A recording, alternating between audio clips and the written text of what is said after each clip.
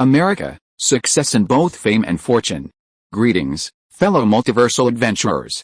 It's an honor to have you back in this saga that has us all hooked. Official channel statement: this story is 100% epic fiction, so please don't attempt real magic. The results aren't guaranteed and insurance won't cover it. The rights to this masterpiece belong entirely to its brilliant original author. We are just a barge sharing it with you. Do you want to keep being part of this amazing community?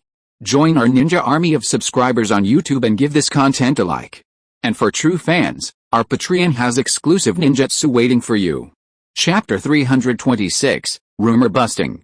As soon as Martin spoke, the forces associated with him immediately mobilized. Thomas contacted the TV station to arrange for Martin to appear on television as soon as possible. At the studio, Jessica and Emily led a team to monitor online public opinion 24 hours a day. Martin personally called Alan Green.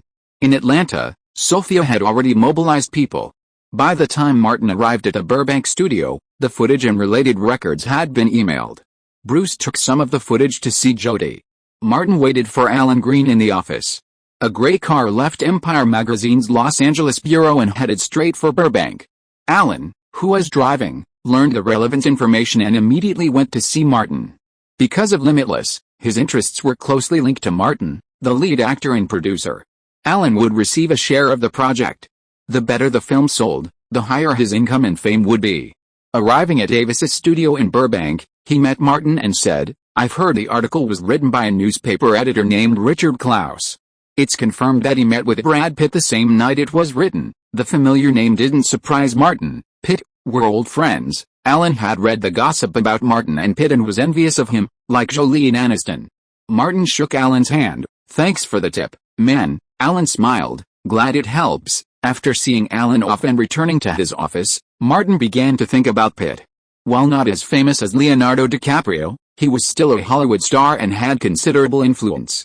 Using extrajudicial tactics against Pitt would be truly punishing. Martin thought of the film Babel, which was still in previews and featured Pitt as the lead actor. If nothing unexpected happened, Pitt would earn a Best Actor nomination through this film. Martin sighed inwardly. A good man like himself would have to smear someone. At the entrance of Warner Brothers Studios, Jody got out of a car, found the target vehicle, and climbed into the passenger seat. As usual, Bruce was sitting in the passenger seat. Jody asked, "Big news?" Bruce handed her a copy of the American Rumors. "I've seen it," Jody said, having read the relevant news this morning. "What they wrote is very troublesome." Bruce brought over his laptop and pressed play. The person on the screen recounted Martin's past, with multiple faces and houses. It described the alleged gang and drug traffickers attacking the Clayton neighborhood, and Martin's heroic act of defending his home and community by firing a gun and wounding their leader. Another file contained photos of documents showing the APD's handling of the incident. Jody immediately understood the value of the information and said, "I want these." Bruce unplugged the USB drive and handed it to her.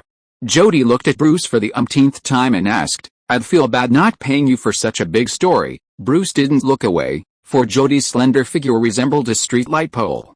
Jody was helpless. "How are you going to get paid?" Bruce casually plucked a hairpin from her head and said, "That's all." Jody clutched the USB drive and got out of the car. Watching Bruce drive away, she could only sigh deeply. Why couldn't she conquer this man? Frustrated again, Jody drove back to TMZ, constantly thinking that if she could conquer Bruce, she'd have a direct line into the heart of Hollywood. Back at TMZ, Jody quickly reviewed the information, wrote the story, and published it. In Davis' studio, upon discovering the TMZ news release, Jessica immediately instructed her team to widely circulate it online and contacted media outlets she knew, urging them to view the video as soon as possible. The video was also posted on Martin's personal blog and the official website of the Coca-Cola cult. Many people who had read the American Rumor commented on it. The tabloids just spread rumors. It's clearly a good thing, done by a good person, but their selective slander completely distorts it. I grew up in the ghetto, too. It's truly difficult to achieve what Martin has, so Martin was a hero even before he became famous. These people's words didn't have much impact on the awards season, but they deepened their fondness for Martin. Thomas contacted Warner Brothers and other traditional media outlets, which would soon broadcast the event. In the studio, Jessica knocked on Martin's office door and said, "Ms. Julie is here." Martin nodded. Soon, Jolie, wearing sunglasses, came in and sat on the single sofa. She looked at Martin with a smile. I heard that someone slandered you. Martin came to the reception area and sat next to her. So you have been following me? Jolie asked. Who did it? Have you checked? Martin nodded. Pitt, there may be others behind it. For now, we can only go after Pitt. Do you want revenge? Jolie leaned over, almost leaning into Martin's ear. From what I know about Pitt, you were holding me with one hand and Aniston with the other, kissing us at the same time. Appearing in front of Pitt in public, with just the slightest provocation, he would definitely lose control. How could Martin not understand her thoughts? You will be the first to go crazy, right? Jolie giggled. Pitt has a history of domestic violence, but it was not Aniston who was beaten, but the domestic nanny. After returning from the Middle East, some ideas came to her mind. Ask Aniston out one day, and I will have a good talk with her. She and I both hate Pitt, so we can find common topics. Let's talk about it after I'm done with these few days. Martin was a man of principle. I won't force Jen. Julie stood up to say goodbye. I'll call you back, Martin said. You did an interview recently. Give me some praise. Julie's eyes wandered. How do you praise me? Martin waved his hand. We'll discuss this with you another time. Julie left quickly. Thomas came in and said, I just got a call. Ellen DeGeneres wants you on her talk show again. Martin had had a very unpleasant argument with her last time. No, he said. Go on the Warner show, Helen's show as planned. Because of the Burbank High School incident, Warner TV's hardworking female reporter Helen became a huge star. Last year, she launched her own talk show on Warner TV, which had very high ratings, comparable to the Ellen show. Thomas immediately said, I'll go discuss the process and script with Helen right now. It was quickly confirmed that the talk show theme would revolve around Martin's humble beginnings and his struggles. His youth and seniority were his weaknesses, and while these were unchangeable, Martin would have to focus on other areas. Meanwhile, Julie, on business at Warner Brothers, purposely loitered outside the studio entrance, easily attracting the attention of reporters. The reporter asked a few gossip questions and about her new film, Changeling. Following Jolie's lead, the reporter asked, You've worked with many actors in the past. Which one left the deepest impression on you? Martin Davis. Jolie praised Martin as she had said before. In my over a decade of acting, I've never encountered an actor as talented as Martin's at his age. He always puts his heart and soul into a role, even immersing himself in it to make it believable. She knew Martin needed praise right now. I don't know what other people's criteria are for judging a good actor, but in my opinion, Martin is a brilliant actor with extraordinary talent. Almost simultaneously, WMA arranged for Aniston to give an exclusive interview in Century City, during which she also mentioned Martin. Aniston said, during the filming of Limitless, Martin not only performed brilliantly himself, but also guided me into the role. Although I started earlier, in terms of acting, I feel like Martin is more like a teacher. He taught me so many new methods and new knowledge. California Institute of the Arts, Sculpture Hall. The afternoon classes came to a temporary end, and the students gathered their tools and prepared to leave. Several girls approached, and among them, the tall, sturdy, chubby one asked, Lily, are we going to the apartment first or the restaurant? Lily smiled brightly. Let's go to the restaurant first. I'll treat you to a good meal. The chubby girl laughed. Okay. Okay. As the group prepared to leave, two girls nearby murmured.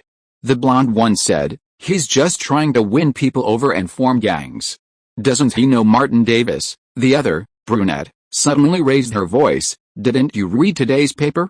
That Martin Davis isn't a good guy. He's in cahoots with gangs and drug dealers. He'll be finished soon. What did you say? Lily said, her face sullen, as she approached the two. She didn't mind talking about other things, like her forming gangs and bullying people, but she couldn't.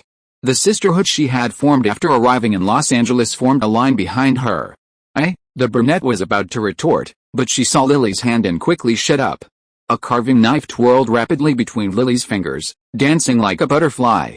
She casually replied, I once wanted to apply to medical school, so I practiced knife handling. The medical knowledge I learned on my own in middle school taught me one thing, how to avoid vital points.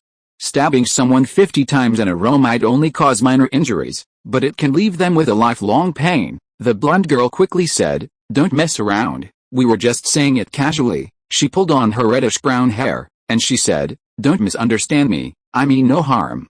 I'm sorry, which newspaper did you read that in? Lily asked, the carving knife still twirling between her fingers. American Rumors. Lily nodded, picked up her bag, and walked out. After leaving the sculpture gallery, one of her younger sisters immediately returned with a copy of American Rumors. Lily was furious after reading the article and wanted to help, but she didn't know where to start. She was relatively unfamiliar with Hollywood and the entertainment industry.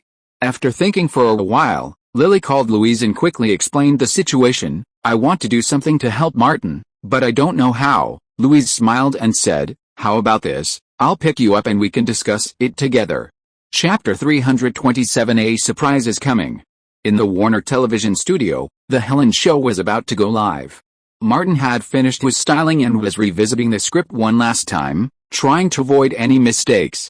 Helen came over and immediately opened her arms and hugged Martin, complaining deliberately, you finally agreed to be on my show? Martin smiled and said, please go easy on me. I can't handle the torture. The two of them had a special relationship, and Helen reassured him, except for the final surprise segment, everything else will go according to the process we agreed on. Martin asked, what surprise have you prepared for me? It's a secret, Helen said with a wink. I'm sure it won't embarrass you. Martin nodded. Helen put on her earphones, listening to the director's voice. She walked from backstage to the front, pointed at the camera, and said, the Helen show, see you every week. Her expression turned serious and profound. As for me, I once experienced a horrific attack. Luckily, I survived, thanks to the protection of Martin Davis. Meet my protector, Martin Davis. Martin, dressed simply in a jacket and jeans, walked from backstage onto the stage, looking like a friendly neighborhood kid. Helen opened her arms and embraced Martin tightly. Meanwhile, at Nicholson's mansion on Sunset Boulevard, the old man had gathered a group of old friends for drinks and chat tonight. Among them were Al Pacino, Robert De Niro, William Hurt, and Dustin Hoffman. They had fought in their youth, but now they were relatively peaceful, and they would occasionally sit together for a few drinks, reminiscing about their time together. Nicholson took the remote, switched to the Warner TV station, and said, let's watch a show. It'll be our dinner, Dustin Hoffman said. Isn't that the little guy you just met? Nicholson chuckled, he's a very interesting guy. William Hurt had seen the Empire magazine article, it's too easy for young people to become famous these days.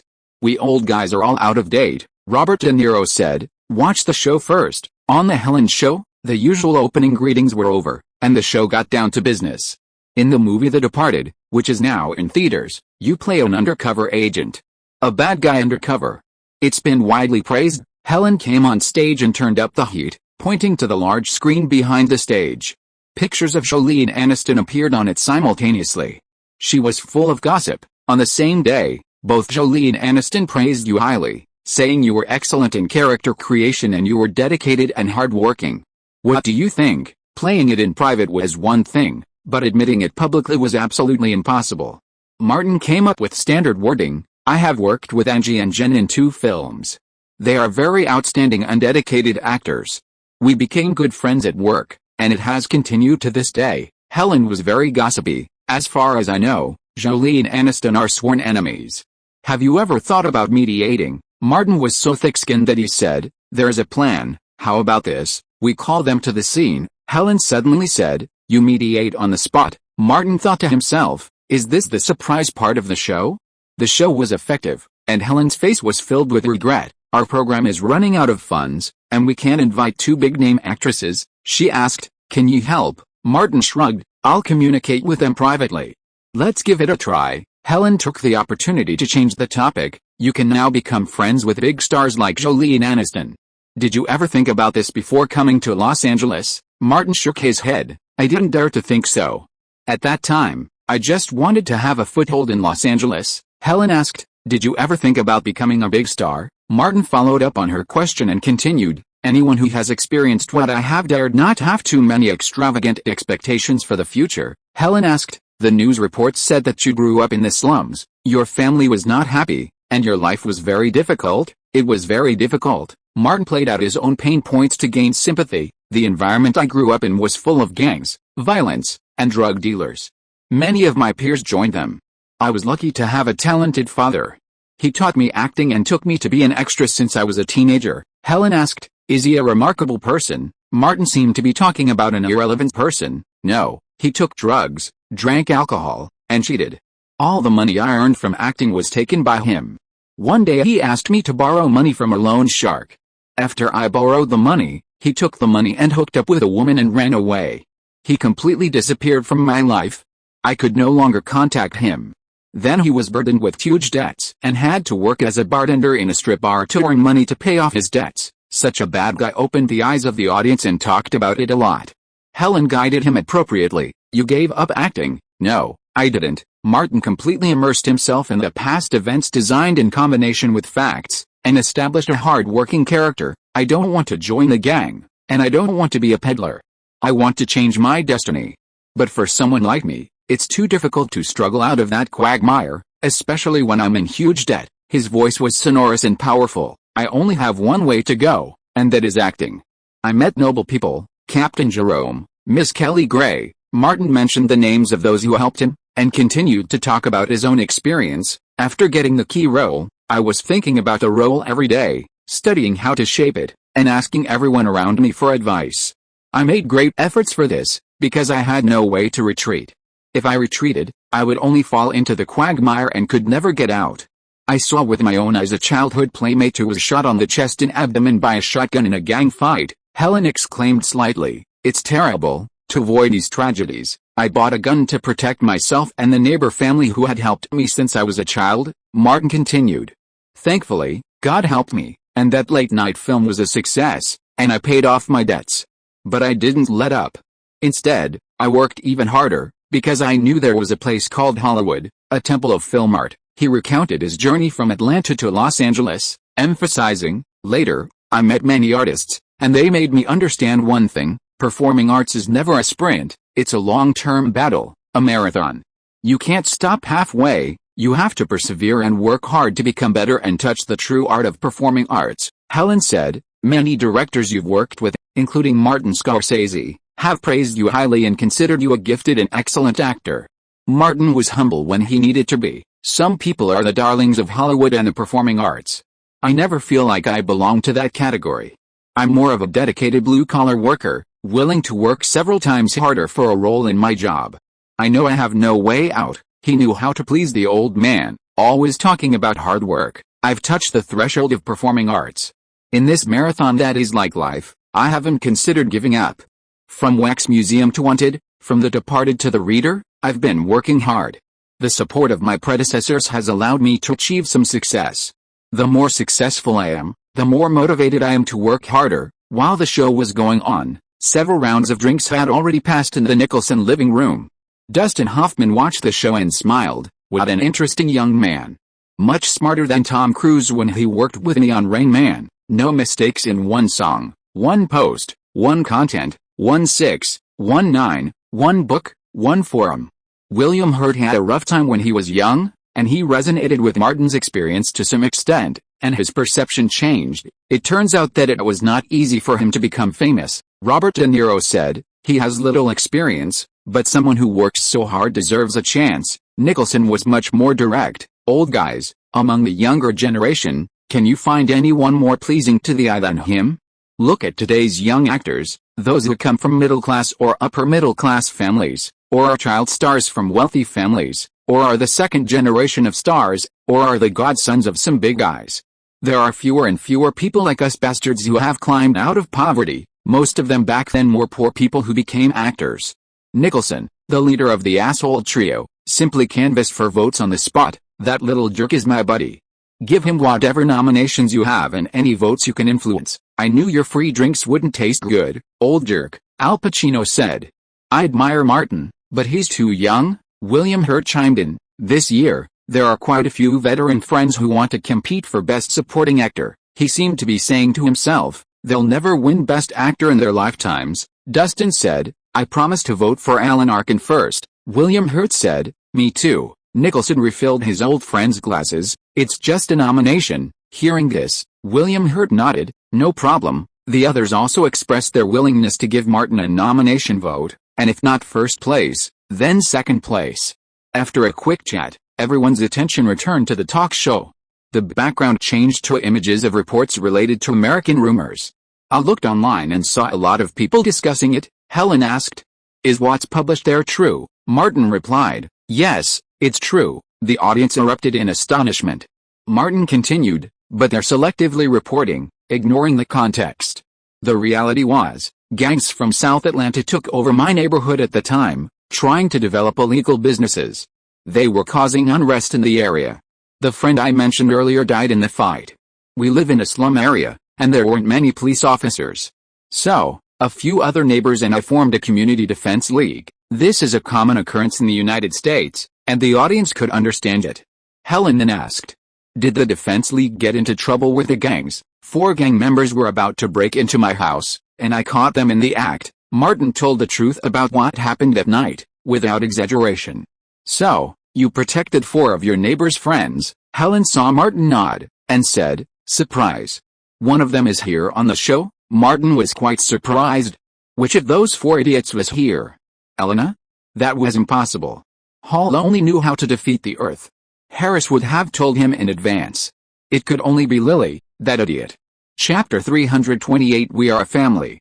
Leaving the lounge and arriving backstage in the waiting area, Lily's hands were so nervous she barely knew where to put them. Her heart was pounding so hard it felt like it might burst out of her mouth and fall to the ground like a frog. A female producer reassured her, take a deep breath, relax. It's no big deal. Helen's been talking to you for a long time. She's been very kind, right? She won't give you any trouble. Martin grew up with you. Lily took several deep breaths, but couldn't calm down. After all, she was only 17. Am I a loser? A novice? Lily asked. You're doing great, the female producer assured her, much better than most people on their first appearance. Be brave and confident. Lily's heart was still pounding, and she fell back into her old habits, cursing silently. Fuck. Fuck. The curse words suddenly calmed her down a bit. The female producer heard a voice in her headset and gently patted Lily on the back. Go on stage, Lily, no lacking in courage, clenched her fists, and strode onto the stage. Turning the exit, she saw Martin, and a thought struck her. For over a decade, Martin, like Elena, had been constantly wielding his fists. The girl, raised with such a heavy hand, suddenly felt the urge to strike back. What a fool. For a moment, Lily froze. Martin, noticing Lily's nervousness, awkwardness, and uneasiness, guessed why she was there. He stood up and walked toward her, motioning for the audience to applaud in encouragement. The applause erupted, and Lily, coming to her senses, saw Martin approaching. She stammered, I'm sorry, I shouldn't have come here without saying hello. Martin gently embraced her and said, we're family. A smile naturally blossomed on Lily's tense face, her nervousness, awkwardness, and uneasiness forgotten. Why had she stepped forward? Why had she listened to Louise's urging and participated in this show? Because she and Martin were family. The audience continued to applaud. Helen approached and asked, what did you say? As Martin approached, he unplugged his microphone, turning off Lily's. Lily didn't answer. Martin said, a family secret. Helen invited them to sit down and offered Lily a bottle of mineral water. Martin unscrewed the bottle, and Lily took a sip, her nervousness once again easing.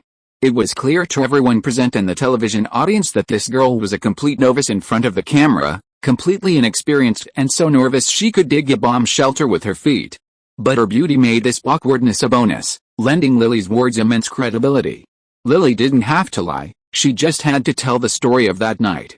Helen, now full of camaraderie, asked, Lily, can you tell me what happened that night? Lily, now feeling much better, could at least speak in complete sentences. I remember it clearly. There were frequent shootings in the neighborhood.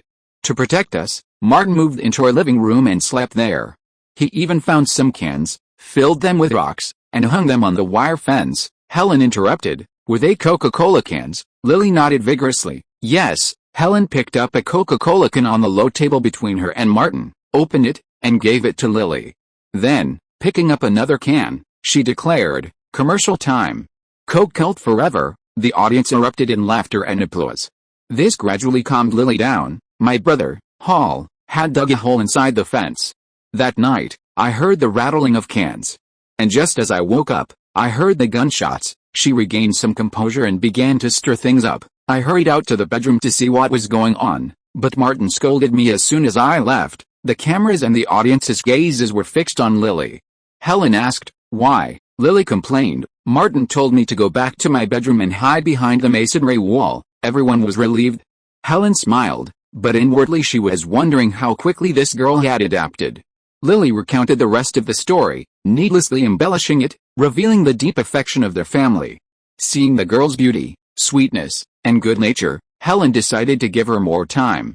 Helen asked, "You said you were studying sculpture at Cal Arts?" "Yes, I'm good at handicrafts, I'm quite talented at it." Lily looked at Martin, 1,000 curses on her mind, but what she actually said was the exact opposite. After Martin came to Los Angeles, he bought a lot of raw materials and mailed them back to Atlanta for me to practice. He'd give me a large amount every once in a while. I practiced more, and my skills improved rapidly. Helen asked Martin, "Did he give me a lot?" Martin couldn't tell her that his goal was to make Australia's saltwater crocodiles and bison protected species. He smiled and nodded. "A lot," he added, "more in the future." Lily's words stopped abruptly, and she leaned back on the sofa, at a loss for words. Helen, perceptive, noticed something was amiss and said, "How about a live performance?" Lily nodded gently. "Do you have sculpting clay?" A staff member quickly brought it up. Lily, without a carving knife, began to sculpt a rough clown sculpture, then used the small knife provided by the crew to refine it. The sketch quickly took shape. The red beak, white face, and purple suit, though slightly crude in the close-up shots, it's clear they were modeled after Martin. In a Sunset Boulevard mansion, Nicholson put down his glass and walked over to the shelf where Martin's gifts lay. There were various carvings, including a clown modeled after Martin. Nicholson shook his head and smiled. "This guy's interesting." Inside a Beverly Hills villa, Angelina Jolie was also watching the show. She held a 30-centimeter-long clown sculpture. Its outstretched legs served perfectly as handles, and its large head and undulating patterns made it incredibly useful. "So, all these carvings were made by this young woman?" Jolie nodded slightly. Lily Carter's carving skills were quite impressive. That wasn't her concern. She was concerned about whether Martin would actually reconcile his and Aniston's differences. Meanwhile, hundreds of Hollywood professionals turned their attention from their televisions to the souvenirs from the crew. Few complained. After all, they were just gifts from the crew. Instead, most were impressed. Handcrafted by a young carver who felt like a family member, these carvings held far greater commemorative value than those manufactured on an assembly line. The materials were high quality, the craftsmanship exquisite, and Martin himself presented them. The Helen show concluded, and as the live cameras turned off, Lily quickly stood up and said, "I'm going to the restroom." An assistant immediately escorted her there. Helen said to Martin, "It's normal to be nervous." Martin deliberately said, "Why didn't you tell me in advance?" Helen laughed. "That's what a surprise is." "How about it? Surprise, isn't it?" As they walked out together, Martin said, "I thought you were going to invite Jolie and Aniston over." Helen's eyes seemed to blaze when she heard this. "Let me make a deal. You sleep with them both, and then you can invite them to my show to reconcile." She lowered her voice to a whisper. "I'll pay anything you want." Martin, ever the principled one, flatly refused. "You should go directly to Jolie and Aniston." Helen, inevitably disappointed, shrugged. "It seems I'm not very attractive," Martin said seriously. "Because we're friends." Helen couldn't help but laugh. Lily came out of the bathroom at that moment. Martin said to her, "Come with me." Lily followed Martin into the dressing room, rushed in front, and raised her fist. "You don't have to do it, I'll do it myself." Martin grabbed her fist and threw it down. "Don't be silly, I don't blame you." Lily's courage immediately grew. "Those idiots slandered you, so I wanted to do something to help you. You have been protecting us all the time. It's just that I am not familiar with Los Angeles. If it were Atlanta, I would have gone to your door with a carving knife, and the women would have carved a bitch on their chests, and the men, I know." Martin interrupted her and asked, "Who contacted them for you?" "Wasn't it Thomas?" Lily said honestly. "Louise, I called her, and she made this suggestion. I think it can help you." Martin said, "Indeed, those words are more convincing when they come out of your mouth." He reminded, "Go back to school, don't go out in the near future, and don't deal with any media reporters." Lily nodded repeatedly. "I understand. They dare to make up things that those entertainment reporters didn't do." Martin suddenly found that from this aspect alone, the reporters of the news of the world were very professional. Afterward, the two left the studio and got in Bruce's car.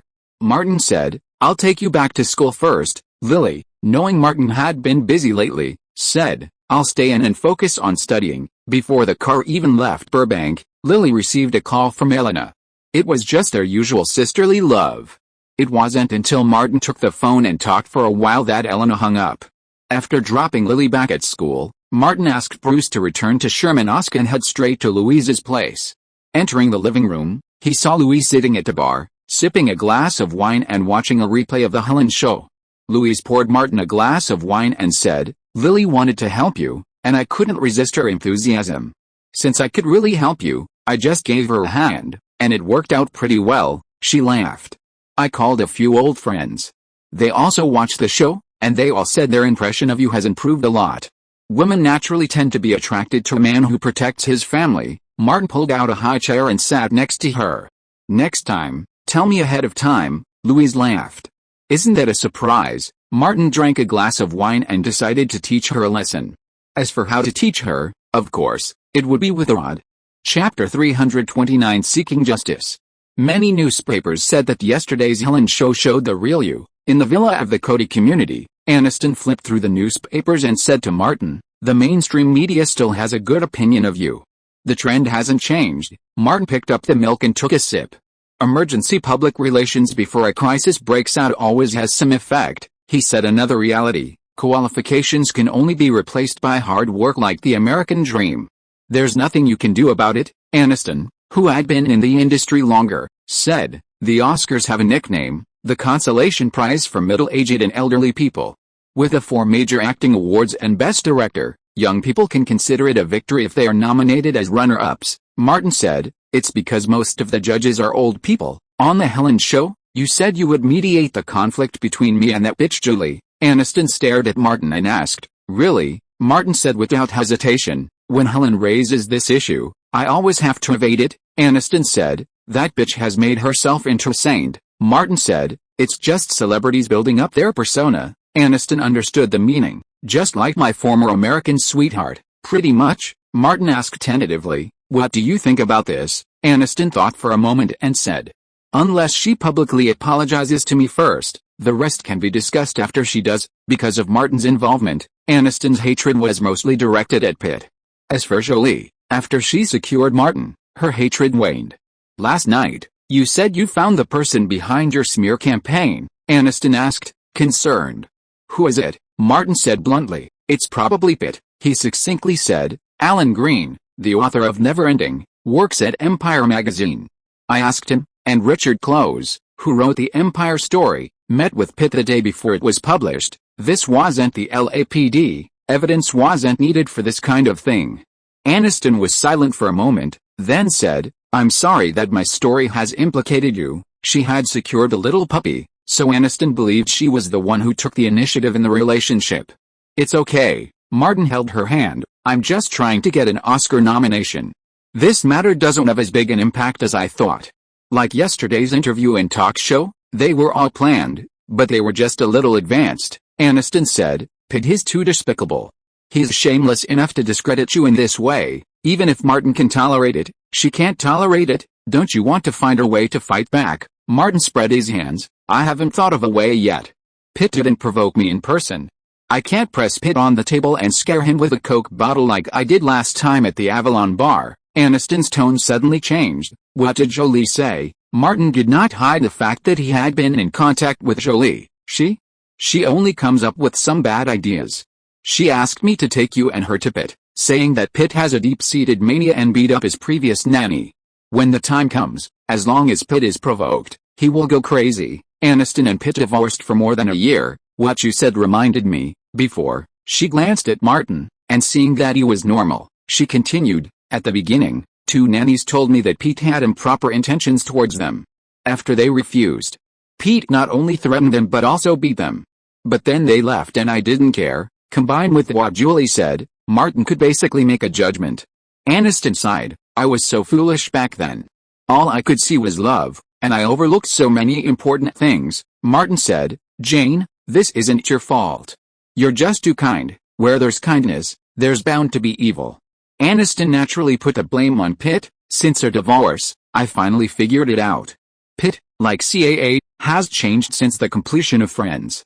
He didn't marry me, he married America's sweetheart, and it was during these years with me that he became a superstar." At this point, Aniston found a pen and paper in her address book. Carefully flipping through them, I remember the names and contact information of those nannies.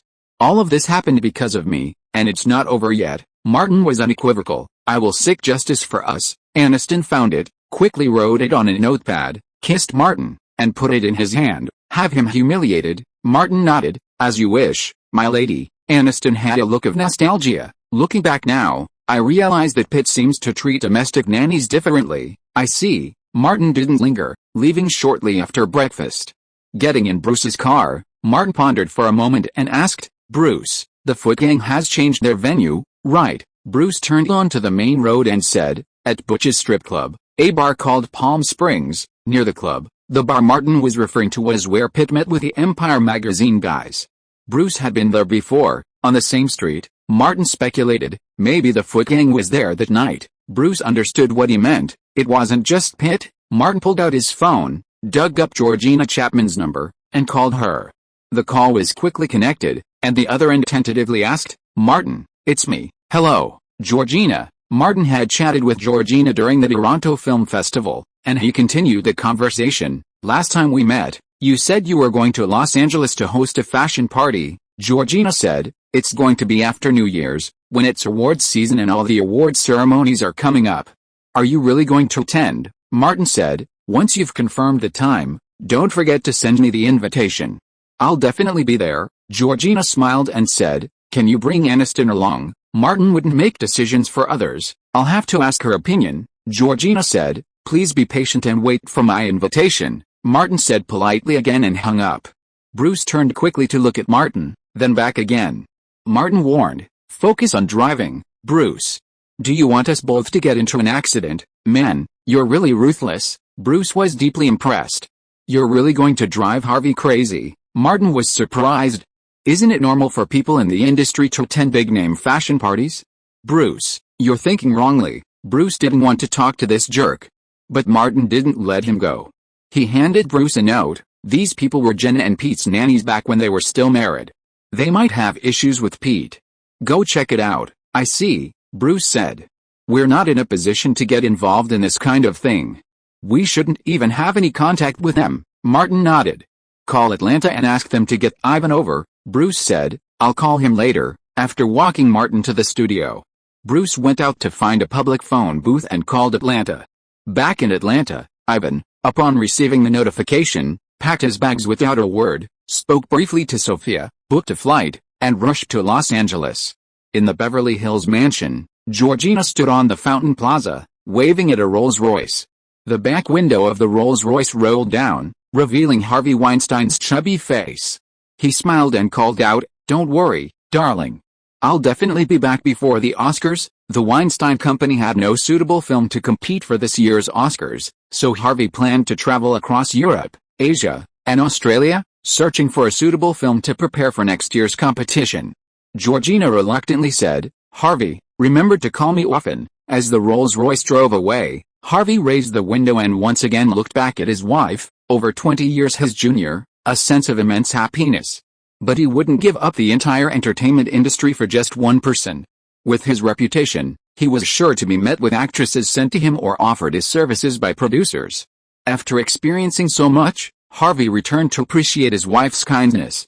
At the Fountain Square, Georgina saw the car leave the gate. Her smile instantly faded, and she swayed her tall figure towards the villa's main entrance. She sighed softly. Finally, I can relax a little. I don't have to look at that fat old face all day. Her assistant caught up with her. Boss. Georgina kicked off her high heels and slumped onto the sofa. What's up? The assistant placed her phone next to her. Ms. Winslet just called. Georgina sat up and called back. Hi, Kate, you in Los Angeles? Great. Let's find a place to chat this afternoon. Kate asked, don't you need to spend time with Harvey? He's in Europe. I can finally relax. Seeing her assistant retreat, Georgina lowered her voice slightly. I've sacrificed so much for my career. Life's been so hard. If you don't come out and chat with me, I'll get depressed. The Rolls-Royce drove all the way to Los Angeles Airport. Traffic was heavy, and the driver, so focused on driving, didn't notice that 3 cars of completely different specifications and models were following behind them. The News of the World trio arrived one after another, pretending to be passengers conducting business, and entered the terminal. Lukaku, holding a magazine, stood by a pillar, watching his target, Xavi, enter the international flight security checkpoint. After he disappeared, Hazard, hands in his pockets, came over and said, "I paid special attention at check-in. This guy's going to Europe, I think France." Courtois wandered over, a little annoyed. "We finally set up the phone tap in the hotel room, and he's off to Europe." Lukaku was the calmest. "Don't worry, he's going to Europe, we'll go to those women." Chapter 330 Money Power. At numerous screenings and receptions, the Rita team, hired by Louise and Kelly, proactively engaged in face-to-face lobbying to build Martin's reputation with the various judges. Many of these neutral endorsements were unexpectedly met with kindness and respect, successfully helping Martin portray himself as a talented, hard-working, and artistically ambitious actor. While Martin's goal this time was nominations, building up his reputation also laid the foundation for future success. As we all know, an actor's public image can differ greatly from their actual reality. Martin, at least, was relatively reliable. While Martin didn't win Best Supporting Actor in the awards announced by the Hollywood, Chicago, Boston, San Francisco, and New York Film Critics Associations, he was included on all 5 nominations. The Departed and Martin Scorsese practically swept these categories. During awards season, these promotions both boosted the film's reputation and provided publicity. After the second weekend of December, The Departed had grossed $167 million in North America and exceeded $300 million worldwide, standing out among all the award-winning films during the awards season. Congratulations, Martin, another $300 million worldwide. Inside the smokehouse restaurant, Julie took a sip of her juice and asked, "When you asked me to star in your project, I had my doubts and almost turned it down. Luckily, I didn't make a fool of myself. You've helped me get back on the front lines and even have the potential to become a superstar." Martin was always kind. "Angie, we're mutually beneficial." Julie raised her glass and clinked it with Martin's. "Thank you. You're a good teacher. You saved a bad student who had gone astray." Martin drank from his glass and said, "When we are young, we always make some bad choices. Looking back, I realize how foolish I was a few years ago." Julie laughed. "So, a good teacher like you can always correct their students' mistakes." Martin sighed deliberately. "There's one thing that's difficult. Yuan's Hanbin shouldn't be where you are now, yet you have to pay for the mistakes of others." This reminded Julie of the proposal she had made a few days ago, and she couldn't help but ask, "How about we help each other achieve something else?" Seeing her look strange, Martin said, "I'm a serious person. Don't make excessive demands." "Yes, he's a good person when he's serious." Julie nodded repeatedly. "When he's not serious, he's a stick to beat people." Martin disagreed with the latter part. "That's because you need it, and I'm happy to help." Julie's eyes were burning. "Then help me again." Martin is a good person after all, and he can't stand seeing others begging. "Tell me, what's the matter specifically?" Julie said, "Take me and Aniston to fly together." "You're crazy." Martin shook his head directly. "I'm not crazy yet." Julie was silent for a moment, thought for a moment, and decided to take a roundabout way. "Can you help me reconcile with Aniston? Like you said, she and I shouldn't pay for Pitt's mistakes." Martin poured Julie a glass of juice and said, "This matter is not easy to handle." Julie said, "You know Aniston's strengths and weaknesses, and you must understand where her bottom line is." "I did hear her talk about it," Martin said directly. "Jane wants you to apologize to her publicly first, and then talk about other things." Jolie thought it was no big deal, and that this little thing could be completely ignored compared to the happiness she might get later. She said, "I'm buying space in the Los Angeles Times to publicly apologize to Aniston. You ask her out and the 3 of us can talk about it together." Martin was surprised. "Aren't you going to talk to her? What's the point of putting 2 circles together without the J in the middle?" Julie was very quick-witted in matters like this. She said, "Without you to help lubricate the situation, what will happen if 2 people get into a fight?" This sounded strange, so Martin automatically ignored it and said, "First, make a public apology in the newspaper, and then I'll talk to Jen." Julie grabbed Martin's hand and said urgently, "You must make this happen. I promise you will be rewarded handsomely." She was like a slut tempting a good man to commit a crime. "Think about it, Martin. When you bring me and Aniston to Brad Pitt, will he go crazy?" Martin was worried. "I'm worried that Brad Pitt will be overly stimulated and shit me." "Are you afraid of him?" Julie didn't believe it at all. Besides, she knew something about Martin's character, such a good opportunity to cause trouble, and you just watch it slip away. Martin was silent for a moment, then said, "First, make a public apology." Without saying a word, Julie took out her cell phone and made a call. "It's me. Buy the space in the Los Angeles Times as soon as possible." "Too late tomorrow?" "Then the day after tomorrow. The sooner the better." "I can't wait any longer," Martin said. "I'll talk to Jen after your apology appears in the newspaper." After dinner, the two of them left the restaurant separately. Martin crossed the street to the Warner Brothers studios across the street, where a private screening of Limitless, due to be released next January, would be held. Bruce followed Martin to the entrance of the Warner Brothers building and said, "Ivan's coming." "I'll go see him." Martin nodded slightly. "Go ahead." Bruce walked to the left of the Warner Brothers building. His contact with Ivan ended with this: he wouldn't let Martin be implicated in this incident. Entering the parking lot, Bruce got into a car and drove to a plaza a few miles away. He parked in a street stall, pulled out his spare phone, and called Ivan. A moment later, Ivan emerged from behind the plaza's green belt and got into the passenger seat. Bruce said, "I asked you to come here this time to do something important," Ivan said without hesitation. "Just tell me what you want to do." Bruce took out a file bag and handed it to Ivan. "Take a look first." Ivan opened it. It was similar to the last time in New York. There were some people's information and photos inside, recording some special things. After looking carefully, he said, "They're all the same." Martin had taken them to do these things several times in Atlanta, and they did it again in New York this year. Ivan was quite skilled at it. Bruce remembered to tell them that if they don't report it, they will sell the clues to the next company. "No problem." Ivan finished reading the information and asked curiously, "Which newspaper is TMZ?"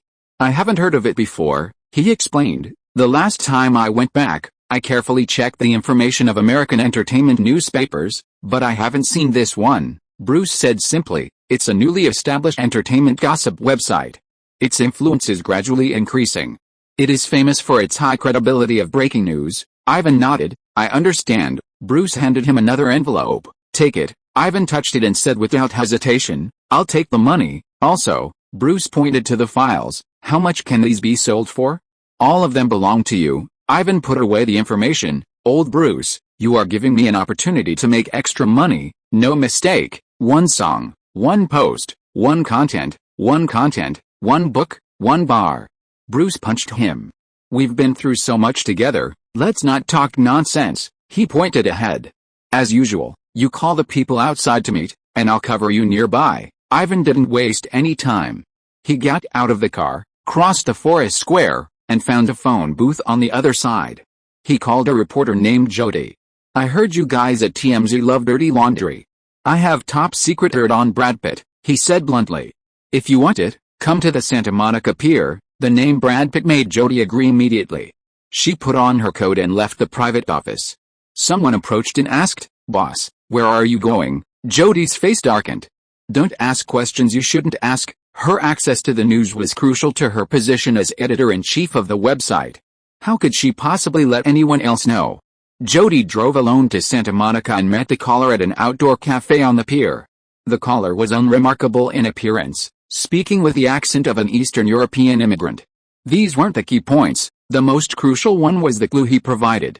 Brad Pitt was suspected of violence and harassment against his domestic workers, and he might have had inappropriate relationships with multiple of them. Jody reviewed the information one by one. With her years of experience, she easily determined it was true, and she immediately purchased the names, addresses, and contact information of the domestic workers. Ivan warned, "I want it in the newspaper." Jody replied, "TMZ wants explosive news." At this stage, TMZ was still in the process of building its reputation and attracting investment, and there was no better catalyst than scandalous information about a superstar. After leaving Santa Monica, Jody didn't even return to the office. Instead, she headed straight to Koreatown to find a Latina domestic worker who lived nearby. She waited for a while in front of a slightly rundown detached house on a street until her target left. The woman was about 35 years old, with a nice figure and ordinary looks. It was hard to imagine Brad Pitt would be interested in such a person.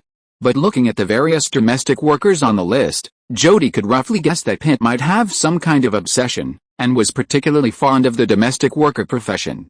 Jody stepped forward and greeted, "Hi, Caroline, do you have a minute? Let's chat." Seeing she was a stranger, Caroline turned and started to leave. She took a step, but paused. Jody held up several $20 bills. Caroline's expression immediately changed. She smiled and said, "I have a little time, but not much." Jody retreated to the car. Caroline immediately followed. Jody didn't rush to pay. Instead, he asked, "I heard you were Pete's nanny. Are you a journalist?" Caroline, wary, said, "I signed a non-disclosure agreement and won't say anything." Jody placed the money on the hood of the car and pulled out a check with a 5-digit amount on it. To get Pete's big story, she was willing to invest the department's budget for the next 3 months, even 6 months. With just a hint of progress, her boss would definitely approve more funds. Caroline saw the amount on the check and was tempted. Jody said eloquently, "You might not know this, but if Pete's actions infringe upon your legal rights, the confidentiality agreement will no longer hold." Really? Caroline's eyes were fixed on the check.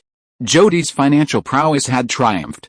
If you are listening to this novel on a channel other than Fanfic World, it means it was downloaded and re-uploaded without effort. We warmly invite you to visit our channel, Fanfic World. There you will find the original version of this story and many other novels of various genres.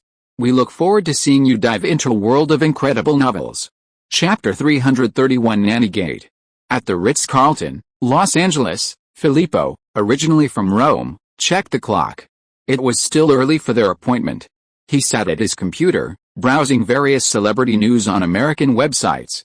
His partner, Simone, said, "Hollywood awards season has begun, and it's incredibly lively." Filippo asked, "Can Brad Pitt win the Best Actor Oscar?" "It's hard to say." Simone, the head of the Brioni brand in Los Angeles, had a deeper understanding of the area and stated, "With or without an Oscar, he's one of Hollywood's few remaining superstars." Brioni is a top Italian menswear luxury brand renowned for its high-end custom-made pieces, enjoying a large following among politicians, businesspeople, and celebrities.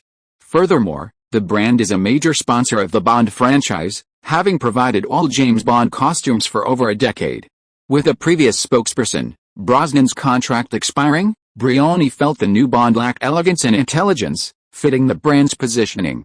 Filippo had come from Rome to sign Brad Pitt to become a global ambassador.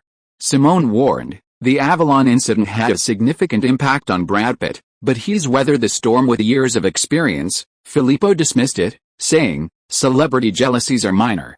Those who like American sweethearts like Aniston are mostly ordinary Americans, not potential Brioni customers." Simone said nothing more and sat down at his laptop, flipping through the news. Suddenly, there was a knock on the study door, and his assistant hurried in. Simone asked, "What happened?" The assistant lowered his voice, "Check TMZ. There's news about Brad Pitt." Hearing TMZ, Simone's heart tightened. It was the website that first broke the news about Brad Pitt and Martin Davis's bar scandal last year. Since then, TMZ has become incredibly famous, publishing numerous explosive stories with near-perfect authenticity. Simone logged onto TMZ and was greeted by a large, bold feature, multiple nannies accusing Brad Pitt of molestation, assault, and seduction. Below is the video, which had been released just a few minutes ago. The first person to appear was a Latina woman, plain-looking, though not necessarily ugly. "I worked for the Brad Pitt family for a while in 2002. It was normal at first, but over time I started to feel something was amiss. Brad Pitt would constantly stare at me when the mistress was away. About a month into my employment, he cornered me while she was out filming. He offered me $1,000 to tempt me into sex, asking me to get down on my knees and serve him.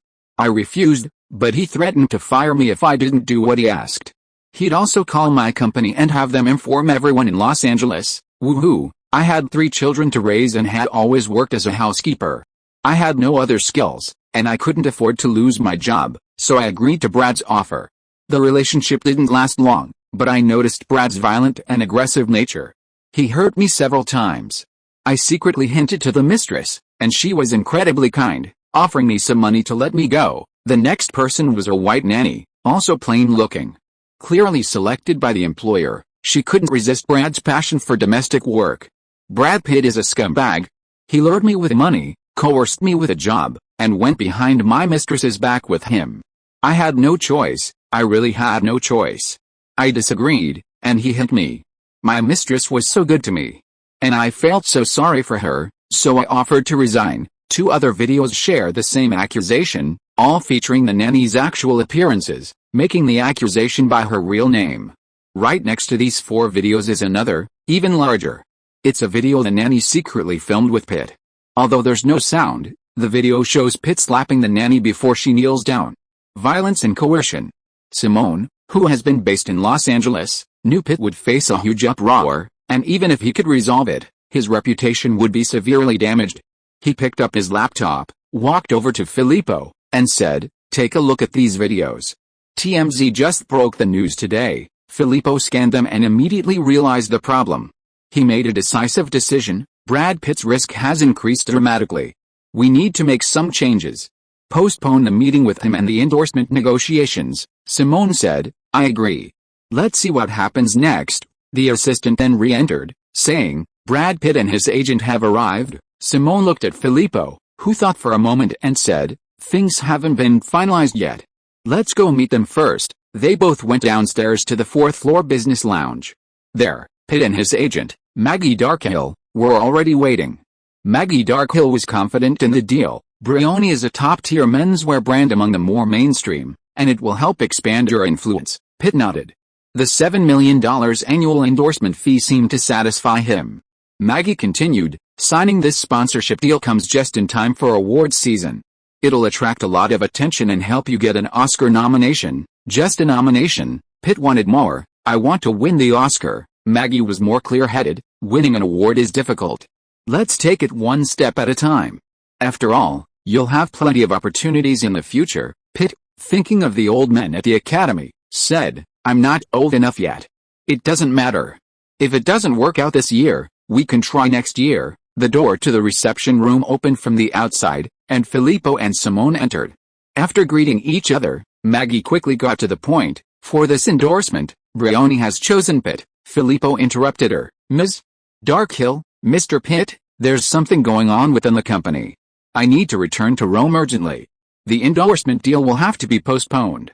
I'm deeply sorry. Upon hearing this, Pitt and Maggie's immediate reaction was that something was wrong. Maggie asked tentatively, can we know what's going on? Simone replied vaguely, please give us a moment to sort out internal matters. Pitt tried to speak, but Maggie silenced him with a look. Something had taken a turn in the endorsement negotiations that she wasn't aware of. They needed to understand the situation first, then move on. Filippo and Simone exchanged a few polite words, and Pitt and Maggie took their leave. Downstairs, Pitt was furious. What is Brioni doing? Is she playing tricks on us? Maggie replied, when we contacted each other this morning, everything was normal. There's no way this could have happened for no reason. Let me understand what's going on. Pitt spun in circles, hands on his hips. They lack the respect I deserve. Maggie and Pitt's phones rang one after another. They answered, listened to a single line, and then hurried to a quiet place. After listening to their assistant's explanations, they hung up almost simultaneously. Maggie asked, TMZ. Pitt's face was incredibly serious. Yes, Maggie asked, what's going on? Of course, Pitt wouldn't tell the truth, giving a limited answer. Those housekeepers always like to seduce me, and sometimes I can't help myself, so I inevitably make the same mistakes men make. He then added, I gave them compensation and signed confidentiality agreements. There's no point in talking about that now, Maggie said. Call your publicist and have him meet me at the office. TMZ was gaining popularity in the industry, known for its credible and well-prepared reports. She knew her clients well, so this was a very daunting matter. And call your lawyer, too. Pitt, still on the phone, followed Maggie out of the hotel. Before they reached the parking lot, a group of people approached, their leader vaguely familiar. Maggie was still recalling the moment the man stopped a few meters ahead, displayed his ID and relevant paperwork, and said to Brad Pitt, Mr. Brad Pitt, we've received reports from multiple women, and we're summoning you to assist in the investigation. He spoke in a routine manner, motioning to a nearby police car. Mr. Pitt, please cooperate. That's slander, Pitt raged. You should arrest them for defamation, the man added. Please cooperate. Maggie reviewed the paperwork and knew she couldn't refuse. She said to Brad Pitt, go ahead, and don't say anything until your lawyer arrives. With a blank expression, Brad followed the men into the car and headed to the police station. Nearby, 5 photographers from TMZ, each armed with cameras and video cameras, captured Brad Pitt from different angles as he was led into the police car. After the police car sped away, 3 of them continued filming on motorcycles while the other 2 got into a nearby car. In the driver's seat, Jody had already opened his laptop and connected the data cable. He said, "Hurry up and upload the pictures and articles." Be honest, no exaggeration, one of the male subordinates took the laptop and got to work without a word. Simone and Filippo, who were discussing matters by the floor-to-ceiling windows of the 4th-floor business lounge, watched Brad Pitt being escorted into a police car by the LAPD. Simone said, "This is 80% true. Without sufficient evidence, the LAPD wouldn't easily summon a wealthy celebrity like Brad Pitt." Filippo nodded gently and said, "Let's cancel the invitation for Brad Pitt as spokesperson. Let's choose another suitable candidate. I'll go back to Rome first." "You can recommend a few," Simone frowned. "There are only a few Hollywood superstars. Leonardo DiCaprio already has a clothing endorsement, Johnny Depp doesn't fit our style at all, Will Smith is black, George Clooney has an Armani contract, and Keanu Reeves's daily life is too decadent." Filippo said, "Just keep searching. We'll find someone suitable." It was an ordinary December day, another day that captivated the public.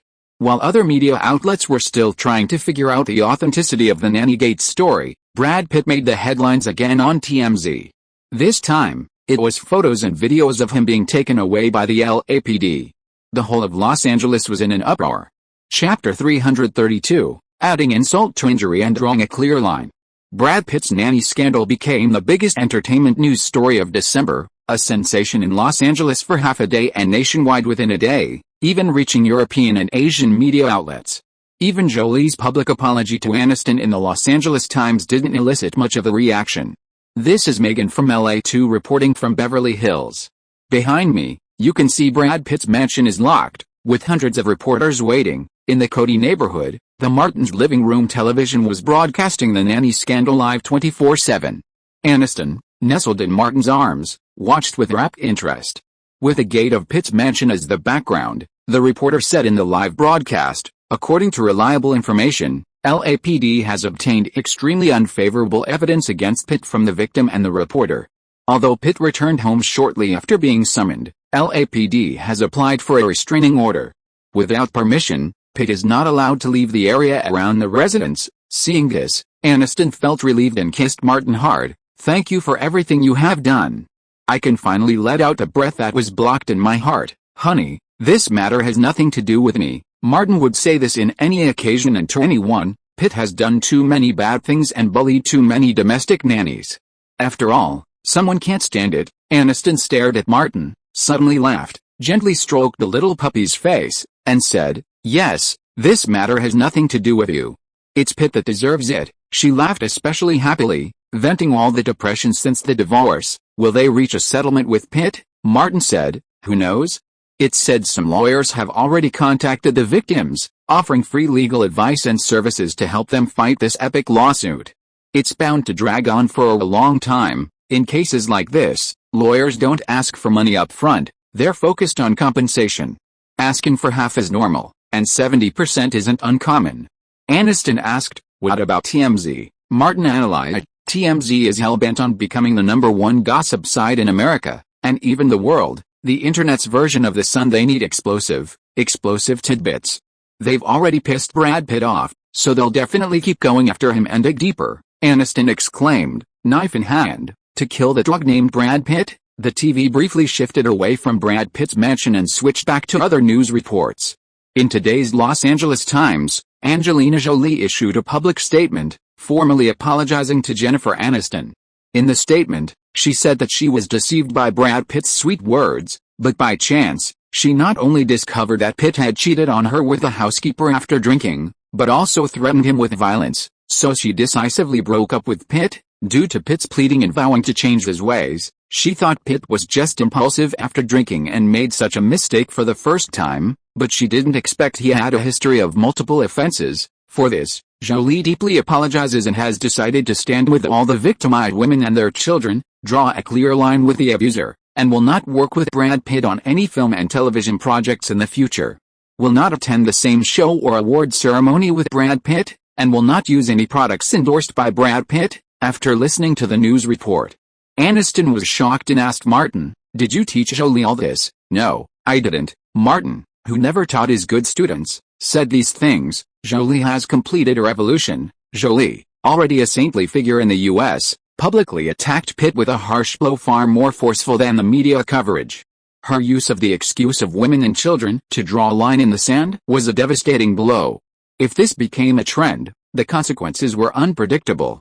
Martin felt that Aniston and Jolie needed to reconcile. Wasn't Pitt the only one at fault? Aniston, still listening to Jolie's apology and her condemnation of Pitt, suddenly said, "I've discovered she's not that bad." Martin gestured toward Pitt, who reappeared on the television screen. The real bad guys are out there. In this world, someone has to carry the burden of guilt. Martin didn't want to, Jolie didn't want to, and Aniston didn't want to. It had to be Pitt. Pitt was a star, strong enough to shoulder the responsibility. Seizing the opportunity, Martin said, "Jen, Jolie has publicly apologized. Do you want to talk to her?" Aniston didn't respond, instead deliberating. Martin was a man who could stir up such a stir over seemingly nothing, especially now that the storm was at its peak. "I think you could team up with Jolie, using Brad Pitt as a stepping stone to become a leading voice for women in the industry and elevate your reputations." Aniston had always known Martin to be a man of ideas. Initially, he'd snatched the little guy out of revenge, but later, finding his willingness to pay attention to others, she felt it was both thoughtful and satisfying, so the relationship continued. "I underestimated you, Martin," Aniston asked. "Tell me about your ideas. Using Brad Pitt's incident, we can give a voice to women, especially those in the industry, and urge victims to speak out." Martin briefly outlined concepts like the Me Too movement, a modified version of course. The social climate was different, so naturally, it couldn't be so radical. Even without Martin, this movement would have emerged.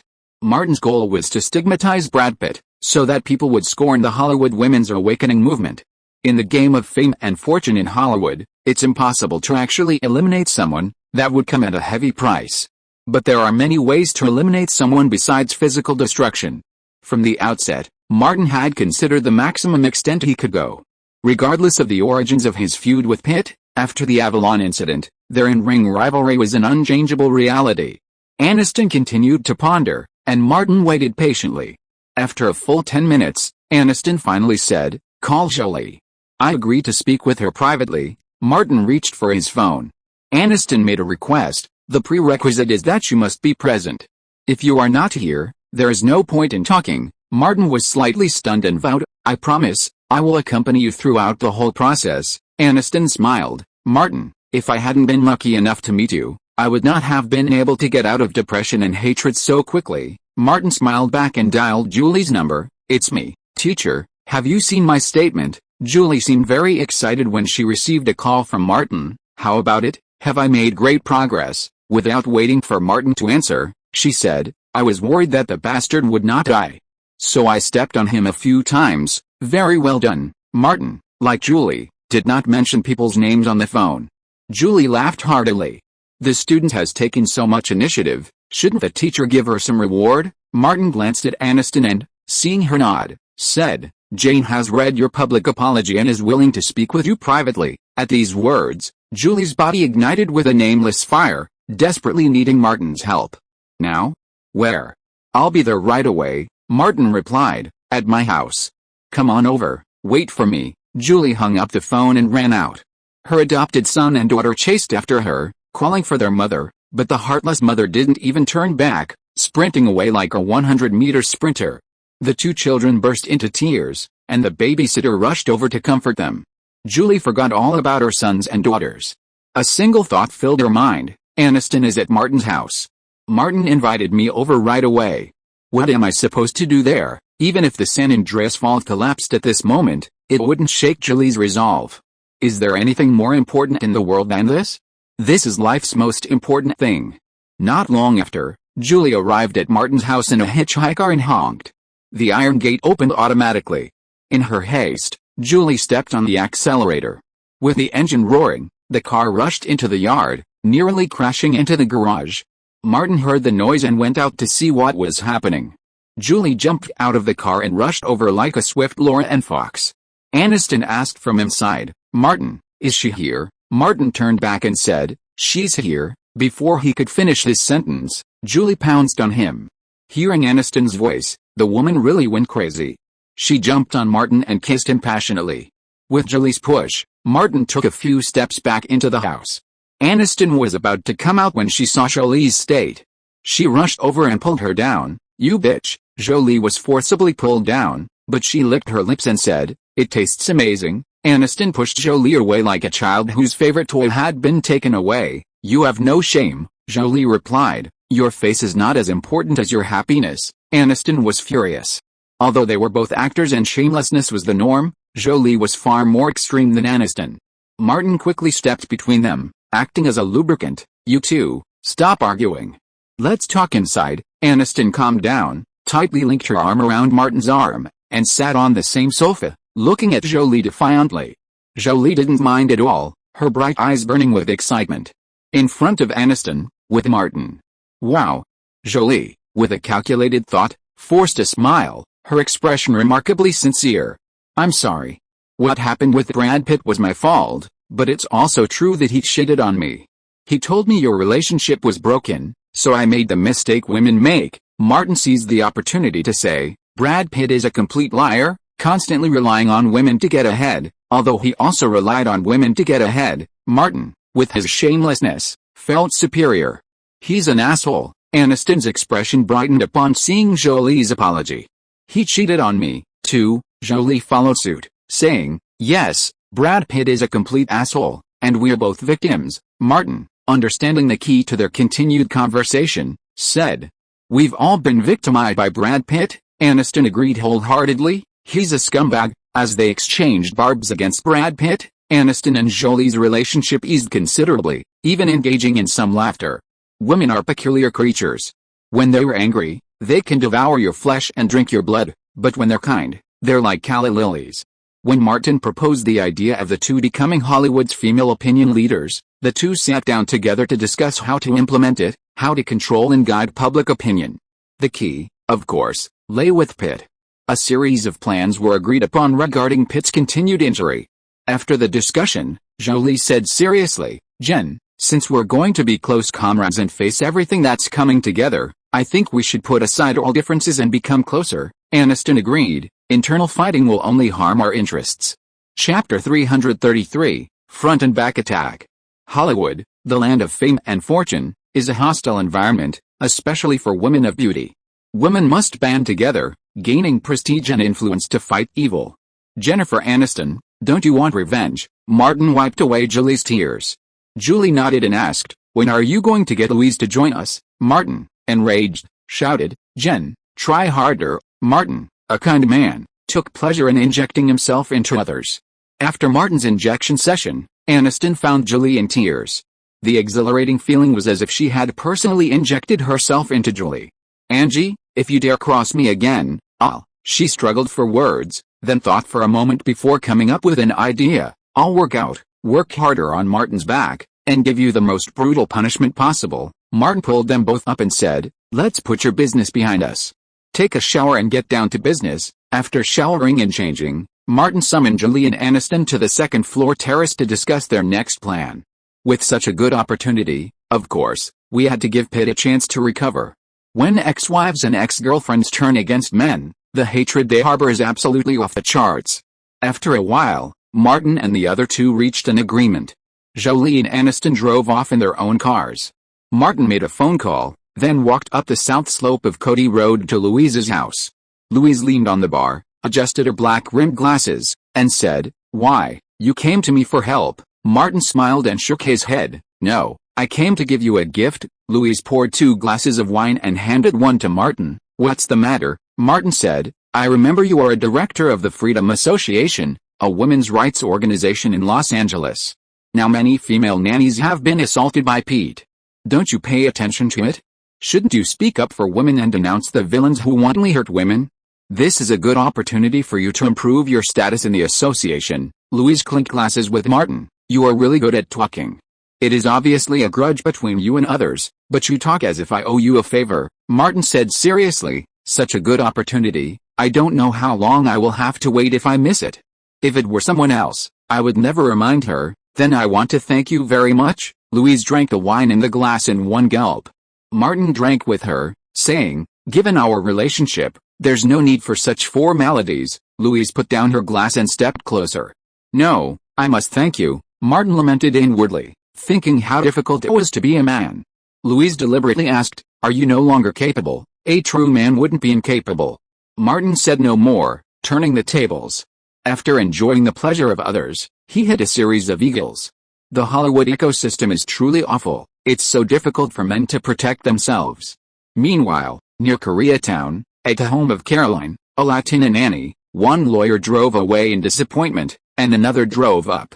Camille, a lawyer in her 30s, accompanied by Jody, knocked on the door. Leveraging her female and Latina heritage, she easily gained entry. Her gentle and down-to-earth manner made Caroline, an uneducated woman, easily understand her, and she gained her trust in just half a day. With Jody's help, the two parties quickly signed a legal contract. Jody and Camille then said goodbye and headed to the residence of the next victim of the Nannygate scandal.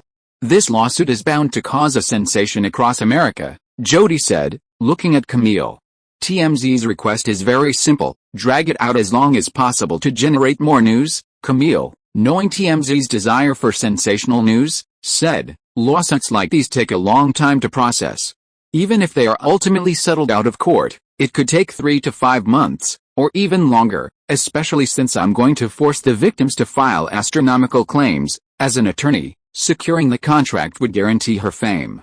Regardless of whether she wins the case or reaches an out-of-court settlement, she would receive up to 50% of the compensation as legal fees." Jody said, "Someone's behind this, and Pitt's bound to suffer a heavy loss. You saw the news today." Jolie couldn't wait to come out and criticize Pitt. Jolie currently represents a certain mainstream voice in Hollywood. "If I'm not mistaken, more people will come out to criticize Pitt." Camille understood this. Caroline just mentioned that a women's rights organization in Los Angeles has contacted her and will provide her with necessary assistance. Jody frowned slightly. "I don't know who's behind this, but Pitt won't have an easy time." Camille couldn't help but laugh. "You TMZ people won't let him off easy. The moment you published a nanny scandal, TMZ deeply offended Pitt." Jody had witnessed her boss's determination and saw it clearly. "Since there's no easy reconciliation, let's use this incident to generate more headlines and make Pitt a true rapist." At least in the eyes of the public, the American entertainment industry has vividly demonstrated the impact that public opinion can have on a superstar. As for the truth? Who cares? The spectators. Camille said, "Pitt has been famous for so many years, and I think there are more victims than just these. There are still people who are afraid to come forward." Jody agreed, "There are definitely people who are waiting to see what happens." While Pitt's side was urgently engaged in public relations, a spokesperson for the Los Angeles women's rights organization, Liberty Society, gave a special interview to reporters, expressing concern about the nanny scandal, sympathy and encouragement for the female victims, and promising to provide necessary assistance. Of course, Louise wouldn't be foolish enough to come forward on her own.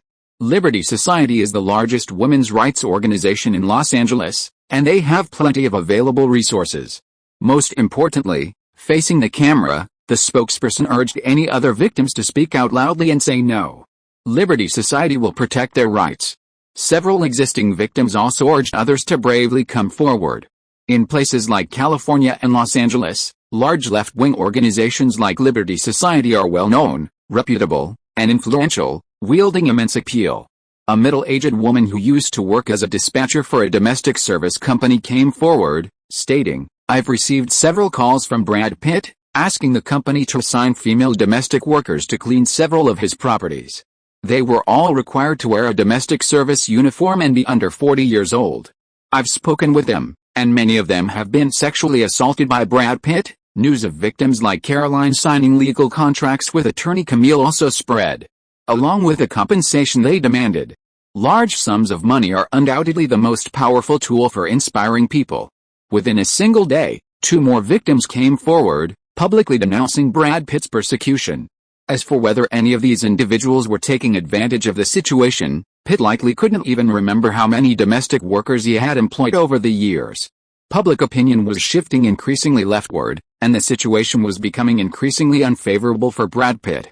Following Jolie, his ex-girlfriend, Aniston, his ex-wife, also came forward, harshly criticizing Pitt. In the press room of the Warner Brothers building, A routine press conference for Limitless had just begun its Q&A session when all the reporters' questions were directed to the lead actress, Jennifer Aniston, regarding Brad Pitt. Ms. Aniston, what are your thoughts on the allegations against Brad by his nannies? Are you aware of these things? Many nannies praised you as a good person. Are you specifically cleaning up the mess for Brad? Throughout the press conference, Aniston's face was tense, never smiling, and she appeared extremely serious. At this moment, her eyes flickered from Martin's face and she stood up. The media reporters and all the cameras were focused on her. Aniston bowed deeply and said, "I apologize to all the victims, for my oversight, and for all the past praise I gave Brad Pitt. I'm sorry," her voice cracked. "I've always viewed the world, especially those around me, with the best of eyes. I never imagined that Pitt would hide so much from me. Until a few months before our divorce, I believed he gave me all his love." Tears streamed from Aniston's eyes. "My divorce from Pitt wasn't just because of Jolie. Jolie was a victim too. We were both deceived by Pitt." She uttered a series of accusations against Pitt, each partly true and partly false. These words might have been met with skepticism from anyone else, but who is Aniston? America's #1 sweetheart, the image of a naive young woman, has long been ingrained in people's minds. After being sad and sincere, Aniston showed her courage again. "I have decided to sever all ties with Brad Pitt." Angelina Jolie, as a victim of the Pitt incident, has bravely stood up and said no to everything related to Pitt. "I hereby declare, Me Too. I refuse any form of cooperation with Pitt. I call on other victimized women to bravely stand up and tell the whole society, Me Too. It's not you who made the mistake, and it's not you who should be ashamed of it, but Brad Pitt. I don't know who started it, but the whole audience burst into applause." Chapter 334, Triple Kill. After the press conference, the cast and crew of Limitless emerged from the Warner Brothers building. Angelina Jolie hurried to meet them at the main entrance. Aniston paused. The two women exchanged a deep gaze. That single glance, spanning over a year, seemed to resolve all the grudges. Jolie and Aniston simultaneously approached each other and, before the cameras of dozens of reporters, embraced. Not only the media, but even many on the crew were surprised to see these sworn enemies reconcile. And in such a grand manner. Reporters swarmed over to interview them. "Sisters reconcile, Brad Pitt celebrates." Aniston said, "I've always had a good relationship with Angie. All the conflict stemmed from Brad's deception and instigation. Brad used us as a puppet." Jolie continued, "Jen and I had a phone call, and we went through everything. We found Brad to be the real culprit. He deceived us, and hurt so many more, like a saint," she said. "I urge everyone to stand up and say Me Too, like Jen and I did." Then, escorted by security personnel, the two of them squeezed through the press cordon and got into a van that emerged from the underground parking lot. The doors closed, the curtains drawn, separating the inside from the outside. Martin applauded. "Ladies, your performances were fantastic." Aniston smiled brightly. "My acting has always been excellent." Jolie's lips curled up. "I've won an Oscar." Aniston's smile froze. She couldn't compare in that respect. Martin naturally favored Aniston and immediately changed the subject, asking, "Who do you think will speak out first?" Aniston's usual cheerful demeanor returned. "Jolie and I speaking out would be a fatal blow to Brad Pitt. And with the Freedom Party behind us, the left in the industry, especially those who tout feminism, wouldn't miss this opportunity to establish themselves." Jolie suggested a candidate, Meryl Streep. "She's always been one of the most vocal of the left." The car returned to Martin's house, where Jolie and Aniston were staying for the next 2 days. Playing Landlord, a card game, is incredibly exciting and addictive. After the two entered the living room, Martin whispered to Bruce, "Have Ivan notify TMZ to interview Meryl Streep." Bruce nodded and prompted, "What about the victims?" Martin said, "Have Ivan also speak up. Have TMZ and other tabloids exaggerate the amount the victims are claiming from Brad Pitt. Those who received hush money from Brad Pitt won't be able to resist seeing the amount. They'll definitely come forward and, in their quest for compensation, will add a lot of negative spin to their stories of persecution." Bruce instantly understood. At this point, no one will care whether it's true or not. Brad Pitt must take all the blame. That's right, Martin thought carefully. Before Paris Hilton, celebrities weren't very aware of the risks of being secretly photographed or recorded. Who knows, someone might have some dirty laundry on Brad Pitt. Bruce nodded and contacted Ivan. Brad Pitt took the blame, and continued to carry the guilt. Martin went into the house and made hot dogs with Jolie and Aniston. Perhaps influenced by Jolie, Martin suddenly had a thought. It's a shame Pitt can't watch the live broadcast. No way, we can't be too Jolie. These past few days, countless people across America have been glued to TMZ. TMZ always gets first-hand news on Pitt's affairs, allowing them to make the next crazy move. TMZ's traffic has skyrocketed to an astonishing degree, completely overshadowing all other entertainment gossip outlets. Determined to be the world's leading gossip site, they won't let Pitt off the hook. More victims have emerged, and some even have corroborating evidence like audio recordings and secretly filmed videos. Brad Pitt's hush money was indeed very effective, and these people had all gone silent.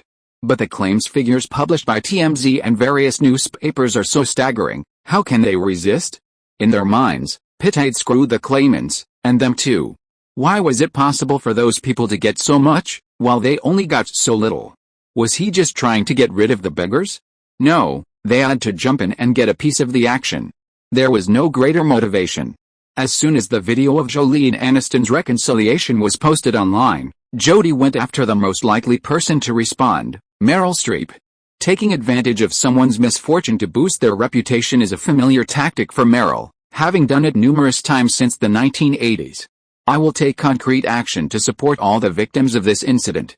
Women's legal rights should not be trampled upon like this, she said, always firmly on the left. I echo Jolie and Aniston's call, me too. From now on, I refuse to work on any film or television projects with my abuser, and I refuse to appear on the same show with him. He deserves to be punished. Jolie and Aniston opened a door to a certain path, and Meryl's public statement was like a beacon, revealing to many industry insiders that there was a more comfortable path to follow. Because there was so much testimony, so much so that Pitt was unable to defend himself, one left-wing actress after another joined in the criticism of Brad Pitt. Words like disgusting, murderer, sadist, and rapist appeared in the newspapers. Defending a man when he's down isn't easy. In just a few days, the Me Too app swept through Hollywood like a whirlwind. The trend inevitably affected the crew of Babel. The film, which began previews in November, has been limited to a single-digit number of theaters to manage word of mouth, aiming for an Oscar bid. The crew nominated Brad Pitt for Best Actor and Cate Blanchett for Best Actress. The nanny scandal affected the production, with Pitt somewhat hindering the film. Left-wing actresses took to Me Too to speak out, but Blanchett, a prominent figure among them, remained silent due to her involvement with Babel. In a Burbank office, the PR manager looked at Blanchett, analyzing the situation. Cate, you were once a leading voice among Hollywood actresses, just like Streep and Jolie. But you remained silent on the Pitt issue, completely suppressing your influence. Aniston not only usurped your position, but also became one of the two leaders of the Me Too movement, Blanchett said. I've been concerned about the film, the PR manager interrupted her. I understand your concerns, but the reality is that the crew and you will be even more burdened by not breaking with Pitt. Do you think Pitt can still get an Oscar nomination under the current circumstances? He can't even leave his Beverly Hills mansion. Blanchett made an easy decision. Okay, inform the crew that I will not attend any promotional events involving Pitt. Having made her choice, she no longer hesitated. If the crew doesn't withdraw their Best Actor nomination, I will refuse to participate in any promotional activities for the film. The PR manager picked up the phone and called the producer. Blanchett then gave an interview to a reporter, using the Me Too banner. In his Beverly Hills mansion, Brad Pitt, wearing an electronic anklet, stood high on the rooftop. Outside, countless reporters and paparazzi swarmed. Worst of all, there was a helicopter filming overhead. When was the last time I was treated like this? Pitt noticed a paparazzi holding a telephoto camera in a tree outside and hurried downstairs.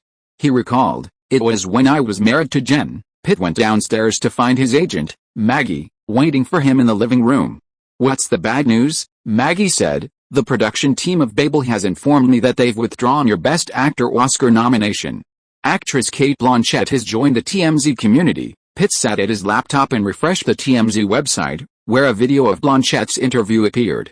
That bitch said 3 things about Jolie. I will never work with Brad Pitt on any film or television project in the future. I will not attend the same show or award ceremony with Brad Pitt, and I will not use any products endorsed by Brad Pitt. Pitt looked at his agent. What other bad news do you have? Tell me all at once, Maggie said. Warner Brothers has withdrawn the Venice Film Festival plan for the assassination of Jesse James Bond and decided to postpone its release indefinitely. David Fincher explicitly refused your participation in his new project. Breitling is preparing to terminate your endorsement contract on the grounds that you have committed a crime. Cadillac has removed all advertisements related to you. Not only will they terminate the contract, they will also sue you for breach of contract. With a bang, Pitt slammed the table. They are all bastards who are taking advantage of your misfortune, he said. Even if while this is true, it is their breach of contract. Maggie was very calm. If the victim was a man, it wouldn't be so troublesome. If your ex-wife and ex-girlfriend hadn't taken the lead in proving it, things wouldn't have come to this point. Pitt asked, what is CAA's opinion? Reconcile as soon as possible, Maggie advised. The longer you wait, the worse it will be for you. If you lose money, you can earn it again. If you're ruined, I still have friends. Pitt pulled out his phone and made a call. Hi, George, I've been having some trouble lately, George Clooney said. Brad, I've been campaigning for you, but my power is limited. I'm meeting with the editor-in-chief of The Hollywood Reporter now. That's all. The call was cut off. Pitt heard the busy tone and called Matt Damon. He was quick and decisive, not even answering the call. Ben Affleck, Quentin Tarantino, everyone, as if you weren't a member of the Foot Gang. With a last-ditch hope, Pitt called Harvey Weinstein. Harvey answered the call. He had also been monitoring North American public opinion and was a little worried that the fire would spread to him. He wouldn't even have time to hide, so why would he actively participate? He said, I'm in Eastern Europe. When I heard you were having trouble, I rushed back, but there were issues with my visa. I'm stuck at customs and can't leave anytime soon. Harvey planned to stay overseas for a while, waiting for this crisis to subside before returning to North America. The only thing he couldn't let go of was his wife, Georgina. Pitt waved his hand and smashed his phone. It's easy to kick someone when they're down or to add icing on the cake, but it's much harder to get someone to help them in times of need. Maggie glanced at the broken phone at her feet, unsure what to say. CAA had held a special meeting, and many partners didn't think Pitt would make it. Pitt's hand touched the mouse, and the TMZ page scrolled down, revealing several photos. Although the photos were taken through the glass wall, it was clear that Martin Davis was dining with Jolie and Aniston, chatting and laughing, their relationship very close. The accompanying article described the three as friends. What kind of friends? Friends who were always on the same page. Pitt didn't want to browse anymore, so he simply picked up the remote and turned on the TV. The last time he turned it off, it was on the business channel. This time, it was also on the business channel. A news story about business and entertainment appeared before Pitt's eyes.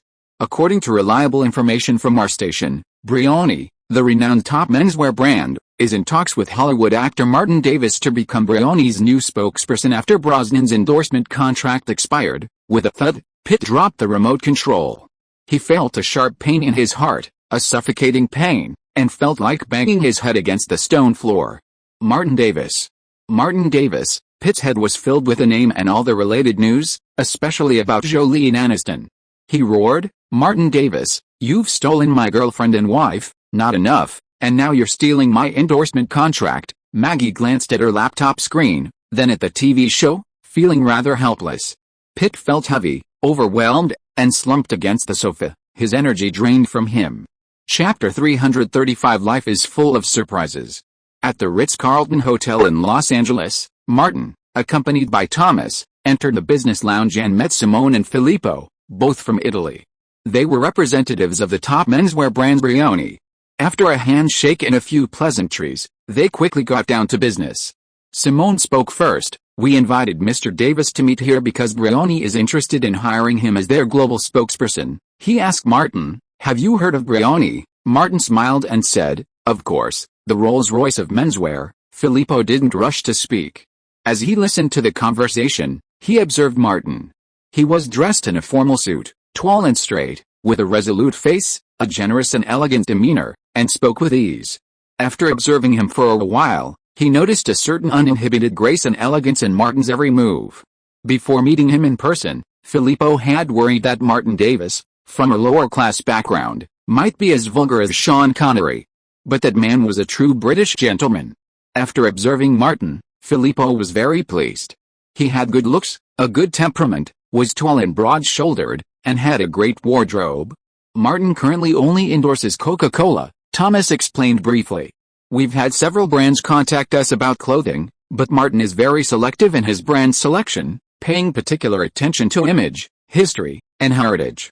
Brioni excels in all of these areas. After a brief conversation, Martin spoke little, leaving Thomas to do all the talking. Filippo, who had the final say, observed for a while before speaking. A week ago, Brad Pitt was Brioni's top choice as a spokesperson. I came from Rome to discuss matters with him. I didn't expect such a dramatic change in just a few days. Martin and Thomas exchanged a glance, wondering if this was a coincidence. Pitt's endorsement could actually land them. Filippo continued, perhaps this is also a kind of luck. We discovered that Mr. Davis has a series of advantages and strengths. Compared to Brad Pitt's dandy style, you are more suitable for Brioni's temperament and image. Martin smiled and said, it's my honor. Simone said, if you are interested in collaborating, how about we start formal discussions next week? No problem. Martin looked at Thomas. My agent will take full charge of this matter. The meeting ended there. After a few pleasantries, both sides left. Martin and Thomas went downstairs. After leaving the hotel and getting into Bruce's Escalade, Martin stretched out, feeling inexplicably refreshed. In the morning, he was playing poker with Jolene Aniston, and in the afternoon, he had snagged Brad Pitt's endorsement. Life is really full of surprises. Thomas said, they seem quite willing to cooperate. If nothing unexpected happens, I should be able to close the deal in a week or two. Martin nodded and asked the crucial question, what are the endorsement fees for top-tier clothing brands? For clothing, especially top-tier brands like these, the fees aren't particularly high. Thomas had done some research beforehand. You can look at George Clooney for example. He just signed a contract with Armani Men's this year for $6 million a year. That's the best we can negotiate, Martin said. Okay, go for it. Thomas agreed, then added, we're lucky this time. Brioni had their eye on Brad Pitt, but Brad Pitt had an unexpected incident, and the endorsement fell into her hands. Isn't that a stroke of luck? Bruce, driving silently, grumbled to himself. Brioni's approach was certainly a surprise, but securing the deal wasn't. What happened to Brad Pitt wasn't a surprise at all. Bruce asked, will Martin's attire for all public events from now on be sponsored by them? Yes, Thomas replied. Endorsement contracts definitely have clauses. Smaller events and award ceremonies might not have restrictions, but things like the Golden Globes and the Oscars definitely have requirements. Martin then remembered something. As a Hollywood superstar, Brad Pitt certainly had endorsements and potential endorsements beyond Brioni. Brad Pitt's current predicament, practically a pillar of shame, meant he was in dire straits. What about those brand endorsements? He wasn't in this for the money, but, no, it wasn't anything else, it was purely to increase his income. What about Brad Pitt's other endorsements? Martin asked. Thomas was a qualified agent. He reacted immediately and realized that this was an excellent opportunity. He took out his mobile phone and said, I'll ask someone. Before the Escalade arrived in Burbank, Thomas asked about the specific situation and said, reliable information says that Cadillac and Breitling have informed Brad Pitt that they will terminate the endorsement contract on the grounds that he has unilaterally breached the contract. This is not surprising. Similar things have happened to more than just Pitt in Hollywood. Martin asked curiously, what kind of brand is Breitling? Thomas said simply, it's a Swiss watch brand, considered a third-tier brand. He emphasized one situation, because they are going through the termination procedure with Pitt. Cadillac is preparing to find a new spokesperson. Martin took great pains to make Pitt notorious, and he felt at ease to take this kind of remuneration. Don't you think I'm suitable? Thomas nodded without hesitation and said, we are indeed very suitable. Cadillac's global spokesperson has negotiated an endorsement fee of tens of millions of dollars per year. Next month, January 2007, Martin will have a new film released, followed by the Oscar nominations, all good news that will bolster his negotiating position. Find a way to contact Cadillac, Martin said, and Thomas was on his way. If he could secure this endorsement, he'd earn over $10 million a year. Martin had to admit, Pitt was a good guy. Thomas got out of the car midway and hurried to attend to some errand Martin had instructed him to. He walked along the sidewalk toward the parking lot, the bright California sun shining on his body, giving it a faint shimmer. Hard work always radiates, making it tempting to throw a heavier burden on his shoulders. In the car, Bruce asked Martin, do you feel great? Martin was blunt, physically and mentally, I feel like I'm taking flight, Bruce half-jokingly said. Have you noticed? You're not as bad as you used to be, Brooke. You're such a damn good complimenter, Martin said, raising his middle finger in the rearview mirror. Bruce hadn't finished his words yet. You're leaning towards Angelina Jolie, Martin thought to himself. No way, I'm not that kind of person. That's right, Bruce actually admired Martin. She stole Brad Pitt's woman and his money. Jolie couldn't do that. She's far worse than you. Martin didn't respond, but he felt an indescribable feeling, perhaps the kind of thing they used to say in their past lives, robbing is worse than stealing. The two of them went to Warner Brothers TV and joined Aniston for a program promoting Limitless, which would be released next month.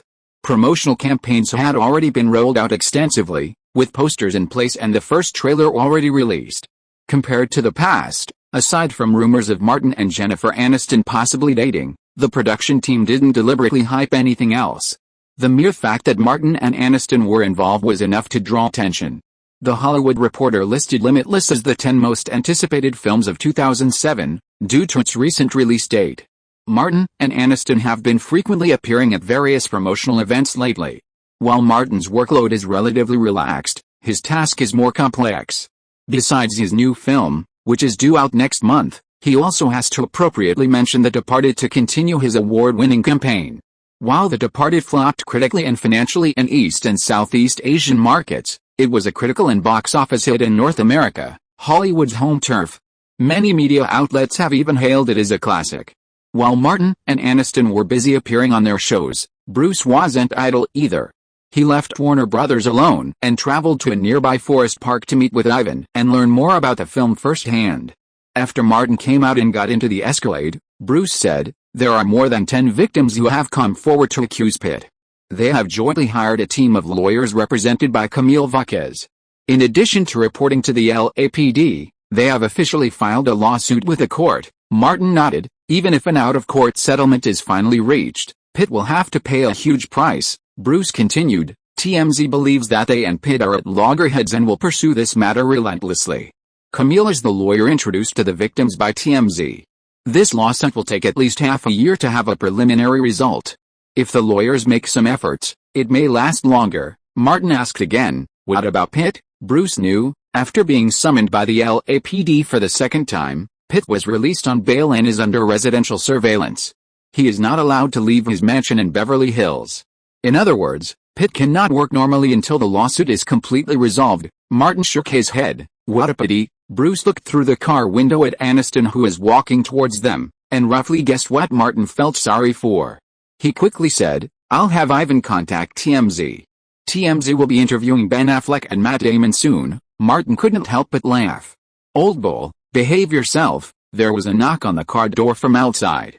Martin opened it, and Aniston ducked in. Martin asked, where are we going? Cody Community, Aniston said confidently. Julie just called me. She settled her adopted son and daughter. I don't have to go home tonight. She leaned over to Martin's ear and said, I'm looking forward to it. You have to punish this bitch. Martin patted her waist. Just control the pressure. Aniston smiled happily. You're tough and your club is powerful. I've been doing strength training these days. It won't be long before that bitch begs for mercy. Chapter 336, Dismissed. At the press conference for Jason Bourne at Pinewood Studios, a TMZ reporter asked Matt Damon about Brad Pitt's nanny scandal. Damon's face was stern, and he stated his stance without hesitation. Many people support Jolie and Aniston, me too. From today on, I refuse to work with Pitt under any circumstances. Almost simultaneously, Ben Affleck in Los Angeles also distanced himself from Brad Pitt.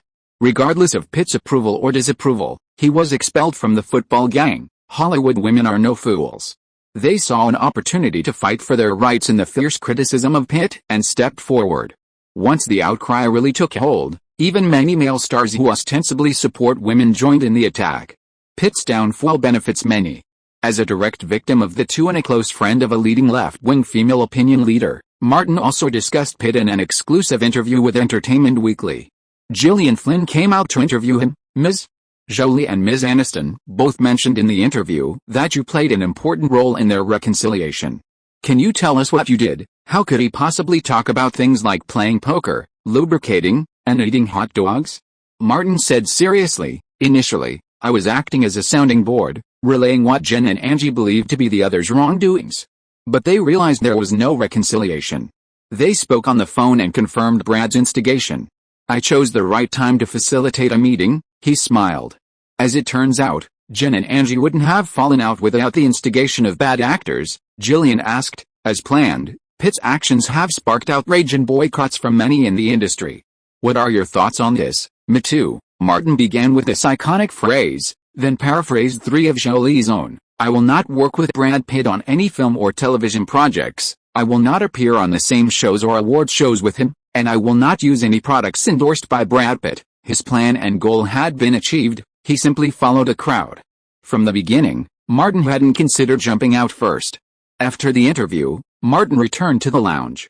Bruce handed him the phone and said, Leonardo called. Martin called back. What do you want to talk to me about? Are you still part of the trio? Leonardo seemed to be accusing the jerk. Have you forgotten everything you promised me? Martin, recently embroiled in a game of landlord, had become a good guy and couldn't remember what the jerk trio was up to. I haven't forgotten, have I? Leonardo was furious. You're so obsessed with Jolie and Aniston now, have you forgotten about me and old Jack? You're so obsessed with beauty, he reminded him. Blood Diamond, the movie I star in, is coming out soon. Martin suddenly realized, don't worry, I'll definitely be at the premiere. Leonardo's anger subsided. I'll have someone send the invitation to your agency. The formal invitation process for the premiere still had to be followed. As Martin was getting into the car, Thomas called and told him he had received an invitation from Leonardo. He also mentioned something else. When I received the invitation, I was in the process of negotiating an endorsement deal with Simone and Filippo of Brioni. They've said they'll sponsor your red carpet gown from now on. Martin, of course, wouldn't refuse such a kind offer. Sure.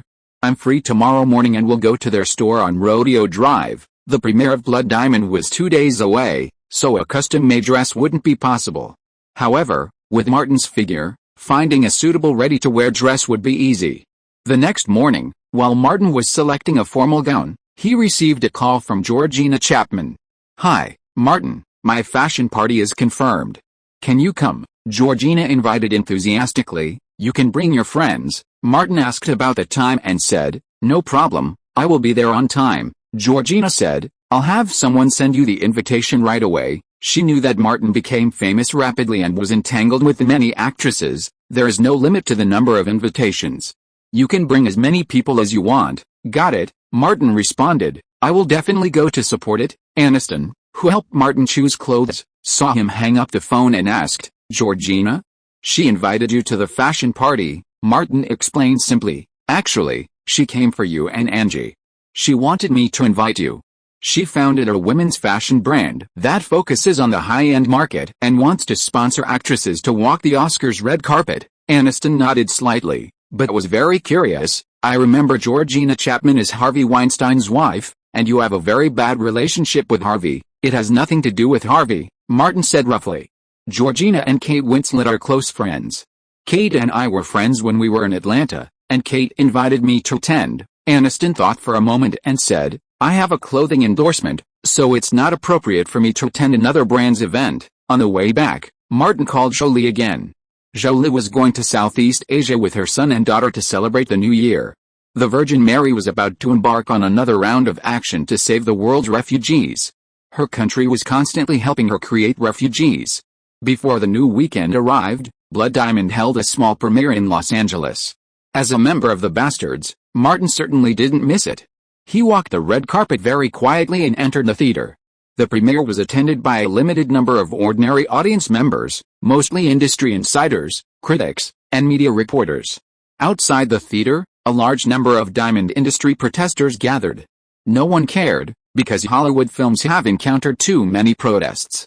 From the media to moviegoers, they have long been numb. When Martin entered the theater, he saw Kate Winslet and opened his arms to hug her. You are still so beautiful. Kate smiled and said, you are still so good at talking. Martin also smiled. I am the most honest person and always tell the truth. Jack Nicholson came over from behind and suddenly popped his head. Is it presumptuous of me to interrupt you? Martin was helpless. You know it will disturb you, but you still come over to interrupt. Kate nodded to Nicholson and said, you guys chat. After she left, Nicholson said, I heard from my friends that the play you starred in was very bold. Martin said, under normal circumstances, the scale of the play is not as big as yours. No mistake, one song, one post, one content, one book, one forum. Nicholson automatically changed the subject. Pete was in a bad situation. I saw in the newspaper that you also issued a statement. It's the general trend. Martin shrugged. He can't even clean up his own mess. It's mainly because he used force. Nicholson agreed. When it comes to playing tricks, he is far behind me, Warren Beatty, and even Leo and you. Martin was unhappy. Don't put me on the same level as you perverts. Nicholson seemed not to hear and said to himself, because we all believe in mutual consent and will not force others. When everyone gets together to play, it's not only men who get joy, but women too. Martin agreed. I didn't expect that you, a bastard, could have such a clear cognition in your mind. Do you think I'm a pervert like Marlon Brando? Nicholson seemed like a gentleman. But just as he finished speaking, a girl hurried over and greeted him. Jack, I looked everywhere but couldn't find you. So you're here? Martin took a quick look. She was about 17 or 18, plain looking, but familiar. Thinking back, Martin remembered Jennifer Lawrence, once nicknamed Big Cousin on the internet across the Pacific. Nicholson introduced them. Jenny, this is Martin, my best friend. Martin, this is Jennifer Lawrence. I mentioned her to you when we were filming in New York. Martin shook her hand gently and exchanged pleasantries. Lawrence said, Jack, aren't you going to introduce me to the producer? Nicholson said, don't worry. I've got you a role in an American TV series. You have to take it one step at a time. He gestured behind him. Go ahead and take a look. I have things to do here. Lawrence reluctantly left. Because of the Hollywood eye mask scandal, Martin had some memories of this woman. It seemed like she'd slept with Nicholson in the early days, and later hooked up with Harvey Weinstein. In a previous life, when the group was discussing the famous photo of people washing their faces with milk, they'd speculated whether the person in the photo across from them was Harvey. After they'd walked away, Martin asked, will Leo and I bail you out again later? Nicholson understood what he meant and said, she's under 17. I'm not stupid. Leonardo came up from behind and interrupted, Martin, when the time comes, we won't bail this bastard out. We'll just cut ties with him. Nicholson sighed. I thought the face gang and the foot gang were different, but they're the same. Martin laughed. If Leo doesn't bail you out, I'll bail you out too. Aren't you afraid I'll run away? The old bastard was always looking for tricky questions. Martin's face was filled with affection. I'm sure you'll miss Leo and me, Nicholson said. The only thing I'll miss is the Lakers. Let's go. Let's go. Take a seat in the front row. Leonardo beckoned the two to move forward. Seeing no one around, he whispered, Ambrosio's bachelorette party has been set for Christmas break, and she's planning to rent an island in the Caribbean. Martin's gaze shifted to Nicholson.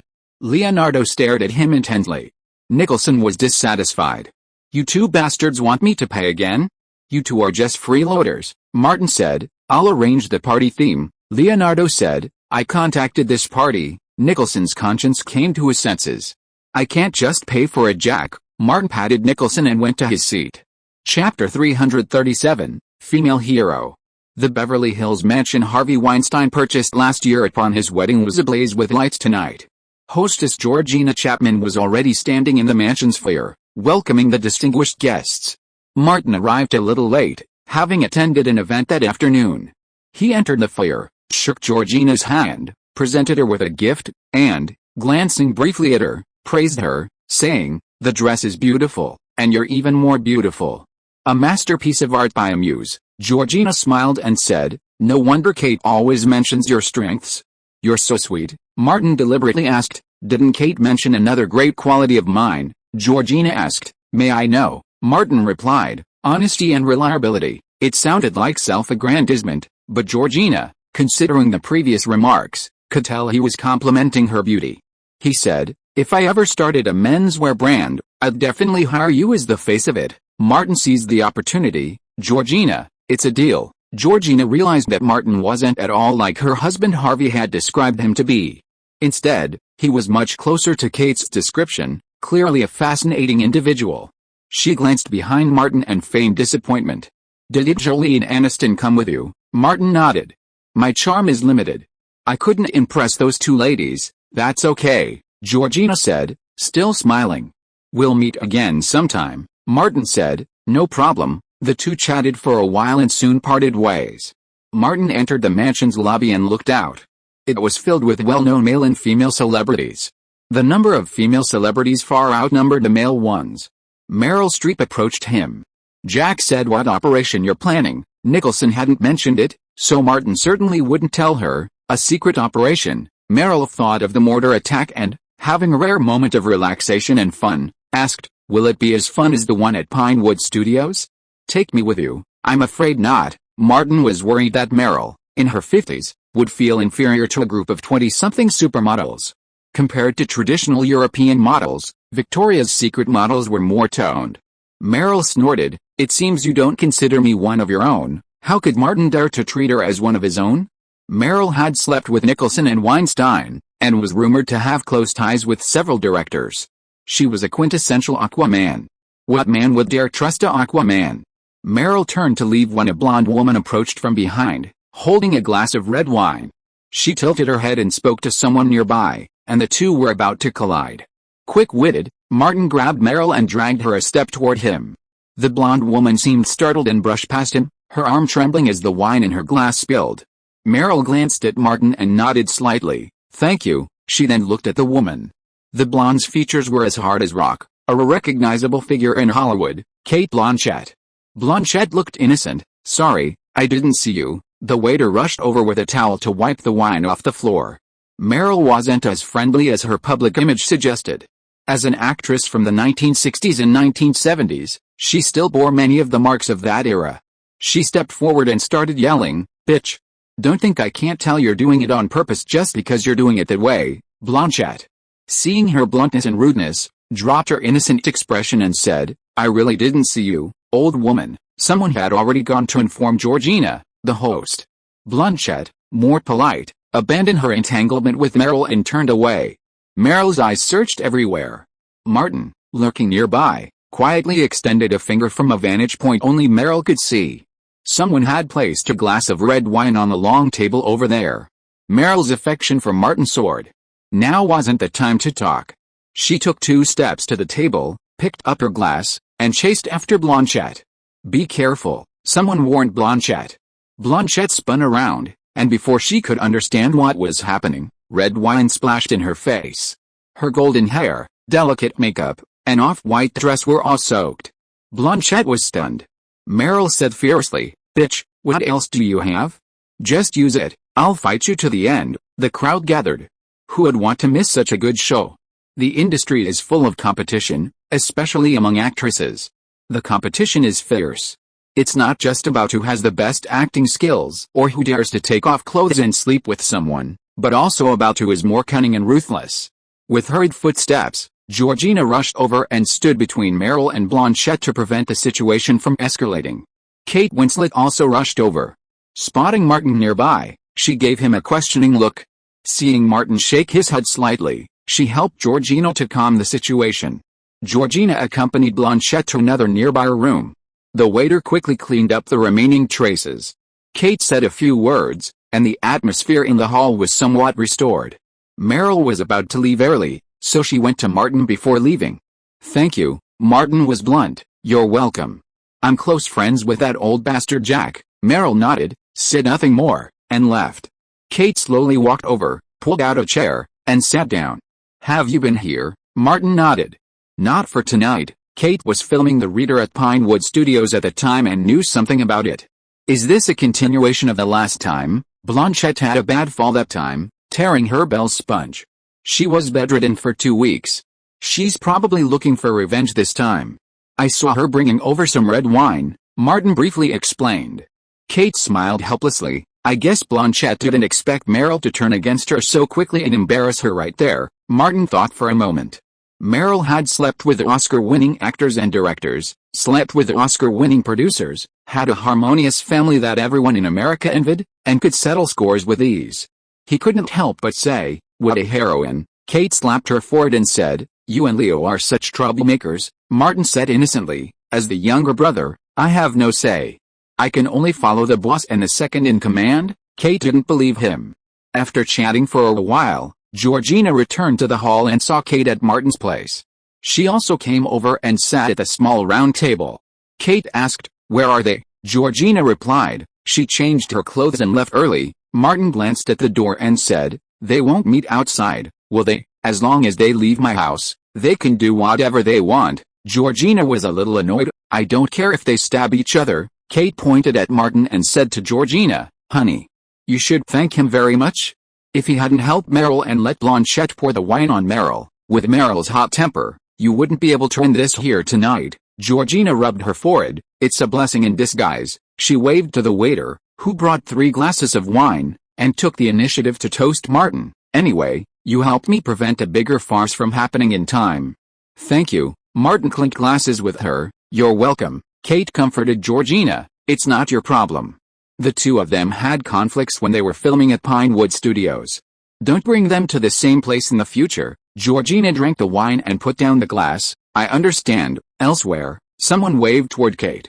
"You guys chat first, I'll be right back." "Whatever you want," Martin said, looking at Georgina. "It's just a small matter. Things like this happen all the time in the world of fame and fortune." "Did your conflict with Harvey stem from this?" Georgina was curious.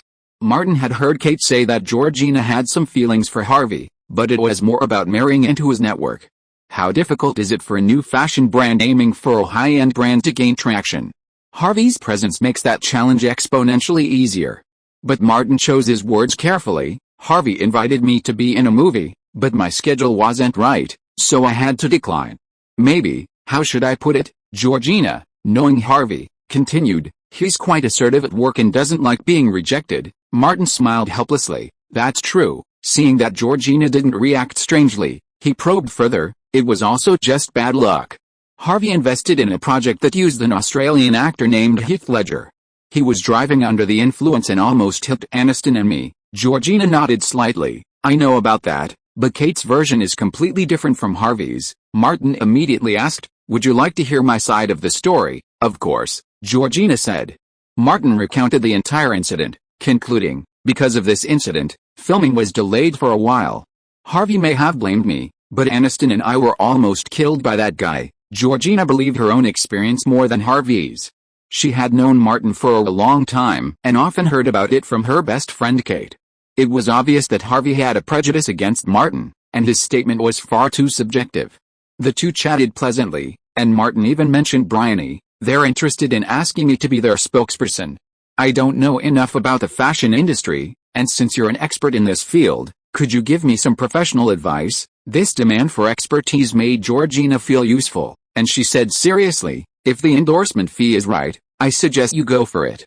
Bryony is a high-end brand, and it will also enhance your image." Martin listened intently, as if Georgina's advice had worked. He said, "Thank you, what you said is very helpful." Kate returned and said, "Some people may have to leave." Georgina stood up to see them off, saying, "After all this commotion tonight, Blanchette and Streep might even reject my brand." She sighed. "It's a shame Harvey doesn't have any influence in the fashion and modeling circles." If you are listening to this novel on a channel other than Fanfic World, it means it was downloaded and re-uploaded without effort. We warmly invite you to visit our channel, Fanfic World. There you will find the original version of this story and many other novels of various genres. We look forward to seeing you dive into a world of incredible novels. Chapter 338, $1 Million Endorsement. Harvey was undoubtedly a powerful figure in Hollywood's independent art house scene, but his influence in the fashion and modeling circles was far less significant. Hearing Georgina's words, Martin's mind raced, and he said, "I do know a few supermodels." Georgina's face flashed with surprise, but seeing that some guests were leaving, she could only say, "Martin, could you stay a while?" "We can talk later," Martin replied. "Sure." Georgina went to see the guests off. Kate stayed behind to chat with Martin and asked, "What are you planning?" Martin glanced across the hallway and said, "She's your best friend, and you introduced me to her. For your sake, I'll lend a hand if I can." Kate nodded.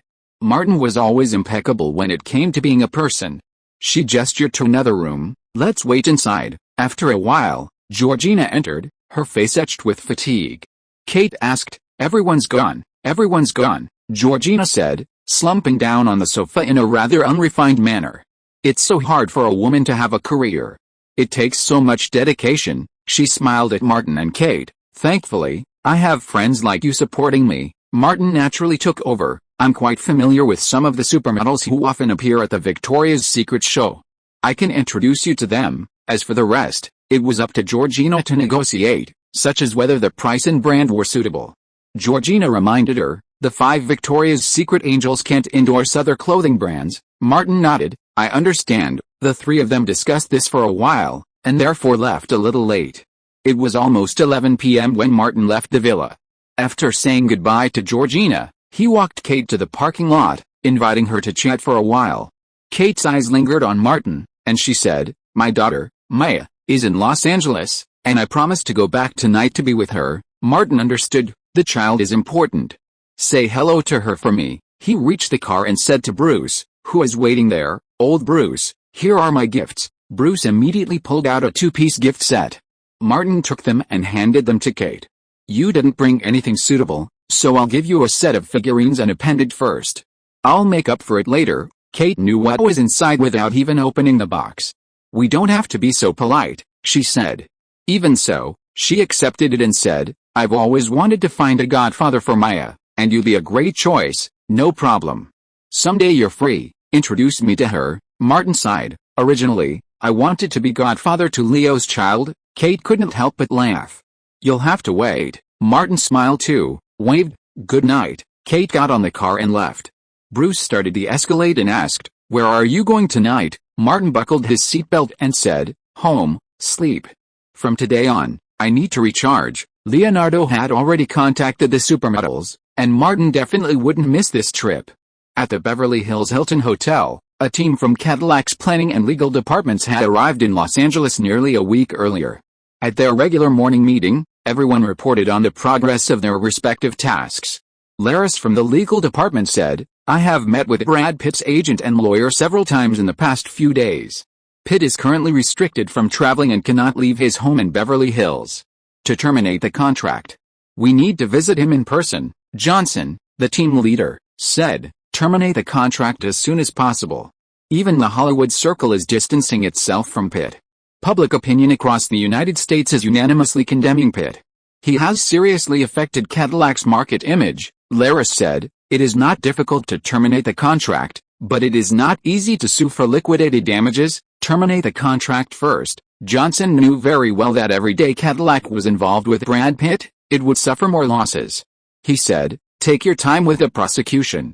There's no need to rush, Laris responded. I'll resolve it as soon as possible. Johnson looked at Michelle from the planning department and asked, what do you think about the new spokesperson? Michelle said, someone recommended Matt Damon to me.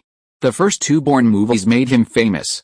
If nothing unexpected happens, the 3rd movie, which will be released next year, will also be a success. Someone immediately objected. Damon's image is average, especially his appearance.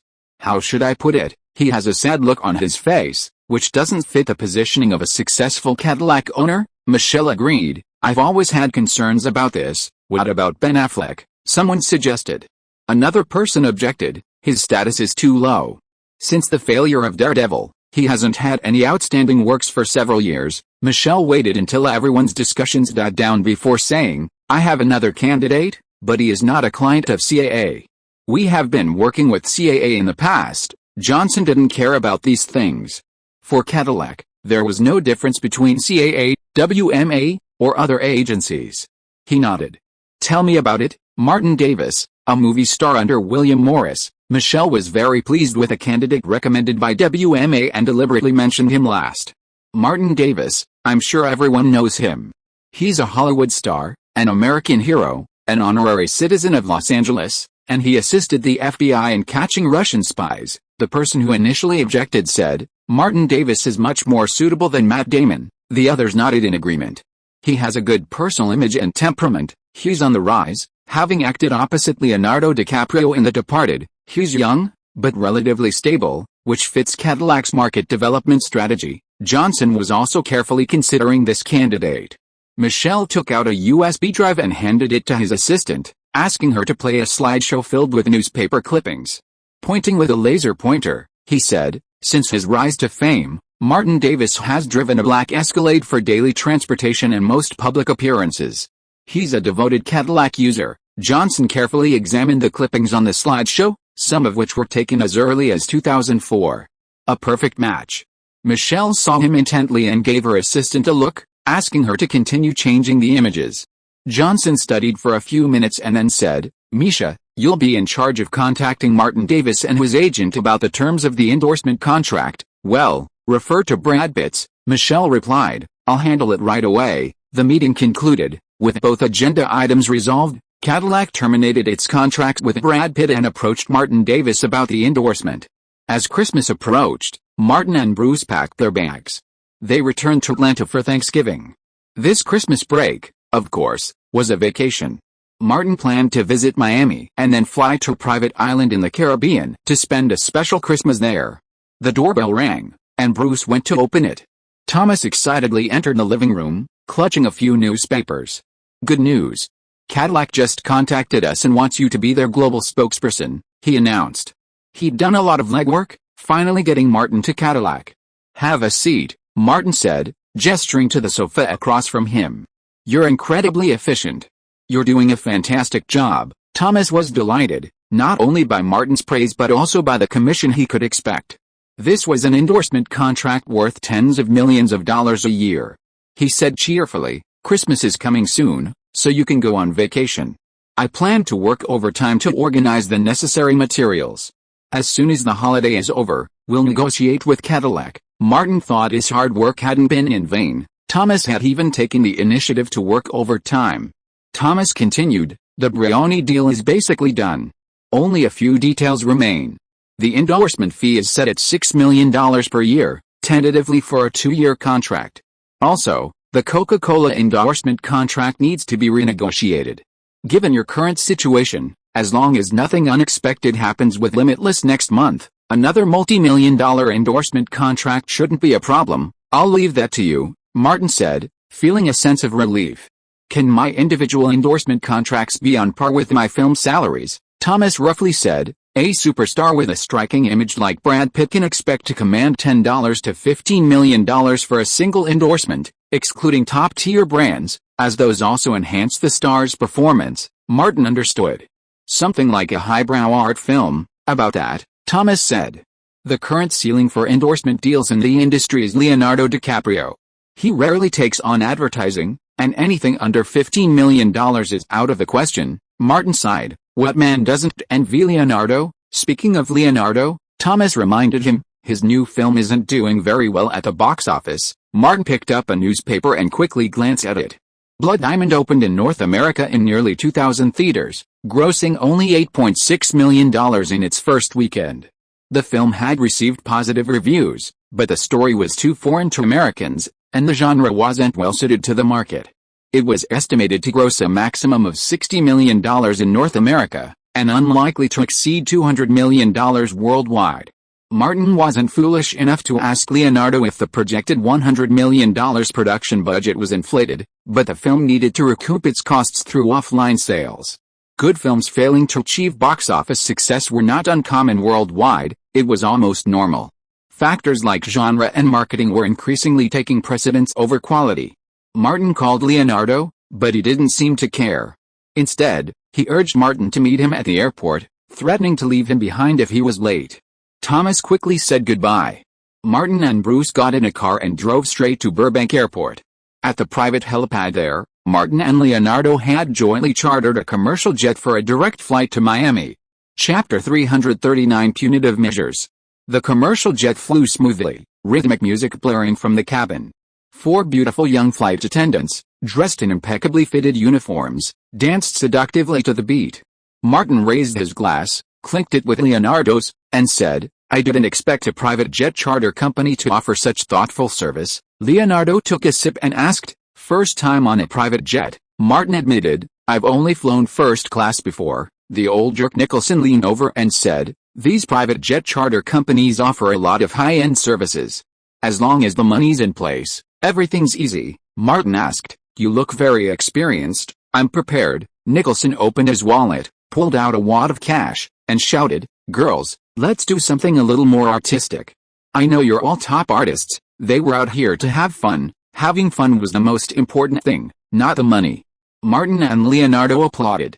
The flight attendant unbuttoned her uniform to the beat of the music, and her uniform flew through the air. Martin grabbed it and smothered Leonardo in the face. Nicholson poured Martin and Leonardo drinks, and the three of them toasted together over their artistic feast.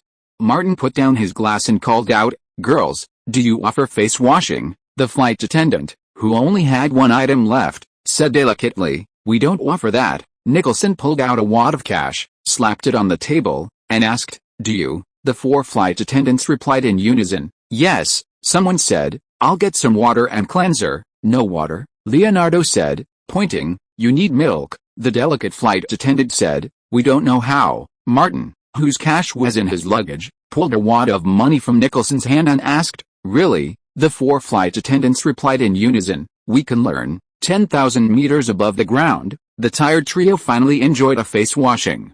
The cleanser was clearly superior to the one at the nightclub, soft, refreshing, and invigorating. Unfortunately, a gust of turbulence forced them to stop. Amidst the turbulence, Nicholson shouted to Martin, "Have you ever had sex in midair?" Martin replied, "No, you're so behind." Nicholson said dismissively, "Catch up later, or Leo and I will fire you." Martin suddenly remembered that the private island would require a helicopter ride. Perhaps while there, he could invite any supermodels he'd like to join him. He asked Leonardo, who was sitting next to him, "Aren't you an environmentalist? How dare you have sex on a plane?" Leonardo replied, "Can't I have sex with the head of an environmental organization on a plane? Isn't that environmentally friendly?" Martin was speechless. These wealthy and freelancers really know how to have fun. The commercial jet arrived safely at Miami Airport. In the presidential suite on the top floor of a nearby hotel, the trio met everyone who had attended Alessandra Ambrosio's bachelorette party. After this year's Victoria's Secret fashion show, Gisele Bündchen ended her long-standing partnership with Victoria's Secret, terminated her Angel contract, and went solo. With Heidi Klum aging, the title of Victoria's Secret Angel naturally fell to Ambrosio. This time, Ambrosio held a pre-wedding party with 18 models in attendance. Standing at the entrance to the presidential suite, Martin spotted many familiar faces: Heidi Klum, KK, Adriana Lima, Angela Lindwall, Miranda Kerr, Erin Heatherton, Doutzen Kroos, Isabel Goller, Caroline Tristani, and many more. The crowd was even larger than last time. Heidi Klum spotted Martin at a glance and came over to accuse him. "Have you been avoiding me?" Martin spread his hands. "Hey, Heidi, why should I hide from you?" Angela Lindwall walked over, put her arm on Martin's shoulder, and said, "Of course I feel guilty." Heidi was dissatisfied. "You attended my bachelorette party but not my wedding. I'm disappointed and sad." KK followed Angela and suggested, "Heidi, how about we stay here? Angie and I will hold him down, and you can use whatever means you have." Martin looked around at the three sluts and said, "Your memory is too bad. You have forgotten the fear of being dominated by me last time." Angela zipped down her zipper. "Would we be afraid of you?" She pointed behind her. "Look at our sisterhood. We said when we came here that if you can't do it, you don't have to come back. Just dig a hole on the island and bury him." As war loomed, Ambrosio leaped onto the living room table and clapped his hands vigorously. "Stop all of you, you sluts. You've been so horny until we get to the island." She suddenly reached down and said, "Sisters, don't forget our agreement." A nearby blonde girl handed Ambrosio two objects. Ambrosio held them aloft. One was a 30-centimeter-long clown sculpture, clearly modeled after Martin. The other was a glass bottle filled with green liquid. The label read, "Fengaojing." Ambrosio waved the two objects in his hands and outlined the punishment. "You've all experienced them. If anyone cheats before we get to the island, all the sisters will take turns using these against her." Martin stared at the two objects in Ambrosio's hands, stunned. He hadn't remembered to give the supermodels souvenirs. "Okay," Leonardo agreed.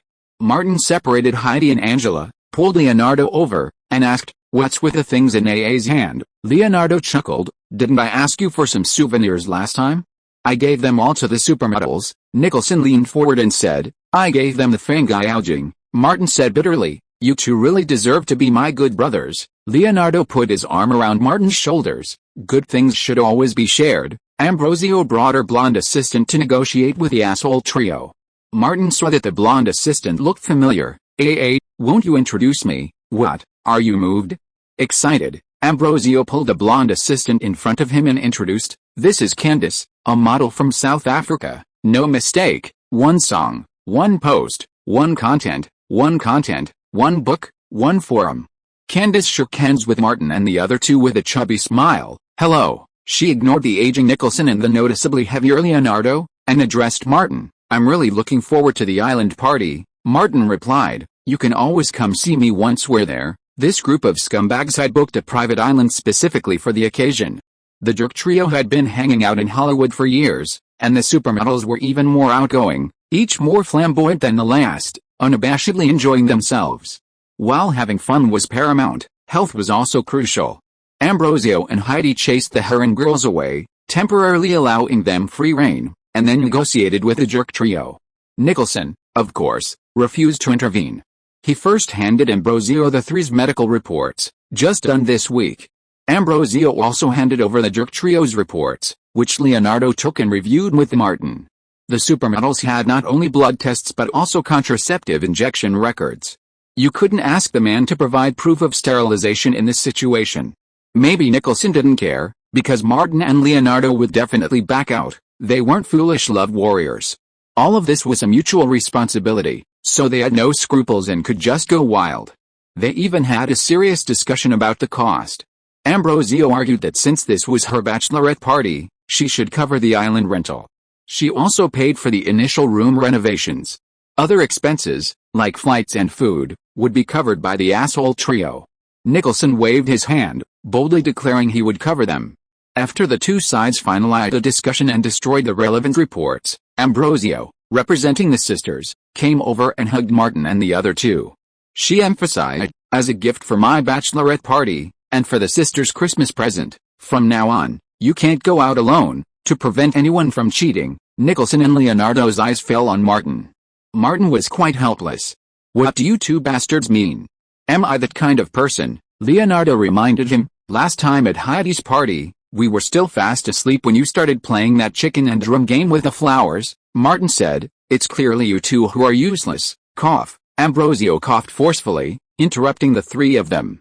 He said, "To prevent a repeat of last time and to protect Martin from getting beaten up, I've had a nutritionist create a high-protein meal for you three. You're sure to love it." Martin stepped forward and hugged Ambrosio again. "My dear, you're so thoughtful," Leonardo asked. Who's getting married next?" Ambrosio laughed. "I'll definitely invite you to my bachelorette parties." Her eyes fell on Martin. "It's mainly you.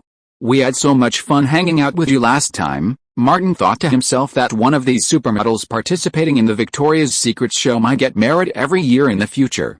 A good man like him, of course, deserved to send wedding blessings. Billions of sincere blessings. Is there any blessing that is more sincere than this? Both sides rested well in the hotel for a night. Apart from drinking together, they abided by their agreement and did not cross the line. After all, once you are on the island, you can go as crazy as you want. The next morning, 3 passenger helicopters flew to the rooftop platform of the hotel. A group of more than 20 people left Miami by helicopter and came to a private island south of the Florida peninsula. Martin had communicated with Ambrosio long ago, and some rooms on the island were specially renovated to meet the needs of the party. After arriving on the island, including chefs, housekeepers and security personnel, all rushed to the east side of the island. The entire southwest was left with only the regular crowd. Chapter 340. New play, new role, and new studio. The train arrived and the doors opened. Martin Davis, a career elite, hurried into the train, carrying a black briefcase and finding an empty seat. She sat down, seemingly in a hurry, frequently glancing at her watch. Just as the doors were about to close, the clacking of high heels filled the air. 8 professional women, some dressed in dresses, some in blazers, some in NYPD uniforms, and some in flight attendant uniforms, entered the train. They were tall, their makeup exquisite, and their work attire beautifully designed, perfectly fitted and accentuating their curves. Carolina, in a lavender flight attendant uniform, and Angela Lindwall, in an NYPD uniform, sat on either side of Martin. Across from them, the domineering CEO, Ambrosio, and her assistants, Candace and Dowdson, occupied another row of seats. With no seats left, Heidi Klum, Miranda Kerr, and Isabel, stood in the train, holding onto the handrails. The train started, swaying slightly.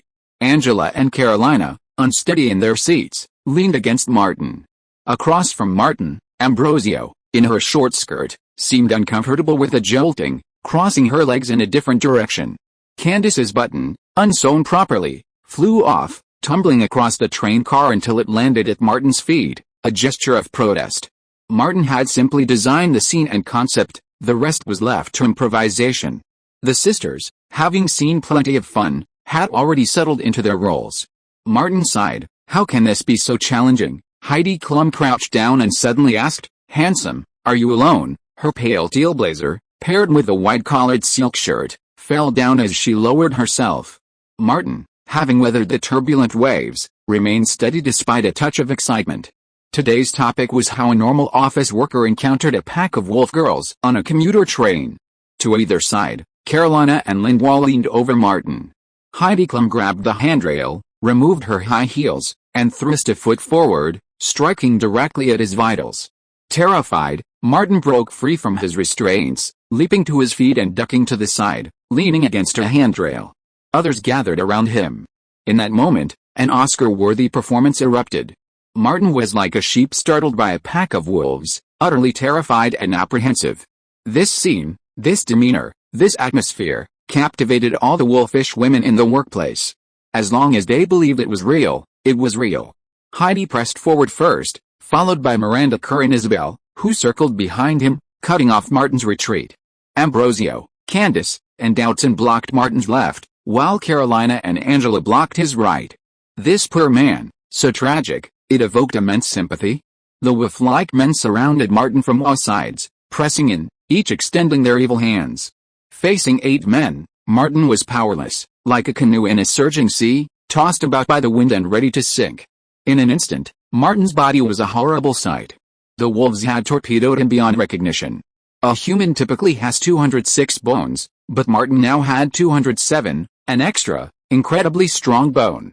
Facing the scoundrels who had missed her wedding, Heidi rushed first, plunging into the towering pillar.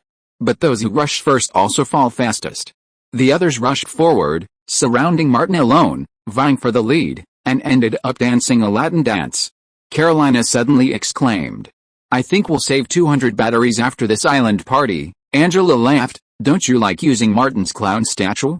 That thing has a manual operation." Candace pushed them both aside and shouted, "My turn, my turn." The tram car then began to shake violently. The special design and renovation perfectly simulated the real scene, adding a touch of interest. The lobby of another vacation villa had been transformed into a strict old-fashioned church school classroom. Leonardo, dressed in school uniform, sat at his desk, facing the lecture of several female teachers. Students who didn't work hard and failed multiple courses were punished by the teachers. Leonardo trembled with fear every 11 seconds. He was eventually brought to justice.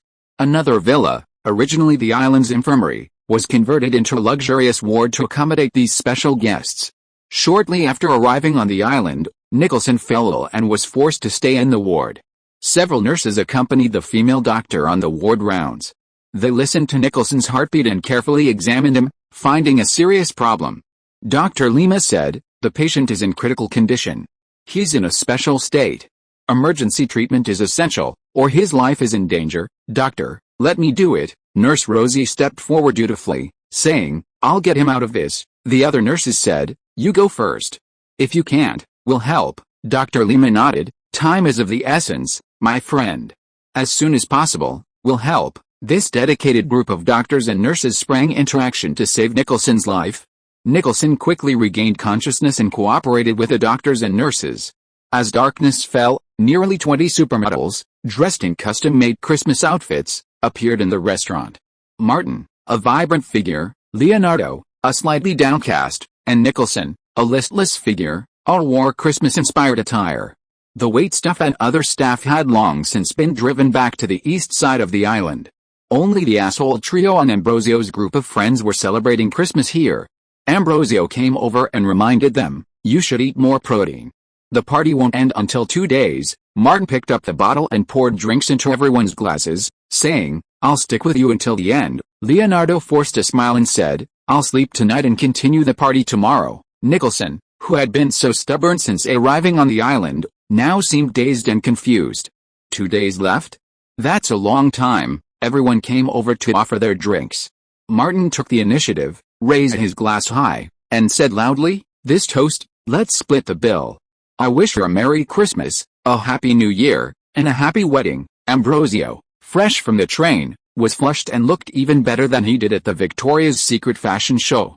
He said, "Martin, I feel the sincerity of your blessing today. I accept it." Leonardo blew a whistle, and Angela and Carolina responded. Martin tapped his glass and asked, "Do you want to make AA happier?" "Yes," the others shouted in a cacophony. Everyone looked at Martin and Ambrosio, waiting for Martin to bless Ambrosio. Martin raised his glass and said, "Then let's drink it all." Leonardo couldn't help but wave his hand. Tisk. The others were also dissatisfied, shouting, "Martin, if you don't bless, how can AA be happy?" Martin downed his glass in one gulp. Ambrosio immediately drank his glass as well.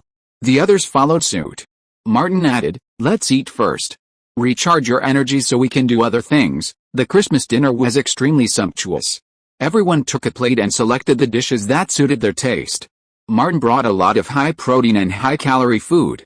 After sitting down, he found that Nicholson opposite him was not in good spirits, so he asked, "If you can't do it, don't force it." Nicholson retorted, "Who can do it?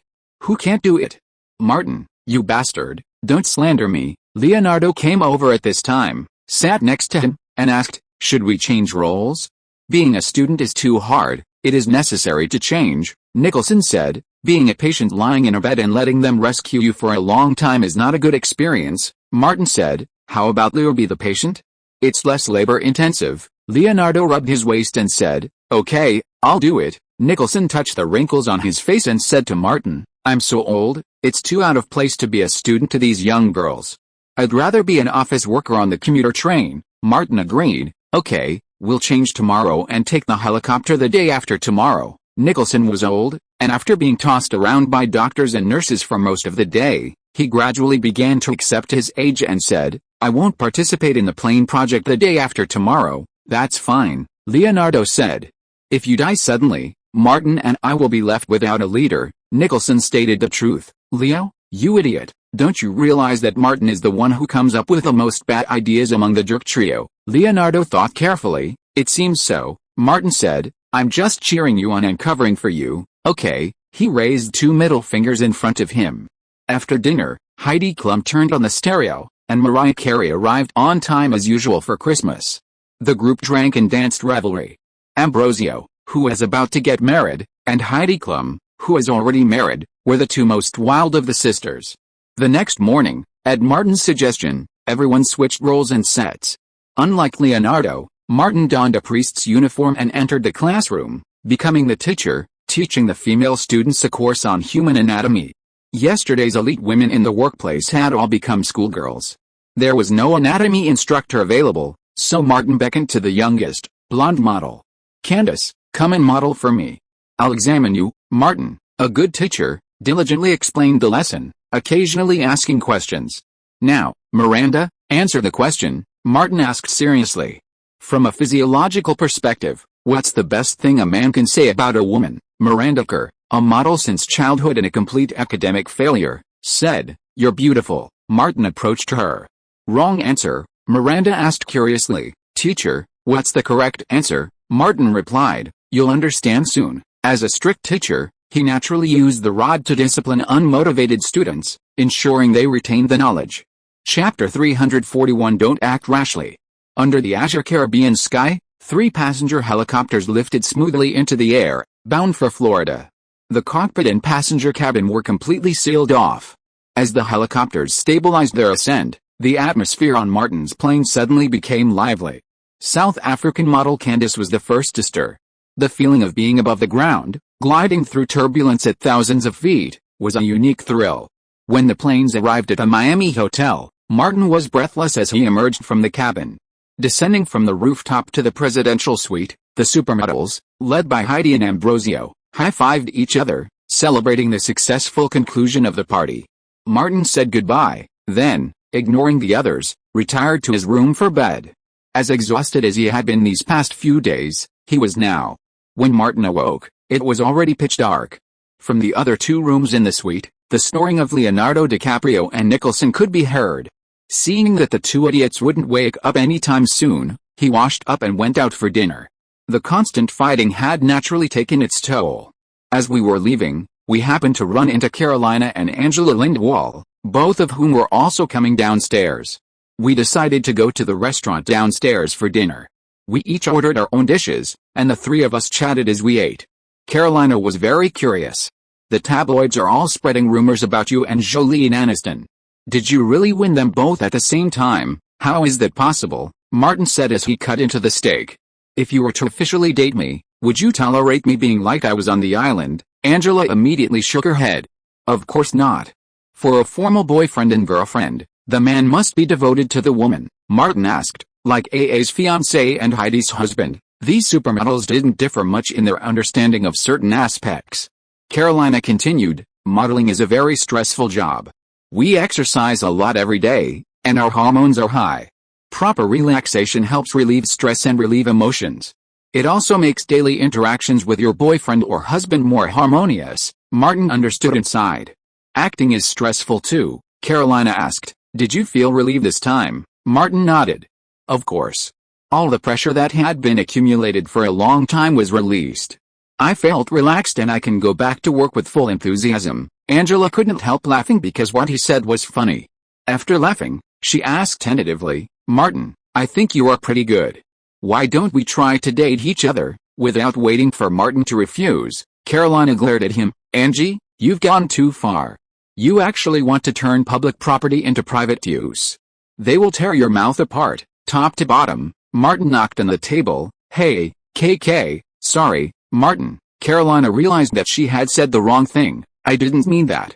It was just a metaphor. Martin nodded. I know. Angela could see that Martin had no intention of dating her officially, so she could only say, when I go to Los Angeles, you have to be responsible for receiving me. This reminded Martin of Georgina, and he replied, no problem, I will introduce you to people in the Los Angeles fashion circle. Carolina quickly followed up, don't forget me. Martin replied, of course, I will receive each of you in the most enthusiastic way. Before the meal was over, Martin received a call from Leonardo.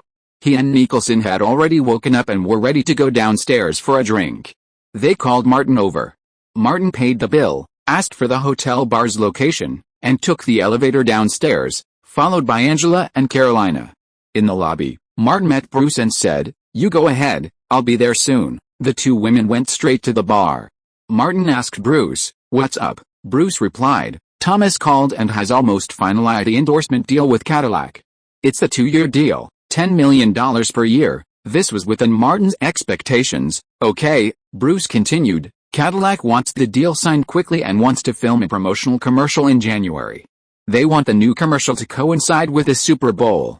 They're also planning to sponsor the cast and crew's cars for the premiere of Limitless. Martin said directly, tell Thomas to have someone from Cadillac talk to the crew. Bruce said, I'll call Thomas back. Martin finished his instructions and headed towards the bar.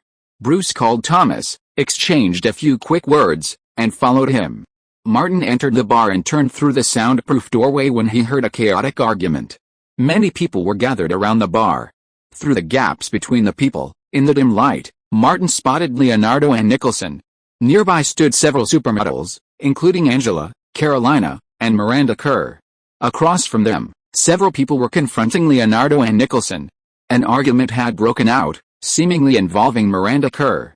Leonardo had placed her behind him. The leader of the opposing group was arguing with Leonardo, and it looked like a fight was imminent. Although he was the last of the three jerk-like individuals, Martin was unwavering in his actions. He strode towards them, shouting to those blocking the aisle, make way, make way. Passing the bar, Martin spotted bottles of Coke on the counter and grabbed one, making his way through the crowd. Bruce, standing behind him, took out a dollar bill and placed it on the bar. Orlando Bloom was arguing with Leonardo, spewing out all sorts of obscenities. Miranda, have you forgotten the promise you made to me after the Victoria's Secret show? Come here. Orlando Bloom saw Leonardo blocking his way and said, damn it. You're ruining someone else's love. Leonardo stood in front of Miranda Kerr and said, shut up. Get out of here. Miranda rejected you, don't keep pestering her. Orlando pointed at Leonardo and said, fuck you. You shameless third party. Nicholson glanced at Orlando. He only recognized Viggo Mortensen to his left. The two men behind him were strangers. There were 4 men on the other side, only 2 on his side. What if a fight broke out? Nicholson quickly turned off his phone's recording and prepared to dial Martin. Before he could press a button, Martin separated Carolina and Angela and strode over. Unrelated sentence fragment. 1691. Seeing the bottle of Coke Martin was holding, Nicholson felt instantly relieved. The old bastard had returned to his true nature, his phone switching back to recording. Martin patted Leonardo on the shoulder, stood beside him, and said to Orlando Bloom, "Hey, men, don't get too aggressive. It could easily lead to a fight." "Fuck you." Orlando instinctively wanted to curse. Martin raised the Coke bottle and rubbed it against his scalp, as if scratching an itch. Orlando's words died in his throat. His eyes fixed on the bottle of Coke. New to the bar, he hadn't had much to drink, so his mind was clear. He knew who the person across from him was and what they had done. Leonardo's back suddenly straightened, his body stiffening. "Get out of here. Stop bothering my companions." Across from them was not only Malonker, but also models like Carolina, Angela Lindwall, and Erin Heatherton. Orlando didn't want to give in and was about to speak again, but Viggo Mortensen pulled him back. The actor, known for his playful persona, quickly stepped between Orlando and Leonardo, his gaze fixed on Martin. "It's just a little verbal altercation, no need to make a big deal out of it, right?" Martin put down his Coke and said, "I'm here to mediate." Orlando tried to speak again, but Viggo Mortensen swung his hand back, hitting him, and kept saying, "You guys keep going. We're in a hurry. We need to leave." Leonardo glared at Orlando with disdain. Martin raised his Coke again. Viggo Mortensen's gaze tightened, but he didn't look away, leaving Orlando Bloom facing the Coke King. Martin reached out, took the bottle opener Bruce offered him, popped the Coke open, took a sip, and said, "Bottled Coke is still best." Viggo Mortensen took 2 steps back with Orlando and quickly left. "Okay, everybody, stop blocking the passage," Leonardo shouted like a winner. "Give everyone a glass of golden whiskey, I'll pay." The people in the bar cheered loudly. Orlando and the other 3 hadn't left the bar yet, but when they heard the voice, they turned around to look. Viggo Mortensen was fine. Orlando gave Leonardo and Martin a hateful look, but at this moment, he could only endure it. On the other side, Martin sat down and slowly drank his Coke. Several women stared at Martin with burning eyes, and Carolina even called the waiter and ordered a bottle of iced Coke for each of them. Nicholson turned off the video on his phone in great disappointment, and said dissatisfiedly, "Martin, do it. I'm waiting to earn my pension by selling news." Hearing this, Angela and Carolina almost choked. Martin ignored him and asked, "What's going on?" Leonardo glanced at Miranda Kerr. "As soon as we came in, that idiot came over and tried to take Kerr away." Kerr refused, but he kept pestering her. "None of these supermodels are easy to deal with." Miranda Kerr said, "After the Victoria's Secret show, I talked to him for a while and accepted the flowers he gave me. I thought the audience liked my show, so I went backstage to give them flowers.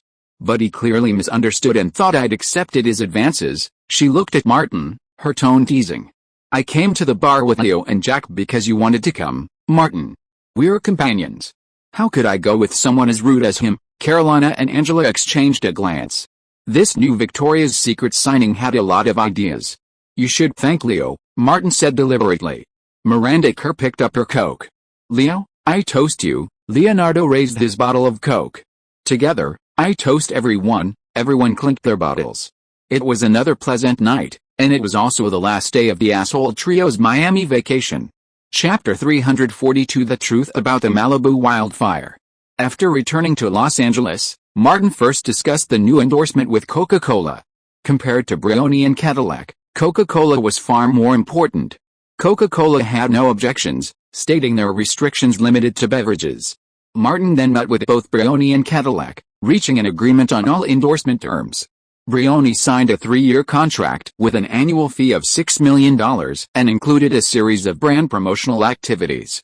Cadillac signed a 2-year contract with an annual fee of $10 million, with a first commercial scheduled for January.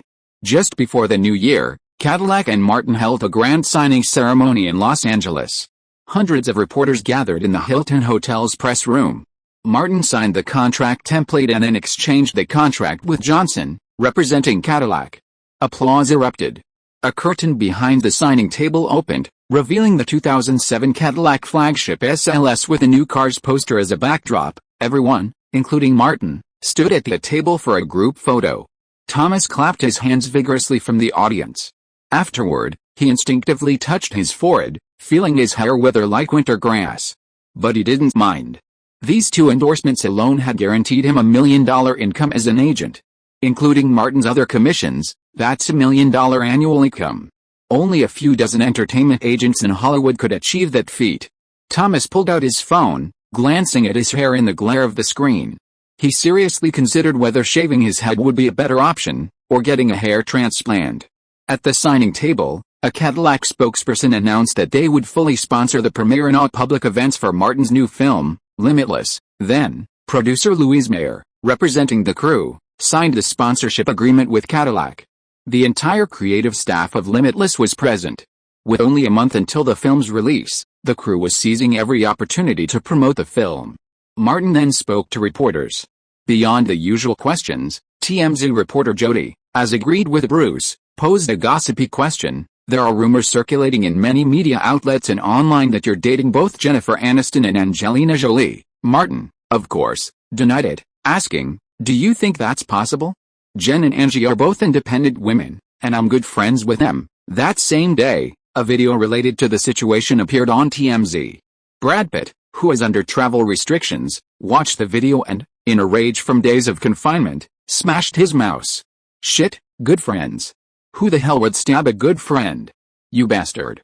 Martin, you bastard, I'm going to kill you." He hadn't groomed himself in days, and his beard was unkempt, his hair greasy, and he looked like a rabid dog.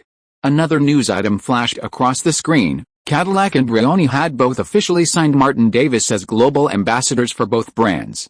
Seeing the photo of Martin posing in front of Cadillac's flagship SLS, Pitt felt worse than death.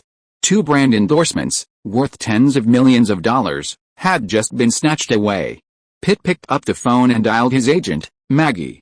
When the call was connected, he announced, "I'm suing Cadillac for unilateral breach of contract." Maggie advised, "Forget it, Pitt. You'd better keep a low profile." With so many people announcing the two, even directors and screenwriters are joining the movement. Jumping out now will only incur greater backlash. Lay low and wait for your chance, Pitt hung up. With so many stars and directors under his wing, from Meryl Streep to Cate Blanchett to Nicole Kidman, joining the Me Too movement, CAA was already considering dropping Pitt. Amid the frenzy of the Me Too movement, 2006 quietly passed, and 2007 once again confronted Martin. He took advantage of the New Year's holiday to take a well-deserved break. Coincidentally, the Cody community was organizing a New Year's fireworks display. Martin and Bruce made a special trip to New Chinatown and bought a large batch. Then they went to the hardware store. The two bought a batch of steel pipes and tools. Back home, they immediately got to work on their DIY projects. Martin wasn't quite as skilled, but Bruce was quite capable. He primarily pitched his ideas, and Bruce then took charge of the construction. After 2 days of work, they had modified a vast array of fireworks and the tools needed to set them off. After a quick test in the yard and confirming the results, Martin called Leonardo and Nicholson and said, "I'm having a fireworks show tonight. Come join us." The mention of fireworks immediately reminded them of the mortars at Pinewood Studios, and they both agreed. As soon as it got dark, Leonardo and Nicholson drove over to Martin's location. Bruce had already loaded all the modified items into the bed of his pickup truck.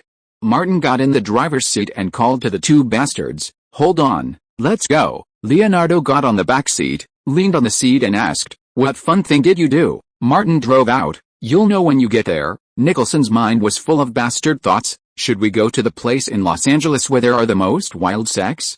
"I know where it is, a few mountains in Malibu." Martin was surprised. "Why go to that kind of place?" Nicholson said, "Of course it's to launch fireworks, scare those bastards having wild sex, make the men's sponges tear, and the women all have cramps." Martin retorted, "I'm not you, how could I do such boring things?" Nicholson was angry. "Who did those messes at Pinewood Studios? Didn't you and Meryl do it?" Martin asked Leonardo. "Am I remembering correctly?" Leonardo said seriously, "Yes, it was Jack and Meryl who did it. The media reporters reported it." Nicholson was very angry, and the consequences were serious. "If you do something bad again in the future, don't think of letting me take the blame for you," Martin said. "Look at the fireworks this time before you say that." The pickup truck arrived at the community square. Martin briefly exchanged words with Harold from the community committee before pulling into the cargo area. Aniston, who had been scheduled to meet him earlier, also arrived. As darkness fell, hundreds of people gathered in the vast square. The community had prepared fireworks, and some homeowners had brought their own, setting them off in the designated area. Martin and his two companions moved several fireproof boxes to the edge of the area, pulled out a pack of sparklers, and gave them to Aniston. Aniston lit one, attracting many children. Martin then brought another large pack and said, "These are the neighborhood kids. Share them with them." Aniston didn't like children, but handing out sparklers was easy. A group of children, waving lit sparklers, circled Aniston. Joy was contagious. And Aniston suddenly realized how adorable these children were. But her attention was quickly drawn to the jerk trio. Martin opened the box and pulled out a thick iron pipe, stuffed with several slender firework tubes. Leonardo also took one and asked, "What's that new thing?" "It looks a bit like a Gatling gun." Martin smiled and said, "It's called a Gatling gun." He and Old Bull searched Chinatown and other fireworks shops but couldn't find a Gatling gun, so they had to modify their own. "Jack, help me light it," Martin said, holding up the Gatling gun. Nicholson came over and lit the fuse. Martin raised the muzzle of the Gatling gun. After a puff of burning smoke, one brilliant firework after another shot into the night sky, like a Gatling gun firing tracer bullets. "This is interesting," Leonardo urged Nicholson. "Jack, light it for me." Nicholson also got interested, ignoring Leonardo and picking up a gun himself, shouting, "You light it first." The two idiots refused to give in. Aniston brought over a heart-shaped sparkler and said, "I'll light it for you." She used the sparkler to help the two idiots light the Gatling guns. Nicholson, like a quirky grandpa, yelled and fired his Gatling gun into the air. It was a romantic feeling only a man could experience. Martin's Gatling gun burned out, and he replaced it with a new one. Aniston came over to light it. Martin asked, "Want to try?" Aniston shook her head. "It's more beautiful to watch. Fireworks are for viewing, not for setting them off." Before he finished setting off his current one, a few people approached, asking, "Your fireworks?" Nicholson, who had just fired an empty one, automatically replied, "We're selling them, $50 each." The man paid for two. The commotion attracted quite a few people, and seeing the fireworks being sold, more people gathered. Nicholson, the old bastard, was shameless in his pursuit of happiness, selling the fireworks Martin and Bruce had made. He didn't make much money, but there was a unique sense of satisfaction in selling someone else's goods and collecting the money himself. He also took the time to say to Martin and Aniston, "I'll treat you later, go wash your faces." Aniston was confused. "Wash your face? Do a beauty treatment," Martin said. "Don't listen to Jack, he's not a good person." The three of them put out and sold, and the boxes were soon empty.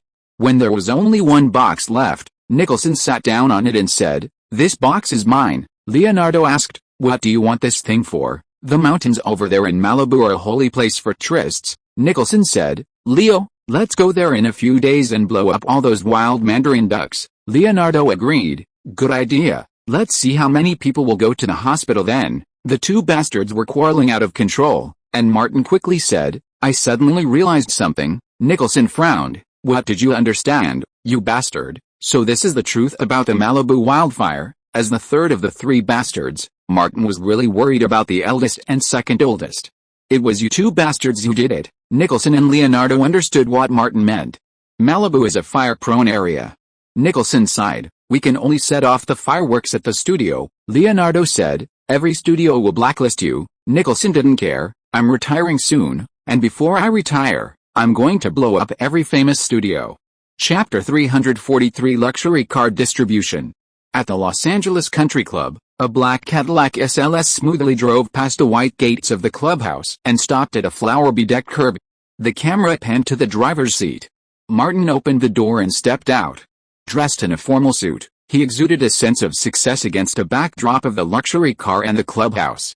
Director Joseph called from behind the monitor, "Cut, this take is through." A driver drove the car to the clubhouse entrance. The crew also moved to the entrance, where filming was already underway. Martin changed clothes in a trailer and returned to continue filming. There were not only videos but also print ads. Although Cadillac is a luxury American brand, it doesn't focus on the high-end market like Brioni. They requested a quick filming schedule to coincide with a Super Bowl spot in early February. The commercial, featuring Martin and his car, would be featured on the American Spring Festival Gala. This was also excellent publicity for Martin. With Cadillac's $10 million annual endorsement fee, Martin fully cooperated, striking every pose the photographer requested. After finishing the shoot, he applied makeup. The Cadillac SLS pulled up in front of the clubhouse. Martin took a key and entered the clubhouse lobby. Director Joseph reminded him to move, watch the camera and the key. Martin raised the key. The crew was ready, and at Joseph's command, filming began again. Martin emerged from the clubhouse, took out the key, and pressed it against a car, flashing its lights. The cameraman following him captured a close-up. Joseph shouted, "This one's done. Back to the spot."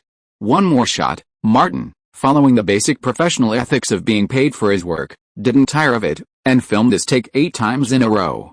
Around 4:30 p.m., the commercial and photo shoots were complete. Martin removed his makeup, changed his clothes, and got into a Cadillac SLS, heading straight for Burbank. This was one of several new cars Cadillac had sent him. Besides being for Martin's public use, he could also give it to friends and family. His agent, Thomas, was waiting in the car. Martin produced a pair of car keys and handed them to Thomas. "The car is at the Cadillac dealership. Go pick it up yourself," Thomas asked. "You gave me the car," Martin replied. "You secured the endorsement deal, so you deserve one, too." This bonus, in addition to his agent's commission, warmed Thomas's heart. Compared to those celebrities who needed to be coaxed and deceived after achieving fame, Martin was truly a rare and valuable client. Thomas put away the car keys. Bruce also had a car just for him. Martin also left one for Mean, but Mean was filming out of town and wouldn't be returning to Los Angeles for the time being. Thomas glanced at his watch and said, "The preview is over." Today was a preview for theater managers and media for Limitless. Because he had to film a Cadillac commercial, Martin could only attend the evening reception. The car entered Burbank, and Bruce turned onto the road leading to the Burbank Hotel. Martin opened the car's insulated box and pulled out a pizza. He opened it and placed it on the middle armrest of the backseat, picked up a slice, and said, "We don't have time for dinner. Drinking is inevitable at parties, so eat a little first. Don't drink on an empty stomach." "That's thoughtful of you," Thomas said, picking up the pizza and digging into it. Martin ate the pizza, rinsed his mouth with mineral water, sprayed some breath freshener, and adjusted his clothes slightly in the mirror. When dealing with those nitpicking critics, every detail counts. Many critics are narrow-minded, and if they feel disrespected, they'll use their pens to vilify them for the rest of their lives. Martin might not care about them in the future, but right now, he needed these guys to lead the charge with their articles and attract more attention. The car stopped at the hotel entrance, and Martin and Thomas got out. As they entered the lobby, they saw Louise. She was wearing a woman's suit and black-rimmed glasses. When she saw Martin enter, she waved gently. Martin went over there and asked, "How was the preview?" Louise wasn't one to joke about such serious matters, so she said, "It was very good." She took Martin's arm and said, "Let's go to the banquet hall and chat as we walk." Martin walked leisurely to the elevator. Louise said, "The 38 journalists who attended the preview gave it an average score of 84. The commercial ratings from theater managers were even better, with an average score of 94. The latter ratings aren't based solely on film quality, they take market factors into account. The ratings directly impact the level of support from theaters during negotiations between distributors and theater chains. Over the past decade, there have been countless examples of good films failing at the box office, while bad films are huge sellers." Martin then asked, "What about the fans?" This question actually brightened Louise's mood. She said, "A+, that's great news." Martin smiled. As for the critics, he didn't ask, and Louise didn't say anything either. Going upstairs to the hotel banquet hall, Martin immediately adjusted his demeanor, mingling with the reporters and critics, occasionally toasting with them. As always, he showed great respect for the critics who attended the previews, always listening to their opinions and discussing lofty artistic topics with them. Before the new year, the Oscar nomination ballots had already been sent out, and Martin needed these people to continue to promote him. Martin took the initiative to contact Kenneth Turan, the chief film critic of the Los Angeles Times. "I just saw the preview, and your acting is as outstanding as ever, compared to the film." Turan was more concerned about Martin and his role. "You played the transformation from destitution to success very well," Martin said. "Thank you for the compliment. Maybe it's my own experience that made me more deeply understand the emotional journey of this transformation." He is never shy about bragging. This kind of change in psychological state is a big challenge, and I think I handled it well. Tehran had just seen the film and was deeply impressed by Martin's role. It's no worse than your role in The Departed.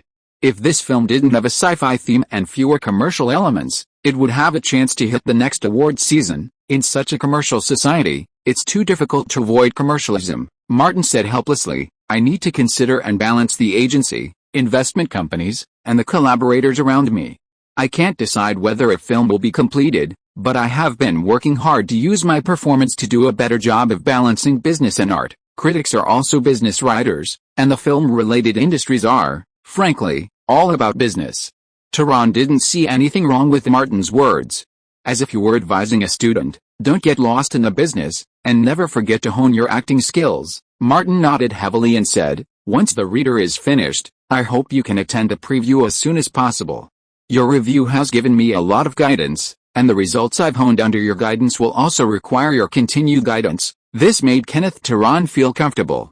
He said, remember to call me. Martin knew what these people liked, and at this stage, he needed them to shout 666. No mistake, one song, one post, one content, 1 book, 1 bar. He ordered a drink from the waiter and shared a drink with Kenneth Tehran. Elsewhere, Aniston finished chatting with a newspaper deputy editor and waited for a moment. Seeing that Martin was alone, she went over. She was excited. The film's been very well received. Martin was confident. Recovering the costs won't be a problem at the box office. Aniston moved closer and whispered, have you seen the news lately? Martin was confused. What news? Griffith Observatory, Aniston said.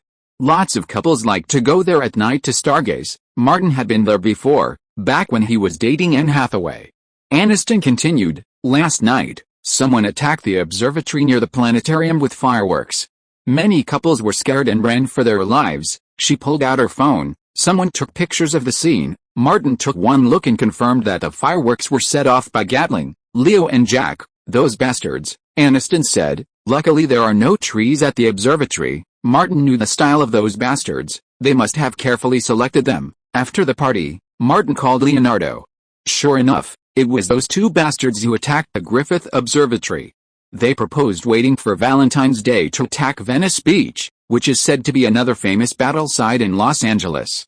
For the next week, Martin threw himself into his work, promoting his new film while also continuing his Oscar PR efforts. As awards season progressed, the results of various Guild and Sentinel Awards were announced, and Martin was nominated for most of the Best Supporting Actor categories. However, the award went to Alan Arkin with an 80% probability. During this time, he attended the Golden Globe Awards. The entire The Departed crew suffered a crushing defeat. Not only did Martin and DiCaprio, who were nominated for acting, not win, but even the Best Picture Drama and Best Director awards went to Babel. However, no one took it seriously, as the Golden Globe and Oscar juries rarely overlap. Then, at the Directors Guild Awards, Martin Scorsese won Best Director. At the Producers Guild Awards, The Departed took home the crown. The Guild Awards of Hollywood professionals are the true bellwethers. Martin was nominated for both awards, but the Best Supporting Actor award went to Alan Arkin from Little Miss Sunshine. Robert De Niro, the supporting actor in Limitless, has been working in Hollywood for decades and has an extensive network of contacts. He tipped Martin off to some information. For last year's critically acclaimed Little Miss Sunshine, the primary public relations award for Fox, the producer and distributor, went to Alan Arkin, who had the most leverage. Alan Arkin's experience rivals De Niro's. Not only leveraging decades of connections but also selling two Manhattan properties he had invested in earlier for public relations. De Niro has played significant supporting roles in hundreds of films and television series, is Jewish, and is now over 70 years old. For a Best Supporting Actor, that's a huge advantage. The Oscars are known for their respect for the elderly and nostalgia. Martin, however, took it easy. After all, his goal was an Oscar nomination. He has more connections than De Niro, a 70-year-old Jewish man versus a 25-year-old non-Jew, over 40 years of experience versus 3 years of experience. Most importantly, Alan Arkin has invested just as much in public relations. Even De Niro, an old man, gave Alan Arkin the top nomination vote. A majority of the Academy's judges are over 60 years old. Just in mid-January, the Screen Actors Guild Awards, a key indicator of the Oscars' acting career, were announced. DiCaprio, aiming for the Best Actor Oscar, did not win, losing to Forest Whitaker, a black actor. Alan Arkin, unsurprisingly, won Best Supporting Actor. However, both Martin and DiCaprio were nominated for 5 different roles in their respective categories.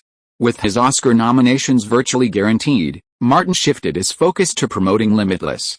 In the final 2 weeks before its release, he moved from city to city, repeating a pattern of flights, hotels, and promotions, traveling from coast to coast, even to the UK and Germany, which opened simultaneously with North America. Promotional efforts were fully mobilized, both online and in other media. Thanks to positive preview reviews, distributor Warner Bros. Secured nearly 3,300 theaters for the film's release.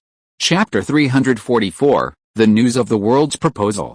The film's story takes place in New York, where the production crew deliberately chose to hold the premiere of Limitless. On premiere day, the weather was unfavorable, with heavy snowfall. The red carpet in front of the Metropolitan Opera House at Lincoln Center for the Performing Arts quickly turned white. The organizers quickly erected a shelter and, taking a page from the Oscars, erected a massive tent in the waiting area. By afternoon, the snow was still falling, but canceling the expensively planned premiere was impossible.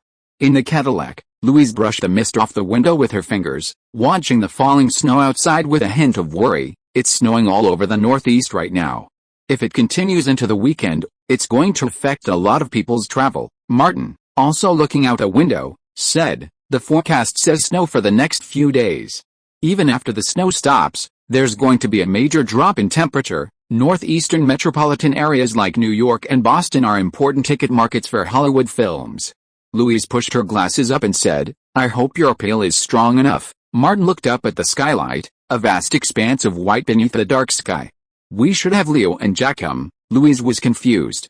Why send your idiot brothers? And another cow, Martin said. They have a secret weapon. Shoot it into the sky. Maybe the snow will stop. He used a Gatling gun to blast him. He remembered from his hometown in a previous life how a general prayed for rain by pulling a cannon to the top of a mountain and firing it into the sky. It was said that the rain soon came. The car pulled into the Lincoln Center for the Performing Arts, waited a moment, and arrived in front of the Metropolitan Opera House. Martin adjusted his suit briefly, flashing his brightest smile. He stepped out of the car and immediately posed for the best photos. Flashes illuminated the gloomy sky.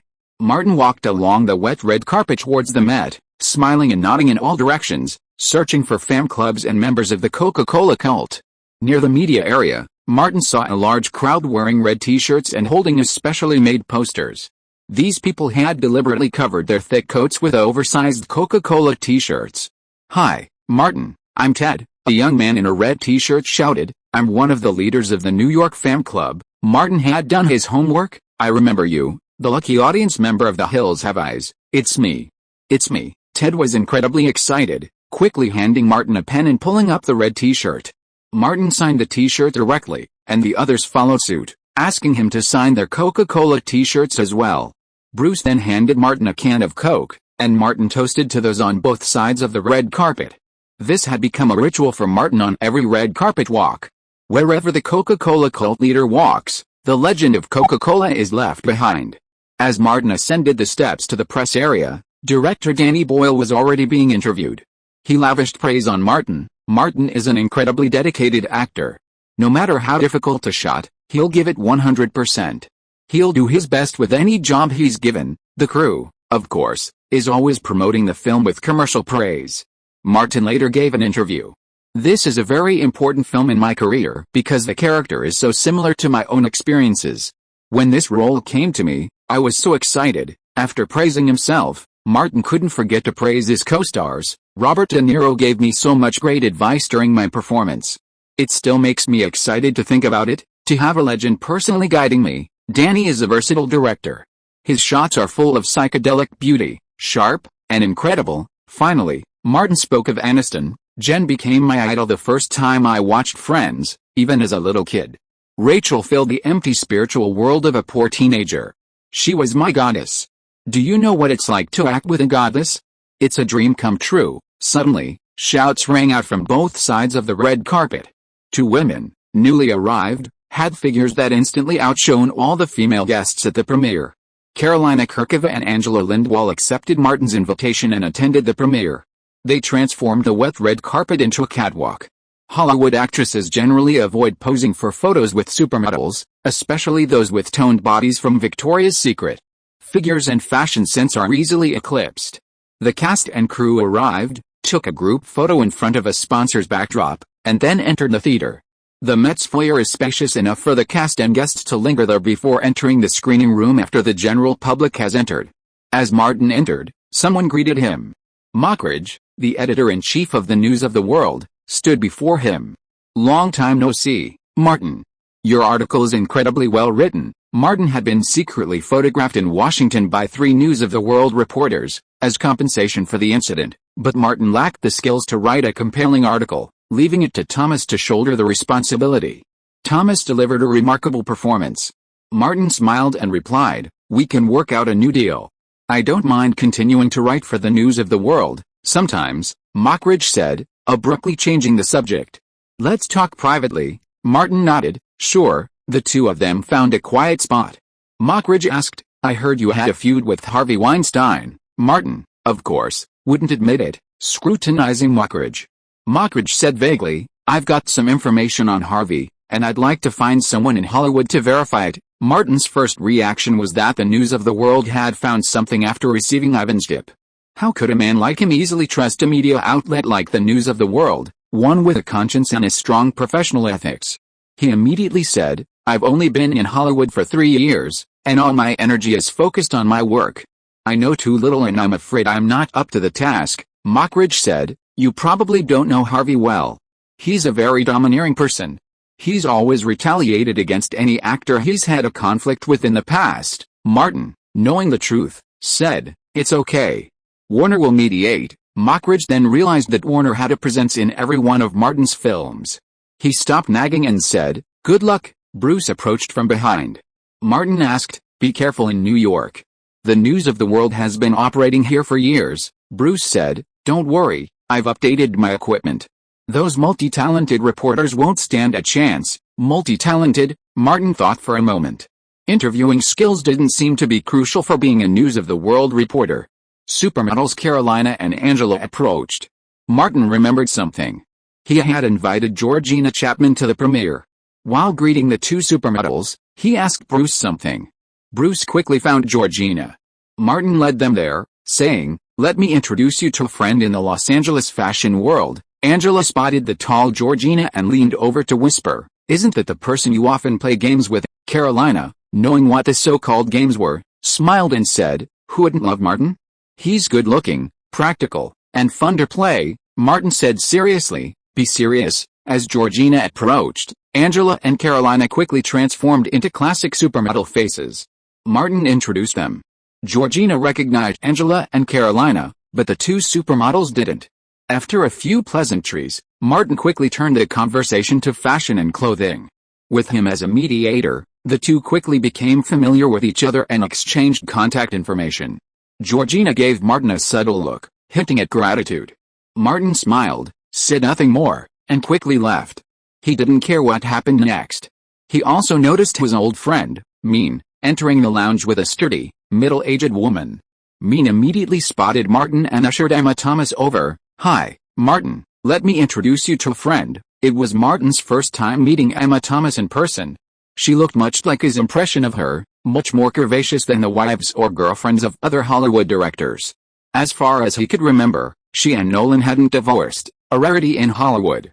Mean, clearly close to Emma, introduced her. "Martin, this is Emma Thomas, a truly remarkable female producer." Martin shook her hand and said, "Last time, we almost worked together." Because of Mean's connections, Emma had a favorable impression of Martin and smiled. "I think we'll have a chance in the future." Emma Thomas briefly interacted with Martin before leaving with Mean. Georgina was chatting happily with Angela and Carolina. As the guests in the lounge headed to the screening room, the 3 of them approached Martin and decided not to go, staying to continue their conversation. Martin followed behind, and when he left, Mean was waiting for him. "Boss, I've got confirmation that Jonathan Nolan has completed the script for the new Batman sequel." Mean had been in frequent contact with Emma Thomas recently and had learned a lot. "They think they'll submit the script to Warner Brothers next month." Martin slowed down and asked as they walked, "Will Bale still play the lead?" Mean said, "Warner Brothers has discussed this with Emma. Given the failures of the previous Batman films and the success of Spider-Man, they're demanding Bale star in the sequel." Martin nodded, "I understand, changing the lead actor in a sequel is a big no-no. Batman Forever's departure from Michael Keaton caused a certain decline, leaving fans dissatisfied with Val Kilmer. Then, with George Clooney in Batman and Robin, the film became a complete disaster. Warner has a tradition of using mysterious methods when adapting DC movies. If you are listening to this novel on a channel other than Fanfic World, it means it was downloaded and re-uploaded without effort. We warmly invite you to visit our channel, Fanfic World. There you will find the original version of this story and many other novels of various genres. We look forward to seeing you dive into a world of incredible novels. Chapter 345 Heavy Snow Can't Stop Box Office. In Los Angeles, at the Face Gang's headquarters, in the VIP room of nightclub, Leonardo DiCaprio, Nicholson, and Wes Craven had just finished a facial and were reclining comfortably on the sofa, savoring the soft, smooth feeling. "It feels like something's missing," Nicholson said. Wes Craven seemed to be asleep, silent. Leonardo continued, "The most asshole is missing." While the most asshole was away, Nicholson asked, "Martin has fucked you and me, but we haven't really fucked him yet, right?" Leonardo said, "Yes, but not successfully." Nicholson suggested, "Next time he's with another woman, we'll set off fireworks at him and make his sponge tear."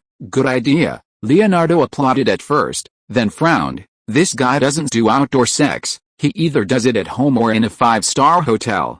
"It's not easy to fuck him," Nicholson said. "Lure him out." He asked, "What is that guy doing now?" Leonardo pointed to the east, New York. "His new film premieres today." Nicholson remembered, Limitless. Wes Craven opened his eyes at this time and said, "This movie is very important to Martin." Leonardo DiCaprio replied, "Indeed, this is the film where Martin can truly carry the box office alone.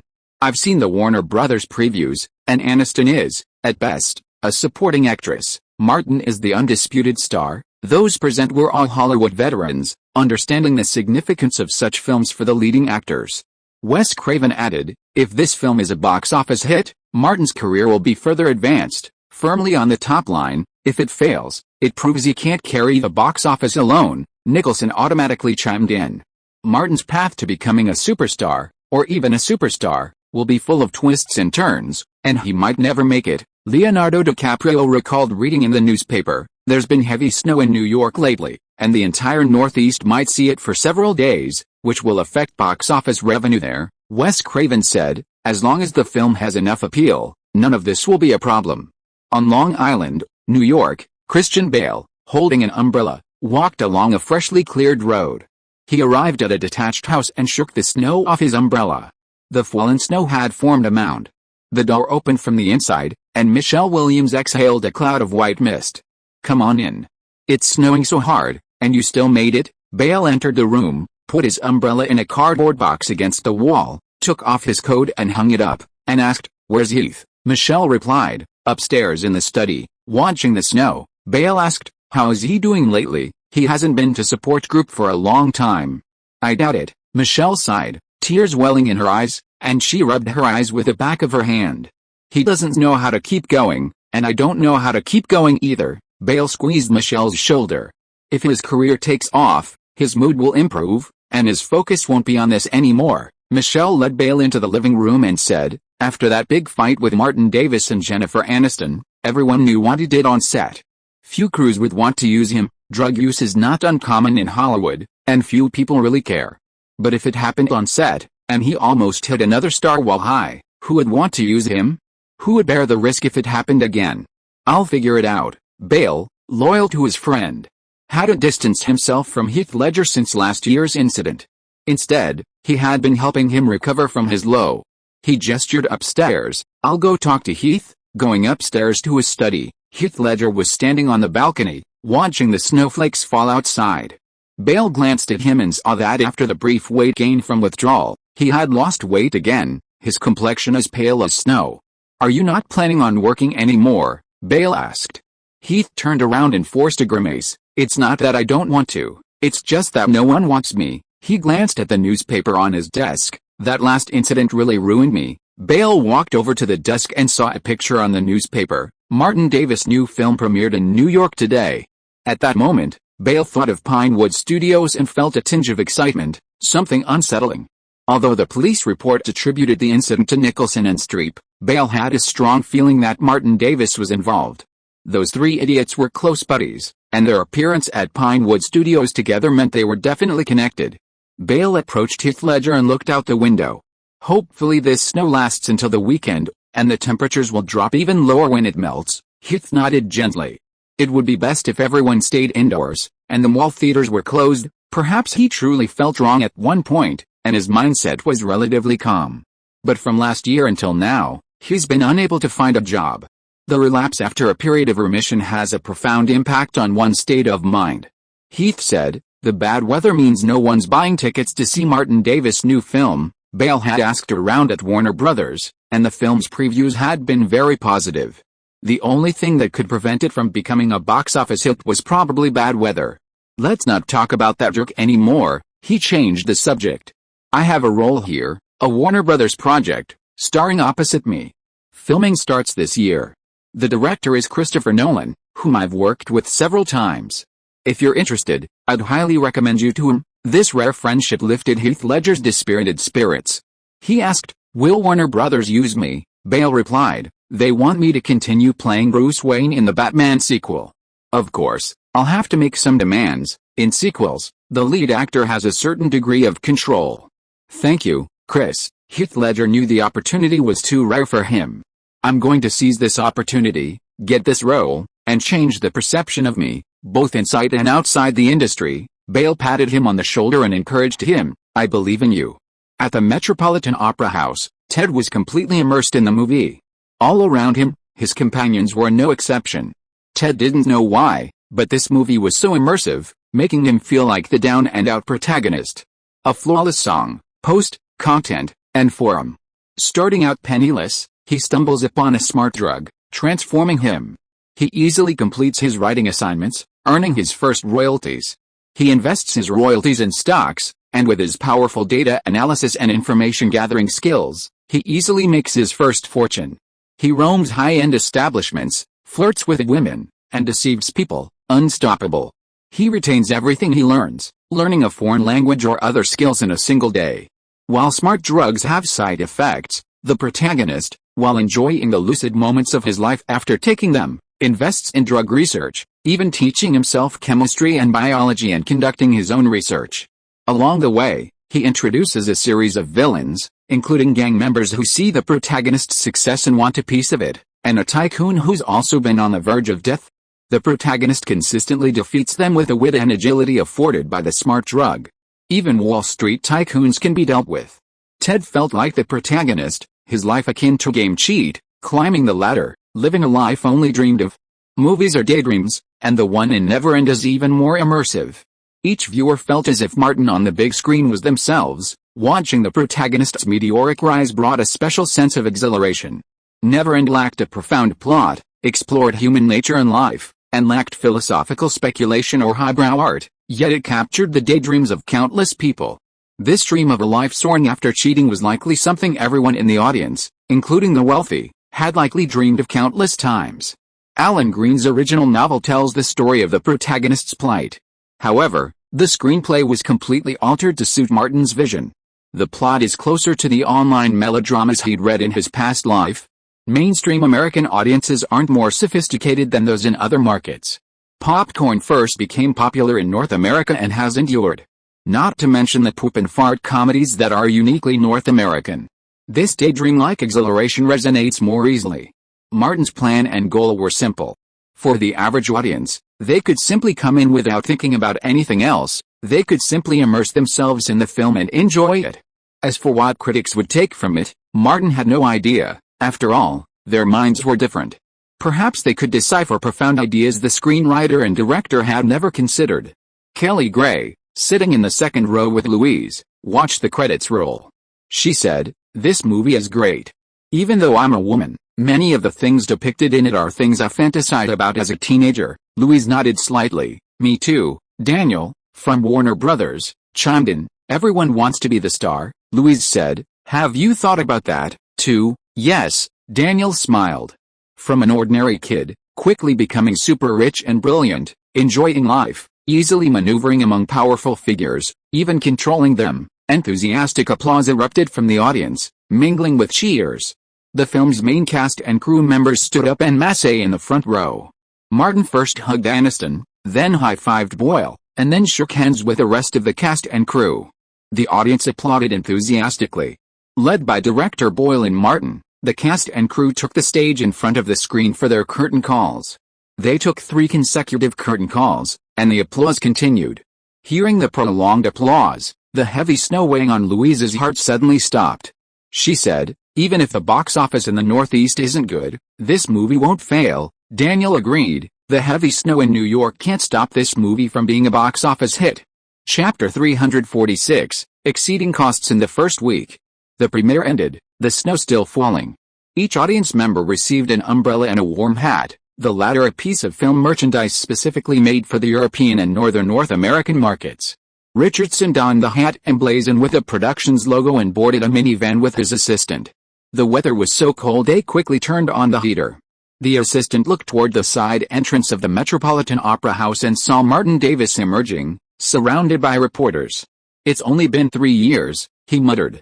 "Boss, don't you think the protagonist in the movie is a strange reflection of Martin's Hollywood career over the past 3 years? Life is like cheating in a game, going from a poor kid to a superstar." Richardson took off his hat, examined the logo, and said, "For a leading actor, a successful film can change their destiny." After a while, the others gradually returned.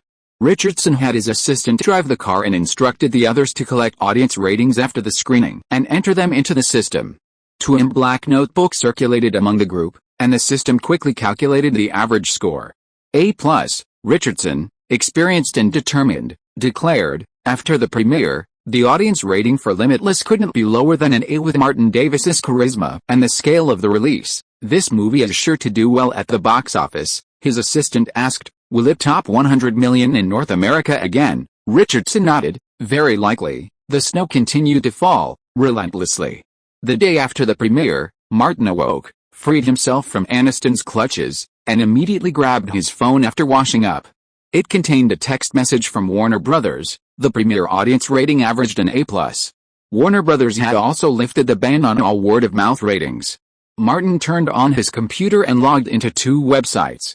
Limitless had an 88% Rotten Tomatoes rating and an average MTC Media rating of 78.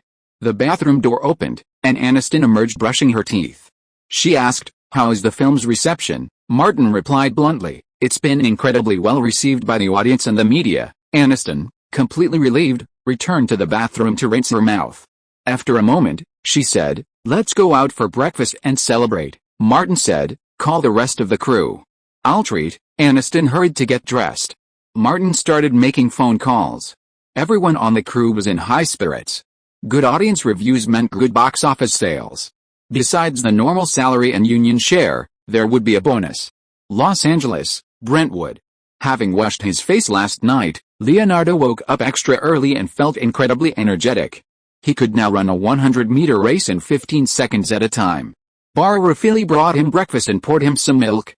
Leonardo smiled and said, "Do you have today's newspapers?" Bar Rafili brought over a large stack and said, "I found every newspaper and magazine covering Limitless." "That's thoughtful of you." Leonardo was very pleased with his temporary companion and decided to give her more exposure. He ate breakfast while reading the reviews in the newspapers. Because Limitless had just premiered and hadn't yet been released widely, most of the reviews were quick reviews. A strange and interesting pseudo-sci-fi thriller, very entertaining, a good mainstream entertainment. It will allow anyone sitting in the theater to realize their daydreams. Leonardo couldn't help but smile. He had seen the film at the preview, and some of the plot was something he had also fantasized about before he became famous. He continued reading and found some information about the male protagonist, that jerk Martin. Martin's performance is truly impressive. He's once again proven that his acting is as remarkable as his looks. Much of the film's plot hinges on Martin Davis's performance. He can quickly draw the audience into a daydream, and his character is as captivating as the leader of the Coca-Cola cult. Leonardo thought back to the time before he took on the role in Titanic. Back then, he had also received excellent critical acclaim, with many critics praising his acting prowess. But Titanic's massive success changed everything. It was a box office success Hollywood had never seen before. Who knew, out of jealousy or some other insane motive, that he was now considered a fool with no acting skills but only a good look? Leonardo had a feeling Martin was on that path. Who knew, one day, the critics would turn their pens against Martin, that fool. It would be a scene of much excitement. After breakfast, Leonardo skipped the newspaper and called Martin in New York. "Hey, Martin, is your new movie going to be a big hit? It hasn't opened widely yet, so who knows for sure." Martin was a bit flustered. The Northeast has been snowing heavily and it's freezing cold, which will definitely affect the box office. Weather is uncontrollable. By Thursday, snow was still falling in New York City. Although the flakes were smaller, the roads were piled high with snow. The weather was getting even colder. Limitless was released nationwide as planned. On Thursday afternoon, the snowy ground in front of the AMC theaters in Times Square was filled with people wearing red cotton hats. They braved the snow and cold to enter the theaters, which were still operating normally, to buy tickets for Limitless and show their support for Martin. In Brooklyn, near one of Martin's fan clubs in New York, a long line formed in front of a theater. The heavy snow and freezing weather discouraged some people from going out to see the movie, but it couldn't dampen the enthusiasm of the Coca-Cola cult and Martin's fan club. Because red t-shirts are difficult to wear this season, red hats became the main attraction of theaters across North America on Thursday night. That night, Cola Red was the most common color in North American theaters. In an office on Peachtree Street in Atlanta, Robert put on a red Coca-Cola baseball cap. Because his head was so large, he found it didn't fit him well. He took it off, adjusted it, and put it back on. Putting on a red jacket, he took out a 2003 bottle of Coca-Cola, solemnly smeared it with olive oil, and placed it on the old-fashioned desk facing west. Robert's expression was serious, like a cardinal presiding over a mass, muttering something to himself. In this country where cults are rampant, the Coca-Cola cult, despite its extremely loose organizational structure, has a huge number of supporters. If it weren't for his status as a partner in the company, Robert would have resigned and focused on being the high priest of the Coca-Cola cult. After the ceremony, as he walked out, he suddenly thought of something. From the leader Martin to the deputy leader Bruce to the Saint Helena, all of the Coca-Cola cult members were part-time. "I'd better stick with a part-time job," Robert muttered as he walked downstairs, wearing his hat. The high priest can't do it all. Driving home, passing the Peachtree Street Cinema, Robert noticed that the front of the theater had turned a sea of red. He knew from the color that it was the crowd going to see Limitless. Thursday passed, and early Friday morning, the latest box office results were released, appearing in the entertainment sections of many newspapers. With 2,800 advance screenings, Limitless easily took in $4.68 million. The film also enjoyed excellent word of mouth. By Friday's opening day, the screening had expanded to 3,285 theaters. With the continued severe weather in the northeastern United States and southeastern Canada, everyone, including Martin, had lowered their box office expectations. However, Limitless still attracted a large audience thanks to its excellent reputation and highly engaging experience. Its North American opening day grossed $12.45 million, surpassing the concurrently released Catch and Release, starring Jennifer Garner, to become the top-grossing film of the day. That same day, the film's rave reviews spread like a virus across North America via the internet.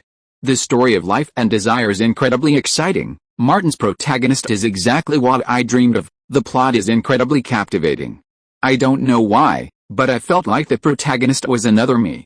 I had a blast in the theater. The plot and character development are so original, it's hard to get out of it. This positive reception attracted many casual viewers, and the film's box office took in a significant increase on Saturday, grossing $14.44 million. While adverse weather conditions did affect the film, the impact wasn't as significant as some had hoped. On Monday morning, Christian Bale met Heath Ledger for coffee. He wanted to help his friend get out of his predicament and back on track. The snow had completely stopped yesterday, and the main street had been cleared. Heath Ledger, newspaper under his arm, entered the coffee shop, ordered a hot cup of coffee, and sat across from Bale. Bale glanced at his red, icy face and asked, "What happened? You're not in a good mood." Heath took off his scarf and pushed the newspaper toward Bale. Even the snow couldn't stop that bastard Martin Davis and his movies. Bale picked up the newspaper. On the front page of the entertainment section of the New York Times was the latest weekend's box office results. Limitless had taken in $38.97 million in North America in just 3 days, surpassing the concurrently released Catch and Release to take the top spot at the weekend's box office. Bell put down the newspaper and said, "The heavy snow in the northeastern United States and southeastern Canada still affected the box office of this film. These two places are densely populated areas." Heath was a little annoyed. The North American box office exceeded the production cost in the first weekend. "Martin, the Bastard's new film has once again been a success," he added. CS gave it an A score and predicts that the North American box office will exceed $100 million. "Calm down." Bell was calmer than him and said, "If you want him to be unlucky, you can't count on the weather." Heath took a sip of coffee. The bitter taste dissipated in his mouth, and his mood stabilized a lot. "I had an illusion, hoping that he would fall hard. But fantasy is just fantasy.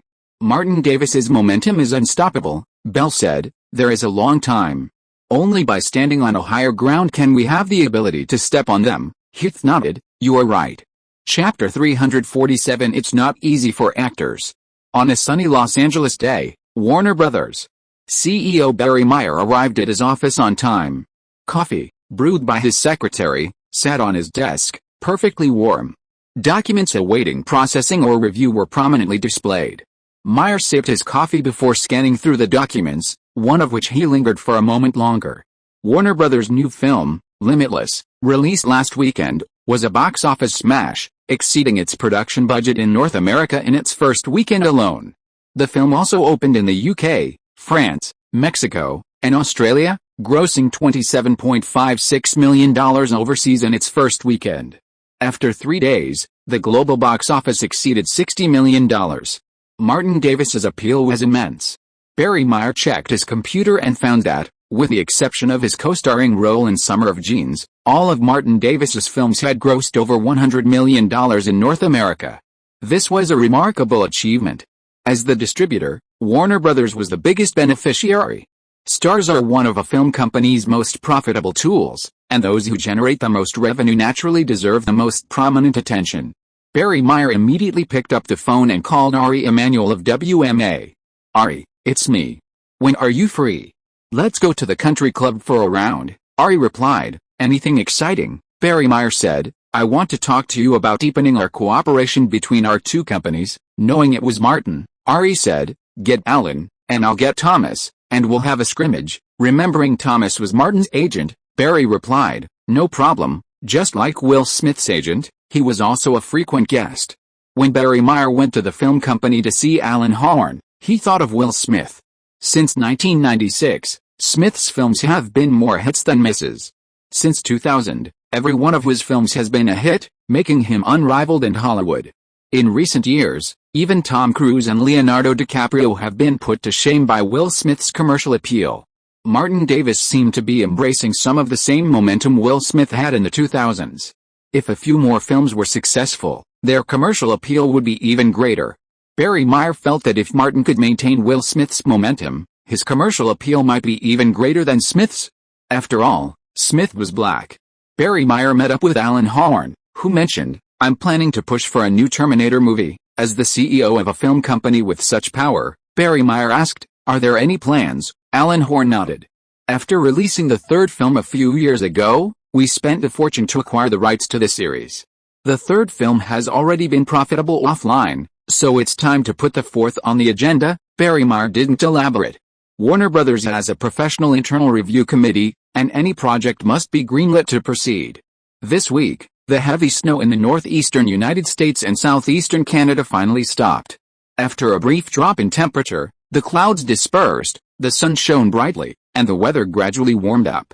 Martin and the entire creative crew left New York to continue their promotional tour for the film.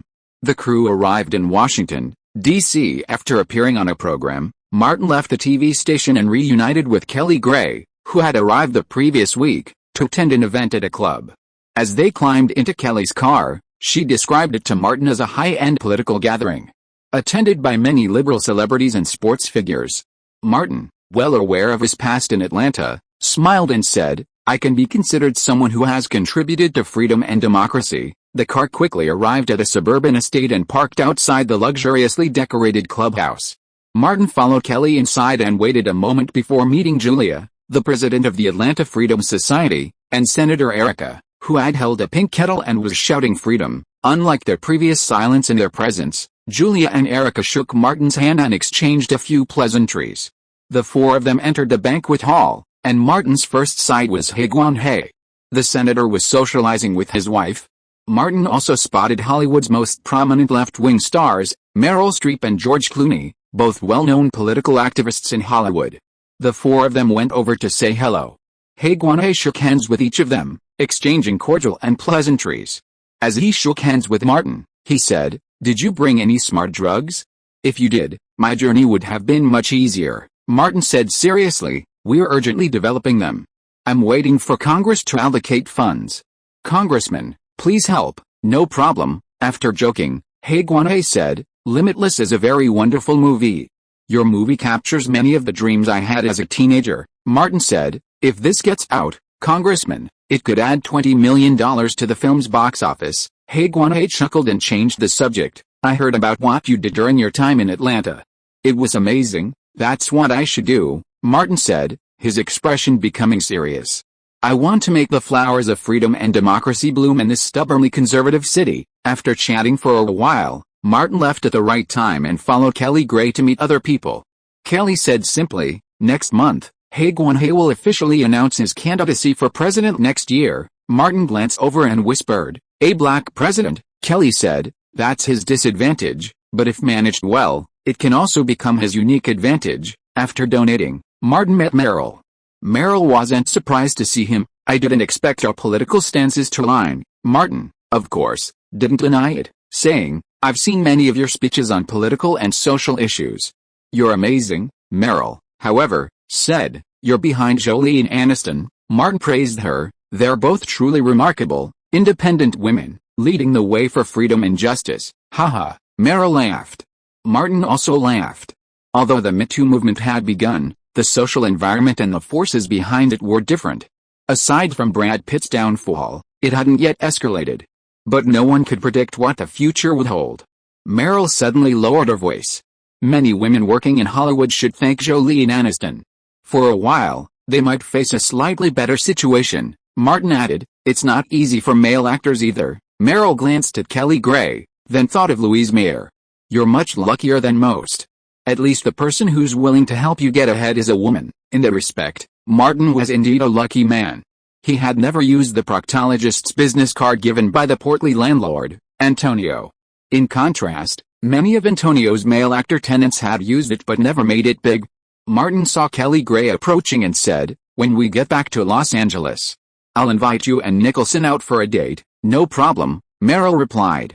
Then she asked, "Can't you three take me to your event?" Martin lowered his voice, "Not for ladies." Meryl had gone somewhere else before Kelly Gray arrived. Martin accompanied Kelly as they continued their socializing in the hall. Political figures, you never know when they'll connect. The crew spent 2 days in Washington, D.C., then moved on to Chicago, where they held one promotional event after another. To attract more audiences to the theaters, the filmmakers did everything they could to attract attention. Martin repeatedly recounted the film's protagonist's story of failure and success.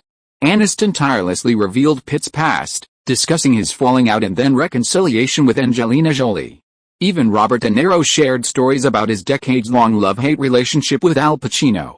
The screenwriters meticulously compiled behind-the-scenes tidbits, which were revealed in each city, were incredibly varied. For example, regarding the female lead, the crew revealed that Kate Winslet and Julia Roberts were considered before Aniston was chosen as the most suitable. Many of the rumors in the film's promotional material were fabricated, and the production team of Limitless had a team dedicated to creating interesting tidbits. During this traditionally slow film season, the film maintained steady box office performance. With improved weather in the northeastern United States and southeastern Canada, previously suppressed audience enthusiasm was finally unleashed. Over the next weekend, more viewers opted for Limitless, entering its second weekend, amidst new releases like The Mist and older releases. The film maintained its remarkably stable box office performance, and with relatively weak competition, its second weekend's box office was only slightly lower than its opening weekend. closing in at $26.82 million. Including the 4-day opening, Limitless's North American box office total reached $81.05 million after 10 days, putting it on track to surpass $100 million in North America. This weekend, the film also opened in Latin American markets like Brazil and Argentina, as well as in East and Southeast Asia, bringing its overseas total to $51.14 million. Meanwhile, Martin's other film, The Departed, is entering its final stages of its North American run, with a cumulative North American box office of $187 million and a global total exceeding $300 million. According to normal release schedules, the film should be withdrawn from North American theaters and released on DVD and video, capitalizing on its popularity. However, the production team preferred to give theaters 80% of the subsequent box office revenue in exchange for maintaining a certain scale of release, precisely to ensure their Oscar push. The Departed will remain in theaters and will not be released on DVD or video before the Oscars ceremony. If it wins a major Oscar, DVD and video sales will explode. This isn't even 10 years from now, and the quality of Best Picture is guaranteed, so the Oscars' impact on the market is still significant. In another 7 or 8 years, not only will the Oscars' marketing impact be significant, but even the ratings of the awards ceremony itself will become a major issue. Having won multiple Hollywood Guild Awards, Martin Scorsese and the film have become the top favorites for this year's Oscars. As for Babel, which won the Golden Globe for Best Picture and Best Director, no one expected it to pull off an upset. In early February, the 2007 Oscars reached a crucial stage. The nominees' luncheon, where the nominees were announced, was held at the Ritz-Carlton, New York. Chapter 348, First Oscar Nomination. Hundreds of reporters gathered outside the Ritz-Carlton Hotel, awaiting first-hand Oscar news. Hollywood's awards season stretches for months, with countless awards presented, and the climax is undoubtedly the Oscars. The nominees' luncheon is the final preparation. Hundreds of celebrities and dignitaries arrived one after another, and Martin, among them, looked just another ordinary member. In the banquet hall, he sat at a table with Leonardo DiCaprio, Nicholson, Scorsese, and others. Few were interested in the exquisite dishes served at the luncheon. Martin poked Nicholson on the left and signaled with his eyes, "Your favorite?" Nicholson saw it, and Blanchett, the heroine of the Babel crew, said, "I heard from Meryl that you were there when she had a conflict with this woman last time." Martin took the initiative to take credit. "Without me, Meryl would suffer." Then he asked for benefits. "You thank me." Nicholson picked up the bottle, poured a glass of wine, and handed it to Martin. "Thanks." Martin shook his head. "Sure enough, you are shameless." Leonardo on the right took over. "You should thank Meryl's husband in New York," Martin said seriously. "Yes, let him thank the famous Jack Nicholson." Nicholson didn't care. "Do you think he doesn't know?" "Don Gummer knows more than you think." Martin asked, "Is that Meryl's husband?" "A sculptor," Leonardo explained, "also a very famous artist." Martin said, "I understand. People who engage in art are indeed extraordinary, and art is also a very profound subject. To achieve artistic success, sacrifice is essential." Nicholson lowered his voice, leaned over, and said, "Next weekend, let's go to Venice Beach together, you two bastards. Aren't you afraid of being shot?" Martin calculated the time in his mind. Leonardo said, "That's why I asked you." Martin shook his head. "I don't have time. A friend is having a birthday party, and I promised to be there." "Female friend?" Nicholson asked. Martin casually said, "A girl I saved at Burbank High School, the Olsen twins' younger sister." Leonardo noticed and asked, "The one who played the Coca-Cola cult saint next to you in last year's Coca-Cola commercial?" Martin nodded. "That's her." Natalie Portman, also from WMA, passed by and greeted Martin. While Martin turned to talk to someone, Nicholson gave Leonardo a look. Assholes have a tacit understanding, and Leonardo immediately understood what he meant. When Martin turned around, he said, "Can I be a part of your friend's birthday party? I'll join in the fun." Nicholson leaned over and said, "Count me in." Martin's first reaction was, "You're not trying to cause trouble, are you?" Nicholson shook his head. "Martin, you have a mental problem." Leonardo teased Martin, "I always take you to every fun party. Where's your brotherhood?" Thinking of the 2 bachelorette parties, and not particularly worried about these 2 people messing around, Martin said, "I'll ask the host first." Before lunch even started, he texted Elizabeth Olsen. Her 18th birthday was in less than 2 weeks, and the Olsen sisters were throwing her a grand birthday party. Stars of Leonardo and Nicholson's stature would be a great addition to the party. Elizabeth Olsen's text came back quickly. Martin glanced at it and said, "The master agreed. Remember to prepare birthday gifts for everyone." Nicholson replied, "No big deal." He pointed at Leonardo DiCaprio and said, "Preparing the gifts is up to you." Leonardo glared. "Why me?" Nicholson said, "You understand the mind of a young girl." Scorsese glanced at the three jerk-offs and secretly thanked them for not causing trouble on his set. "That cow, never mind. After the Oscars, I'll just kill it and make steak, kebabs, and goulash. 3 ways to eat it." Luncheon host Maggie Gyllenhaal and Academy President Sid Janis appeared on stage. Scorsese called out, "It's time to begin." Martin, Leonardo DiCaprio, and Nicholson stopped talking and listened intently to the list of nominees. After Sid Janis finished his speech, Maggie Gyllenhaal announced the winners of the Scientific and Technical Awards. Despite its name, the Academy of Arts and Sciences is not a prestigious institution. Several of the awards associated with it are not even officially recognized at the ceremony. Then, the nominees for various awards were announced. Nicholson looked relaxed, watching the 3 idiots at his table, their eyes wide open and ears erect, finding the amusement growing. He whispered, "There are 4 people sitting at this table, and they've won 3 Oscars. Who are they?" Martin and Leonardo DiCaprio simultaneously raised their middle fingers at him. Scorsese was furious, ready to hide him. But the 3 of them were helpless. The other person had 3 Oscars. Martin withdrew his finger, feeling relieved. Nominations were easy, but winning was a long shot. With Leonardo DiCaprio next to him as a comparison, he felt his luck wasn't bad. Maggie Gyllenhaal read out the nominations one by one, which then appeared on the big screen behind them. Soon, the Best Supporting Actor nominees arrived. Alan Arkin, Eddie Murphy. Then, Martin heard his own name from Maggie, Martin Davis. Martin clenched his fists. All his hard work had paid off. Leonardo DiCaprio and Nicholson both fist-bumped him in congratulations. When the list was finished, Scorsese applauded and nodded to Martin. Martin smiled, feeling a surge of excitement. After all, it was a rare achievement.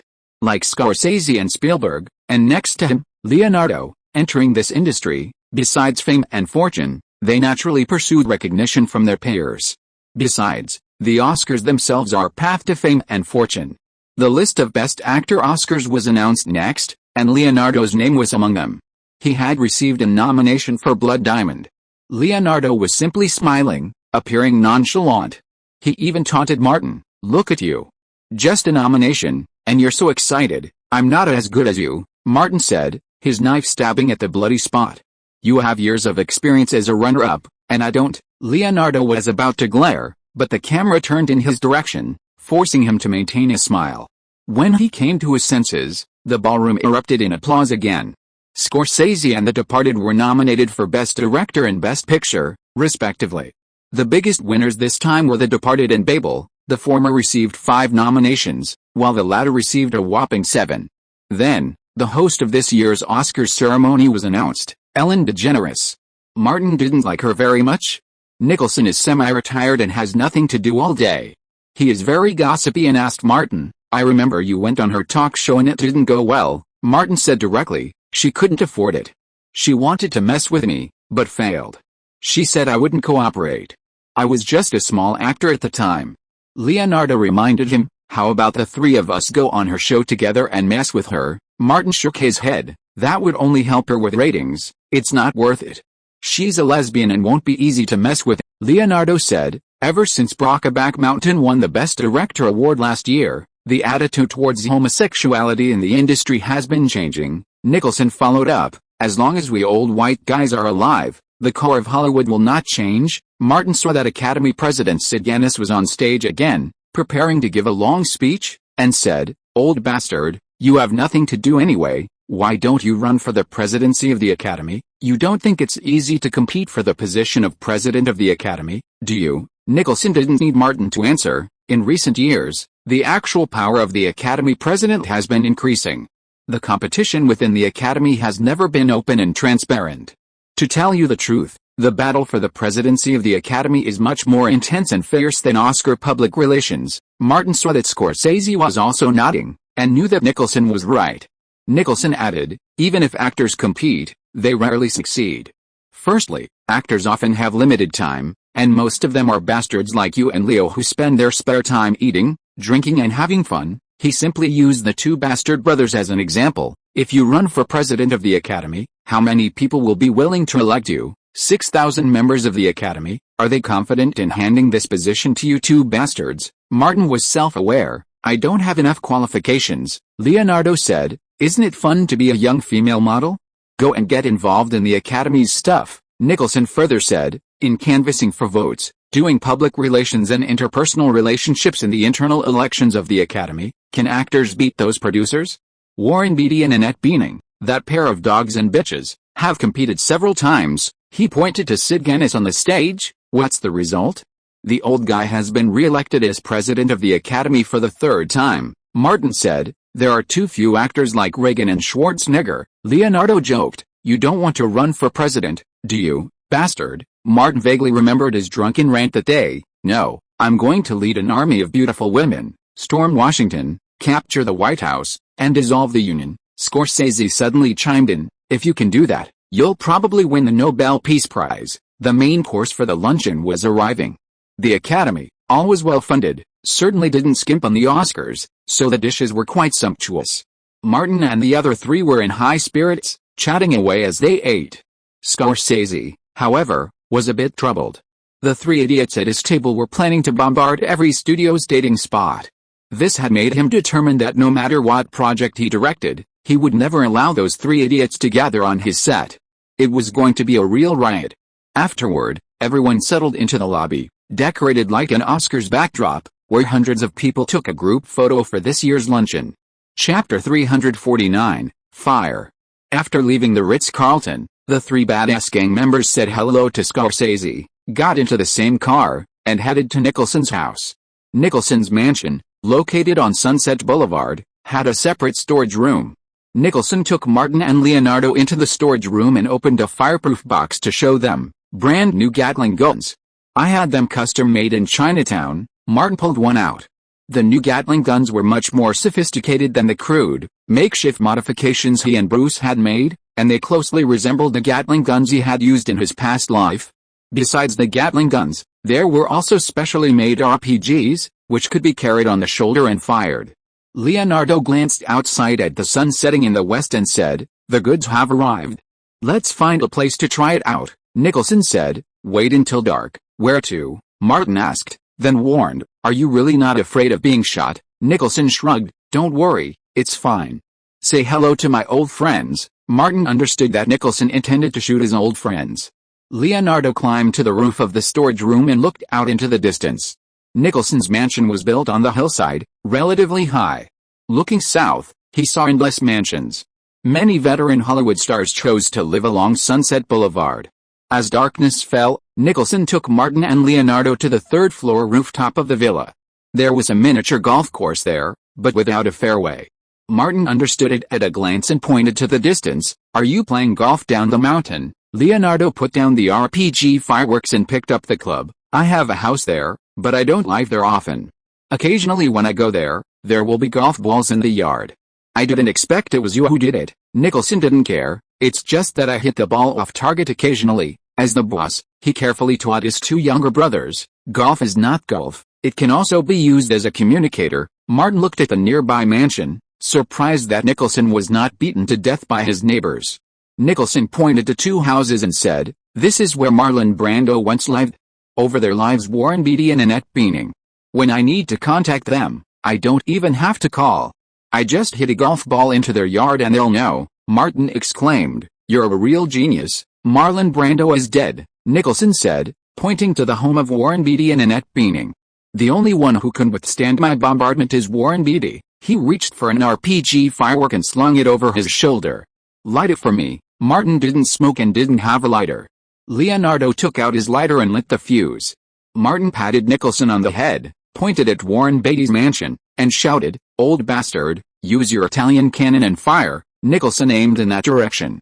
Boom, a bright firework, flashing brightly, shot over the wall and landed in Warren Beatty's yard, then exploded with a bang. Martin, having seen many fireworks, knew immediately that this one was equipped with the flash bombs common in his past life. But that wasn't the end. Nicholson's RPG, still smoking, excitedly shouted like a child, "Fire! Fire!" With a bang, another firework landed in Warren Beatty's yard and exploded. Martin wondered, "Is no one home?" Leonardo said deliberately, "I think Warren Beatty and Annette Bening went to get their guns." Nicholson's face was full of smiles. "Keep going. Keep going." Flash bomb after flash bomb flew over there until they were all empty. Nicholson had just thrown away the RPG barrel when there was movement over there. Martin saw a woman climb to the top of the house and hold up an electronic megaphone. A voice roared like a lion, "Jack, you damn bastard. Just wait, Warren and I are going to smash your windows." Nicholson shouted, "Come on, there are 3 men waiting for you." Annette Bening shot back, "I'm not afraid of 3 more." Then she went downstairs. Nicholson called out, "Come on, downstairs, get ready to drink." Martin and Leonardo went downstairs together. Not long after, Warren Beatty and Annette Bening banged on Nicholson's door. Annette Bening kept her word and smashed 2 windows. Then, the 5 of them went into Nicholson's bar and drank heartily. Less than half an hour into the drinking session, some more veteran white men from Hollywood arrived. Martin and Leonardo were no fools. They understood that Nicholson was helping them expand their network of veteran white men from the Academy. Warren Beatty currently holds a position within the Academy and had just received a Lifetime Achievement Award. He let Martin and Leonardo in on the news. The organizing committee of this year's Oscars ceremony has already extended invitations to Spielberg, Francis Coppola, and George Lucas, intending to have them serve as presenters of the Best Director award. Martin had some memory and reacted quickly. "Director Scorsese is going to win an award? The probability is very high." Warren Beatty picked up his glass and had a drink with Martin. Annette Bening added, "It looks like Al Pacino and Robert De Niro will be presenting the Best Picture award." Leonardo DiCaprio beat Martin to the punch, saying, "Best Picture is a no-brainer." Warren Beatty pointed at Martin and said, "So, you don't have to worry about getting nominated. You've only been in the industry for 3 years, and you've already received an acting nomination. Look at Oscar history, there aren't many." Martin, who had studied the Oscars since the beginning of the new century, said, "From a pie-sharing perspective, other crews should also benefit." Warren Beatty nodded, "That's right. The Oscars are essentially about sharing the pie." Nicholson poured everyone a glass of wine and said, "Okay, enough of this crap. Drink. Drink." Everyone turned to gossip to accompany their drinks. Unrelated sentence fragment. The next morning, Martin arrived at WMA. Thomas accompanied him to meet with Ari Emanuel, the company's largest partner. "Congratulations. Your new film is a huge hit." Ollie shook Martin's hand. "And you've even got your first Oscar nomination." Martin smiled and said, "The company has been incredibly helpful to me." Ollie invited them to sit down and said, "For Best Supporting Actor, the favorite is Alan Arkin, and he also received the most nominations." Martin asked, "What was my percentage?" Ollie replied simply, "3rd place. A lot of people voted for you, but most of the votes put you in 2nd or 3rd place." Martin said, "Just being nominated is satisfying." "It's my first time," Ollie said bluntly. "If you were 30 years old and had been in Hollywood for more than 10 years, I would have the confidence to help you get this Best Supporting Actor nomination." Thomas followed up, "Martin's PR efforts have all been halted." Ollie nodded. "Academy regulations prohibit PR after the nominations are announced, but most aspirants are up to no good behind the scenes. But since you have no chance of winning, there's no need to leave a bad impression with the Academy." Martin replied, "I understand." He thought of the second member of the asshole trio. "An actor like me, if we leave a bad impression, we could easily become another Leonardo DiCaprio." The more Ollie observed Martin, the more satisfied he became. He hadn't become overly inflated after his rise to fame, a rare sight among Hollywood stars. Even Leonardo DiCaprio experienced a period of arrogance after Titanic, and even James Cameron described him as overconfident. Ollie was eager to bring Martin under his wing, but seeing Thomas standing next to him, he suppressed the thought. Thomas noticed Ollie's eagerness, but he was much calmer and composed than before. After working together for over 3 years, Thomas had a good understanding of Martin's needs in an agent and knew how to do his job well. As long as he did his job well, Martin wouldn't easily change agents, even if the person trying to poach him was Ari Emanuel. Ollie then mentioned Martin's new film, Limitless, will gross over $100 million in North America this week. "Do you have any new projects or roles? WMA could also use some supporting actors to star in such successful films, which would help attract new clients." Martin said vaguely, "We have 2 new projects, both of which are currently in the planning stages. We estimate the scripts won't be ready until the second half of the year at the earliest, and filming might not begin until next year." He thought for a moment, then added, "I've taken a liking to Christopher Nolan's new project. If possible, the company should give it a try." Ollie replied immediately, "No problem." He looked at Thomas and said, "A few days ago, Thomas and I played golf with Barry Meyer and Alan Horn." After chatting for a while, Martin exchanged a look at Thomas and left Ollie's office, using the excuse of a phone call. Upon exiting, he called Louise. "Congratulations on your Oscar nomination," Louise complained. "I asked you to come over last night, but where were you?" Martin replied, "I was drinking at Nicholson's house. He introduced me to a lot of veteran movie stars." Louise asked, "Calling me about something?" "Nolan and Warner Brothers are collaborating on a Batman sequel," Martin said directly. "Is Pacific Pictures interested in investing?" Louise smiled and said, "Actually, Warner Brothers has already invited Pacific Pictures and Legendary Pictures. The upfront investment is too high, and Warner Brothers wants to share the risk." Martin asked, "How much is the planned investment?" Louise said, "No less than $180 million. It's precisely because of the high upfront investment that Warner Brothers invited me." Martin said, "I'd like to see the script for this project. I heard that Jonathan Nolan will submit the first draft to Warner Brothers and DC Comics this month." Louise understood Martin's meaning and said, "I'll find a way to get the script. It shouldn't be difficult to get a copy on behalf of Pacific Pictures." Martin said a few more words and hung up. In the office, Thomas and Ollie were engaged in a confrontation. Chapter 350, Drawing Cakes. In the office, Thomas stared down WMA's top boss, Ari Emanuel, feeling as if they were on equal footing. He quickly corrected himself, this wasn't an illusion. Thomas knew full well that he wasn't just one person anymore, he was representing Martin. With Martin's current momentum, they'd both be treated like VIPs at any agency. Ari asked, "What do you want, Martin?" "Just ask." Thomas stroked his bald forehead and spoke politely. "Isn't it a bit conservative for the company to promote Martin to a second-tier client?" Ari warned. "Martin hasn't even completed his first 3-year contract with WMA yet. Above him are only first-tier clients and superstars. There's no limit to human demands and desires." Thomas disagreed, but Martin deserves better at the company.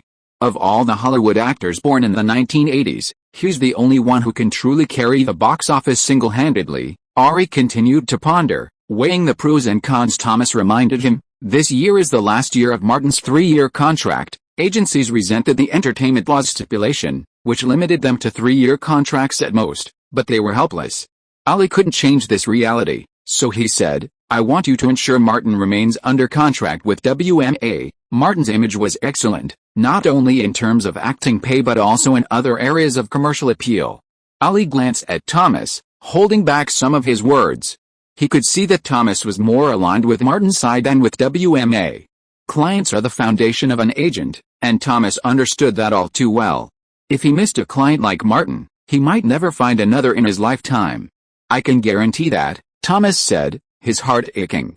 After pursuing his client's interests, he also had to consider his own. "My treatment at the company," Ollie had a plan, "move up from the mixed-use office downstairs and choose one of the senior agent offices. All your treatment will be upgraded to that of a senior agent." Thomas turned, his figure faintly reflected in the glass curtain wall, his hair thinning. He asked for more than that, tentatively asking, "What about partnership?" Ollie frowned slightly and said, "It's too early to ask for partnership now. Martin isn't a superstar yet, and you don't have 2 A-list clients, so you'll have to wait." After politely declining, he added a promise, "As long as Martin becomes a superstar, the company will invite you to become a partner without you having to ask." Thomas didn't expect to become a partner right away, but rather to give the company a heads up. If employees don't take the initiative to improve their compensation, how can they expect the company to be proactive? Thomas added, "I'll help Martin renew his contract." Ollie nodded and said, "All the company's project resources are open to Martin. You can take him to the resource management office later." Thomas agreed and left the office. He saw Martin making a phone call not far away and waited for a while.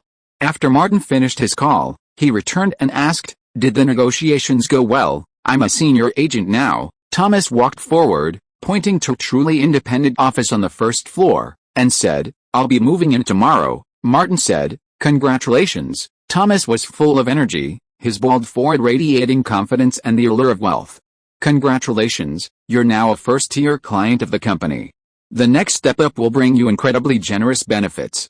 He took the initiative and stated his position: if you renew your contract with the company at the end of this year, I'll secure a 5% commission for you. Martin also stated his position: we're the best partners. Thomas asked, are there any other urgent matters to attend to today? No, Martin asked. What's good news? Thomas led the way. As a first-tier client, you have the right to view all current projects and roles collected by WMA. A few minutes later, the two of them went downstairs to a conference room. Thomas exchanged a few words, and the 8 assistants in the mailroom immediately got busy. Martin sat on a sofa and watched them busy. Someone opened a laptop and connected it to the conference room's projector. Someone placed the script sent by the production company on the conference table. Others compiled accompanying plans and instructions for Martin to review at any time. Everyone was dedicated to Martin, as if he were their god. Thomas only needed to stay by his side and wait. Martin murmured, 3 years ago, when we reviewed the company's scripts, some were completely unavailable. The ones we did see were leftovers from others, and we had to print and copy them ourselves. Thomas also thought about the 3-year period. Back then, I worked in a crowded hallway, without even an office. Martin encouraged him. Next, we must strive to be at the top of the game. Thomas was full of energy. I will, soon. An assistant came over and asked, Mr. Davis, shall we begin now? Martin nodded. Let's begin. Another assistant opened his laptop, and the projector beamed a screen, a catalog of all the recent projects and roles WMA had received. Within WMA, a dedicated person in the mailroom was responsible for following up and updating every project and role with the latest information. For example, if a director was newly confirmed for a project, WMA's database would have to be updated that same day. Martin saw many film project names or code names, many of which he remembered. First up, list number 1, number 3, Martin said directly. The Curious Case of Benjamin Button. Give the relevant information to Thomas. A female assistant immediately took the relevant information and handed it to Thomas. Martin continued to browse, seeing titles like Justifiable Murder, Midnight in Barcelona, and Roland Emmerich's 10,000 BC. There was also The Summer of Jeans too. Thomas also saw it and said, I played golf with Barry Meyer and Alan Horn a few days ago. Alan Horn offered you a role in the sequel to The Summer of Jeans, but I turned it down, Martin said bluntly. Teen idol movies like that, and poop and pee comedies, all rejected. With his current status, filming such films would lower his profile. Thomas thought for a moment, then added, Alan Horn also mentioned a major project with an investment of over $180 million. It's not Batman, but he didn't reveal the details. He just said he'd discuss it with you once the script is finalized. Martin replied, I'll talk to you after I've read the script. Thomas, knowing he had no say in the project or the role selection, said no more. Martin's eyes fell on 10,000 BC. If I remembered correctly, it was another dud. Someone in a past life once said that Roland Emmerich's departure from disaster films was itself a disaster. He'd read the entire table of contents and carefully reviewed the synopsis, but aside from The Curious Case of Benjamin Button, Martin hadn't discovered anything new. Martin asked Thomas to collect the relevant materials and asked, Is that all? That's all for now, Thomas explained briefly. These are some of the projects currently recruiting actors. Some companies or projects may not plan to work with WMA, or the main actors may already be selected, so the open auditions are just a formality. Others directly invite relevant actors to audition without openly recruiting, and they won't be included in our database, he said. There are nearly 1,000 projects planned in the industry each year, but less than 20% to 30% make it into the WMA database. Martin nodded. Let's go. Then the two went to Thomas' office to study The Curious Case of Benjamin Button, based on the novel of the same name. It was confirmed to be directed by David Fincher, co-produced by Warner Brothers and Paramount Pictures, and the expected investment was no less than $60 million. Martin had seen all of David Fincher's films and remembered that the lead actors were Brad Pitt and Blanchett. Now, Pitt was out of the question. How was the box office? Martin didn't remember, but he knew it was very popular, even a masterpiece for Fincher and Pitt. Thomas reminded him, Fincher's new film, Zodiac, has been receiving a generally mediocre response in internal screenings and will be released in March. Martin said, Contact the crew and express your initial interest in working together. Thomas asked, "What about the salary?" Martin thought for a moment and said, "As usual, with the box office success of Limitless, it was normal for Martin to demand a salary of around $13 million. For films that weren't strictly arthouse, Thomas wouldn't bother negotiating with anyone below $12 million. If someone approached him, he'd set an opening price of $15 million for Martin. For new commercial endorsements, the standard was $10 million. Limitless's box office success had opened up a new paradigm for filmmaking in Hollywood, prompting many producers to explore ways to further engage the audience with their characters. Author Alan Green resigned from Empire magazine to become a full-time writer and screenwriter, and Hollywood producers flocked to his home. Alan Green's novel, Winterland, which he was currently working on, was also a hot topic for major studios. Successful people never lack admirers. Meanwhile, Limitless enjoyed its third weekend in North American theaters. Despite the impact of Super Bowl weekend, the film maintained its steady performance, taking in another $17.58 million in North America, bringing its North American box office total to $112 million. Another film starring Martin has surpassed $100 million at the North American box office. With overseas releases still expanding, the film's global box office has already surpassed $200 million. Many Hollywood studios and projects have turned their attention to Martin. Warner Brothers has profited handsomely from films starring Martin over the years, and other companies are naturally eager to get in on the action.